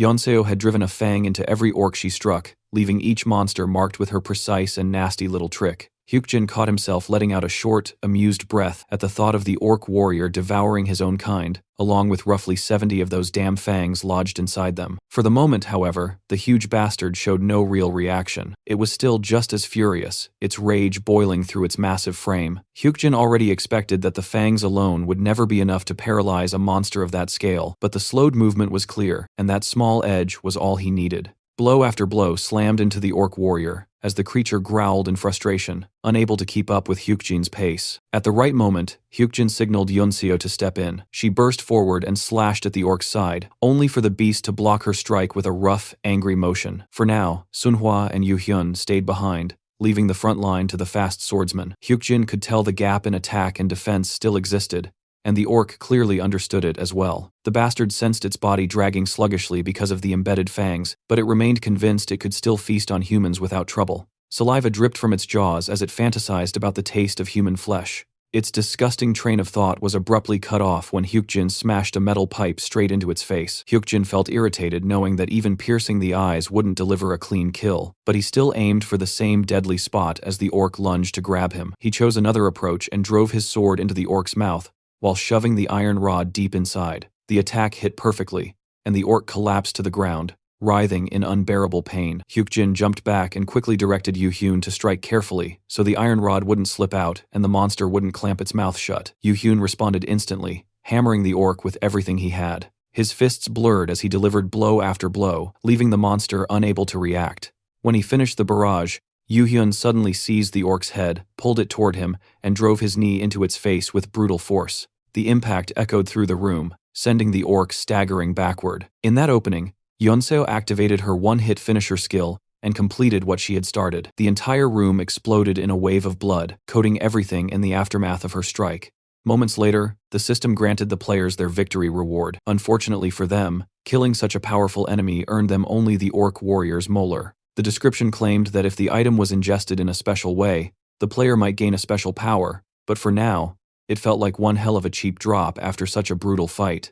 As a reward for completing the task, Hyukjin received 2 solid items from the Great Orc Warriors set, stacking them neatly with the sick satisfaction of someone who had earned every damn piece. On top of that, he finally acquired the skill, Overwhelm, something powerful enough to make any player feel like a badass. But he wasn't the only one who got it, which instantly made everyone start testing and fumbling with the ability, trying to figure out how it worked. In the middle of this chaos, Hyukjin received a sudden notification from a guardian whose title was the Herdsman of Las Vegas. The name hit him with instant familiarity. This guardian was notorious for putting huge value on team effectiveness, and for choosing only a single contractor in his entire existence. Yet he picked Hyukjin, offering him the Great Orc Warrior's leather pants without hesitation. Because that guardian decided to favor him, Hyukjin ended up collecting the entire 3-piece set, something most players would kill for. After that, the group continued wiping out the remaining orcs and grinding their levels. The whole area was eventually cleared, leaving Sunhwa genuinely happy, while Yu-hyun wiped the sweat off his forehead, saying everyone had pushed themselves hard. Yeonseo was already dreaming of a 3-day rest once they got out of the dungeon. Hyukjin stayed quiet, his mind stuck on the fact that they had barely scraped through the 2nd floor. Then something up ahead caught his eye and froze him mid-thought. A strange portal shimmered in front of him, something completely out of place. The others looked at him with confusion, claiming they saw nothing at all. While the system counted down their exit timer, Hyukjin felt his muscles tense, and an idea struck him like a jolt. With zero hesitation, he sprinted toward the portal at full speed.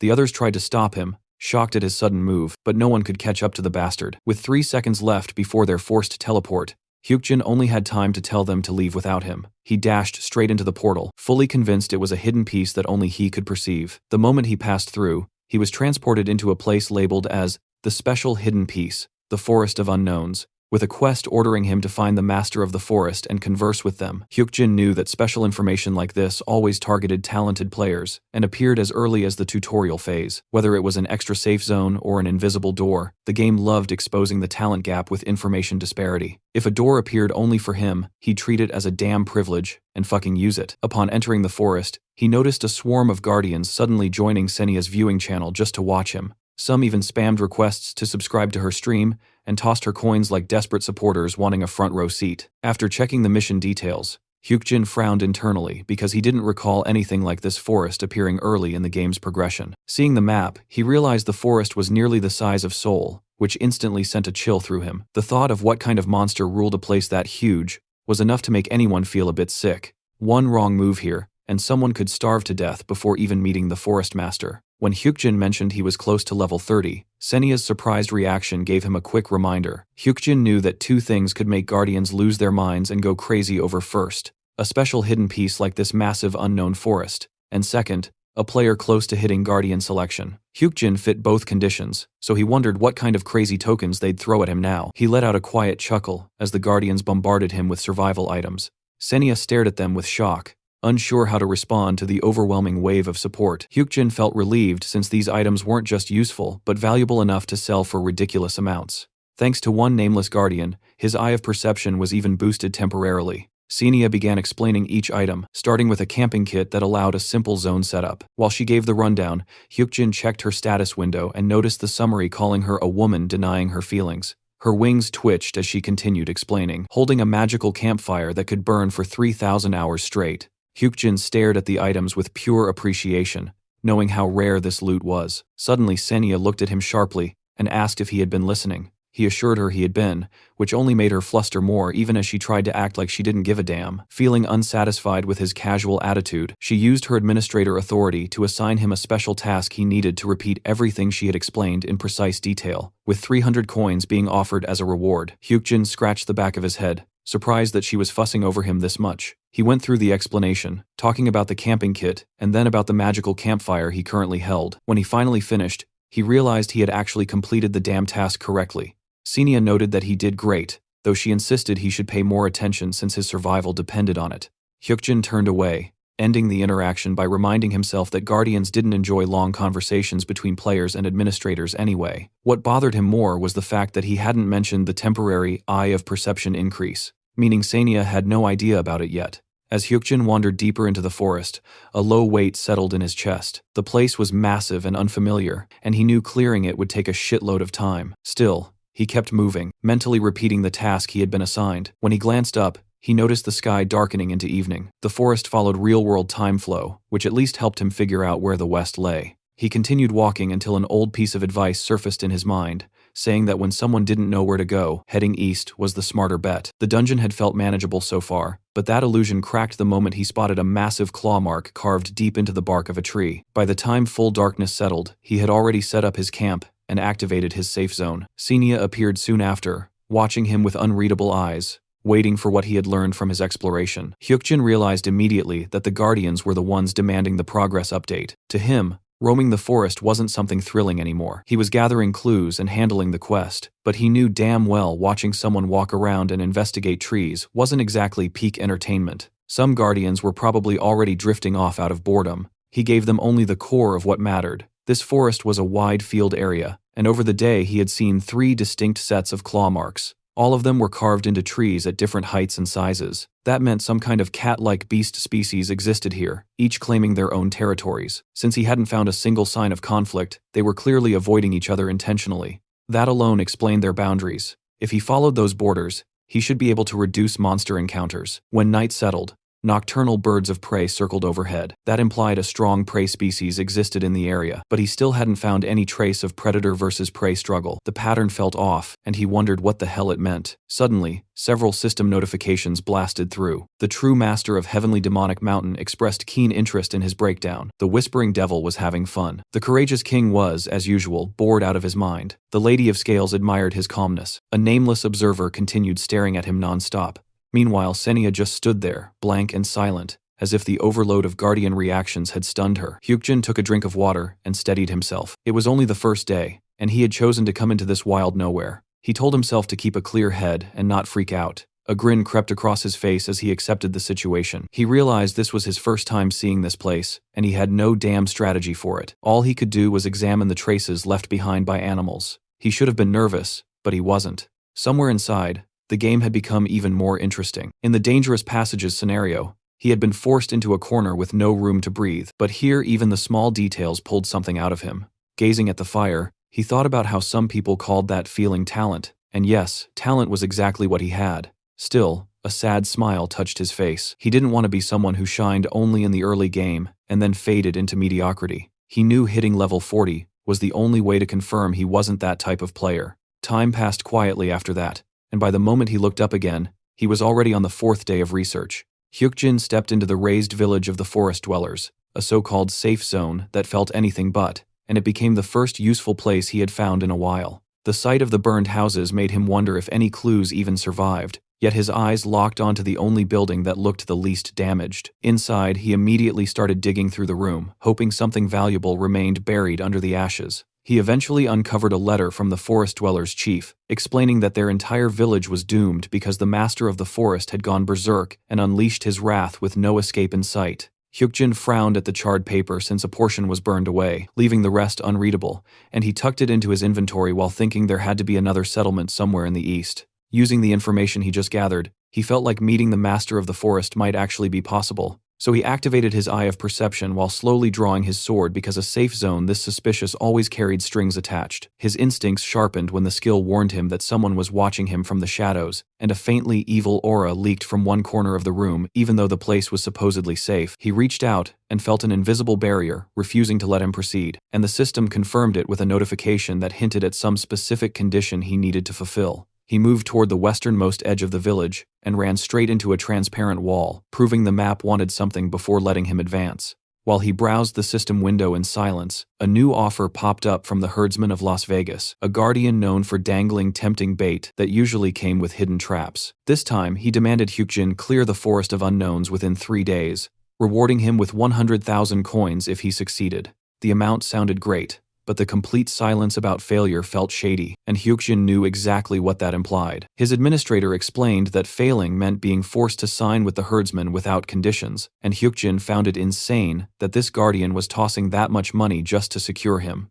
When she asked if he planned to accept the mission, Hyukjin kept his head low because he already knew his answer. He refused the task since he hated pointless gambling and only bet when he had the upper hand, and clearing an entire forest map in 3 days was pure dumb luck. He walked away while thinking that relying on luck was no different from jumping straight into the mud, and the guardian watching him actually respected his choice. A few other guardians mocked him for rejecting such a mission at level 29, but Hyukjin honestly could not care less about their chatter. He shifted back to his original objective, reminding himself that he was in the western village called Dot and needed to follow the letter's hint toward the eastern village, named Dante. With that decision set, he noted that he would need food for the long journey ahead. Hyukjin decided to hunt on the way and had already taken down a boar, stabbing his sword into its neck before it collapsed instantly. While pulling the blade free, he reflected on everything he had observed during the hunt, noting that the boar dropped way fewer coins than expected for its level, though it remained manageable to fight. He also recalled that boars usually stayed alert whenever predators lurked nearby,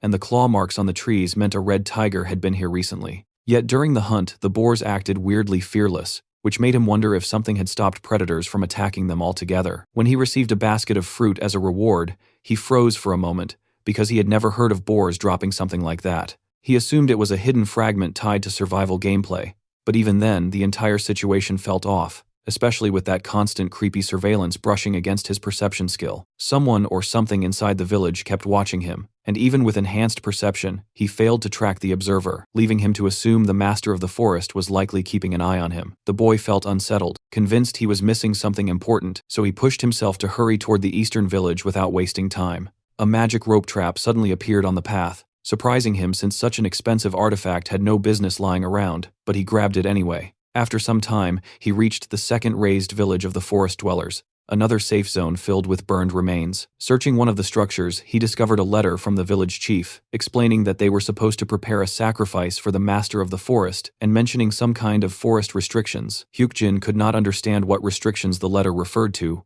or what sacrifice was being demanded. A cold thought crossed his mind that if he failed to act, he might end up like this village too. Walking out of the ruined building, he scanned the burned landscape and caught sight of a stone well that seemed suspiciously intact. Peering inside, he stared into the darkness for several long moments, until he finally saw an NPC lying near death at the bottom. He immediately decided to use the magic rope from earlier, realizing it had appeared for this moment, and he dropped one end into the well until the rope latched onto the body. Once the figure was pulled high enough, Hyukjin finally recognized the face of an elf girl, and he dragged her out before laying her on the ground. While preparing a potion, he remembered that elves carried healing powers, cherished nature, and were known for striking beauty, yet their peaceful lifestyle also made them popular among streamers and tragically valuable to the slave trade. After finishing the potion, he brought it to her lips and watched her yellow eyes snap open, the recovery so fast it felt like watching a plant bounce back after a single drop of water. She struggled weakly as her body trembled, managing to rise before offering gratitude. Yet Hyukjin only studied her with stern focus because something felt out of place.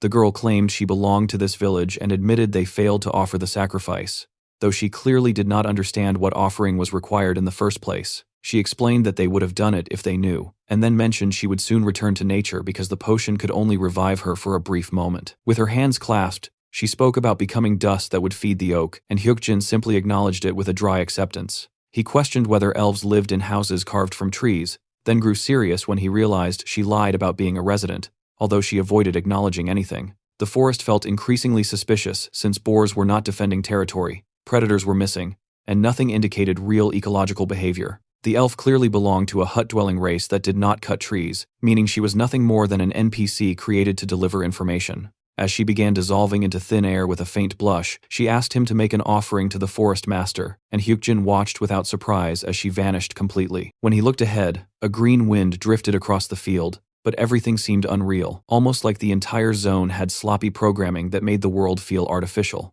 His perception eyes detected someone watching him again, provoking anger as the skill fought against the illusion and strained to reveal truth, throwing up notifications that even startled him. A few seconds later, he dropped to his knees, coughing blood into his hand, yet he forced his eyes open and pushed through the pain with stubborn willpower. He realized that if he failed to break the illusion, he would die here and end up like the elf, trapped as an NPC for some future player stumbling in. Hyukjin refused to let that happen because he wanted reality, not a fake simulation, and his perception responded to his determination as the false world finally began to crack apart. Hyukjin understood that the fake zone had hard limits, and whoever created it clearly never wanted anyone figuring that out. The letters pointed toward the forest's extreme east and west, and crossing those borders triggered notices warning that movement beyond was impossible. Under his stubborn willpower, the eyes of perception kept tearing at the illusion's edges until the boundaries finally cracked apart. When the false reality collapsed, he let out a relieved breath while scanning the surroundings that looked like the same forest yet noticeably smaller than before. Realizing he could now see the entire forest with his perception,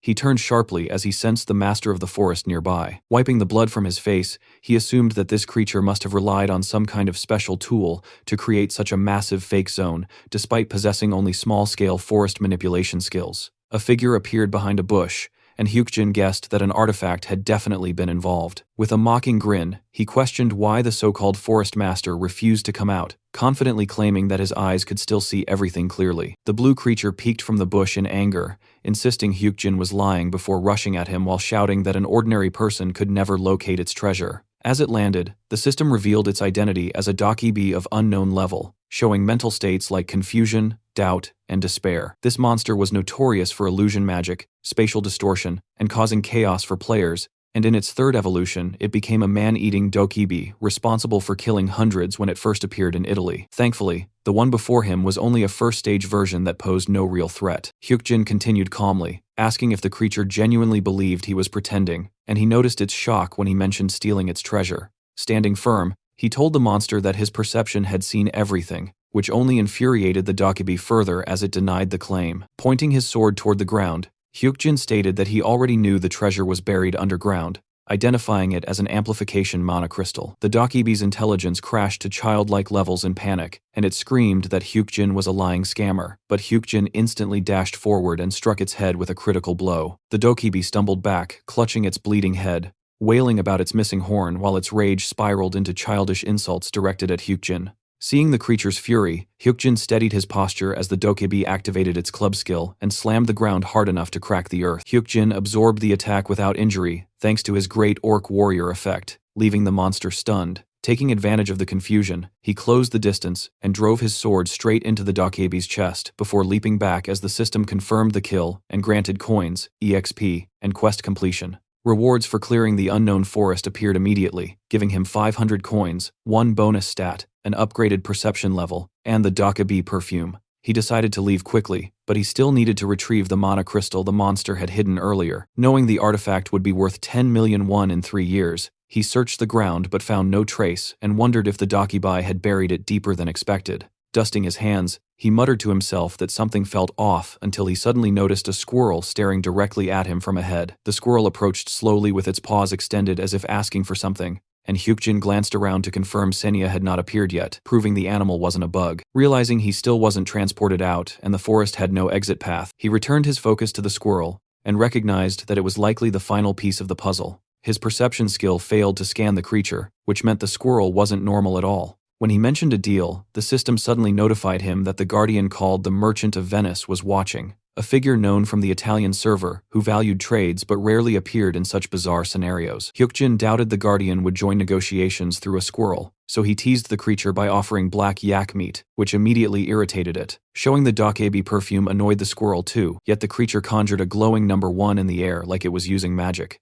Taking out his last item, Hyukjin admitted he had no idea what the little guy wanted from him. When he finally offered something valuable, the squirrel brightened instantly, and he sarcastically complained that giving up the fruit basket felt like a huge loss. The squirrel wagged its tail happily as a trade window appeared, surprising Hyukjin since the animal could use the system interface flawlessly. The offered reward was an amplification monocrystal, with 2 remaining uses, which caught the Guardian's interest and prompted Hyukjin to accept the trade with a smirk. A dungeon-clearing crystal materialized before him, and the moment he shattered it, he was transported directly to Seoul Station. People nearby were shocked, thinking he had appeared out of thin air, while others assumed he had just been obscured by the crowd. Hyukjin sensed something was different, and quickly confirmed there were no staff NPCs monitoring players anymore. Sweat formed on his face as he noticed the weather was much hotter, pushing him to check his phone in confusion. When he saw the date displayed as September, he froze in disbelief because 3 entire months had passed. Grabbing his head in frustration, he realized he had missed far too much, and immediately reached for his phone to call his own. The first thing Hyukjin did was try calling his Nuna, and she picked up almost instantly, but the moment she heard his voice, she just hung up like her emotions exploded all at once, and he immediately knew she must have broken into tears. After that, he went on to call the others and dialed Yoo-hyun, who got so shocked hearing Hyukjin after so long that the noise on the other side blasted so loud he had to pull the phone away from his ear. After more than 3 months, Eugene was finally back with his family after being completely gone, and while his Nuna looked furious enough to breathe fire, he could tell it was all worry wrapped in anger. Their mother, on the other hand, was just relieved he had returned safely and stared at him with nothing but love instead of scolding him. But everything shifted when Hyukjin suddenly noticed there was a random guy in their house, and his expression changed instantly. Then Sunhwa showed him the squirrel and asked if he thought it looked cute, while the system threw a massive info dump,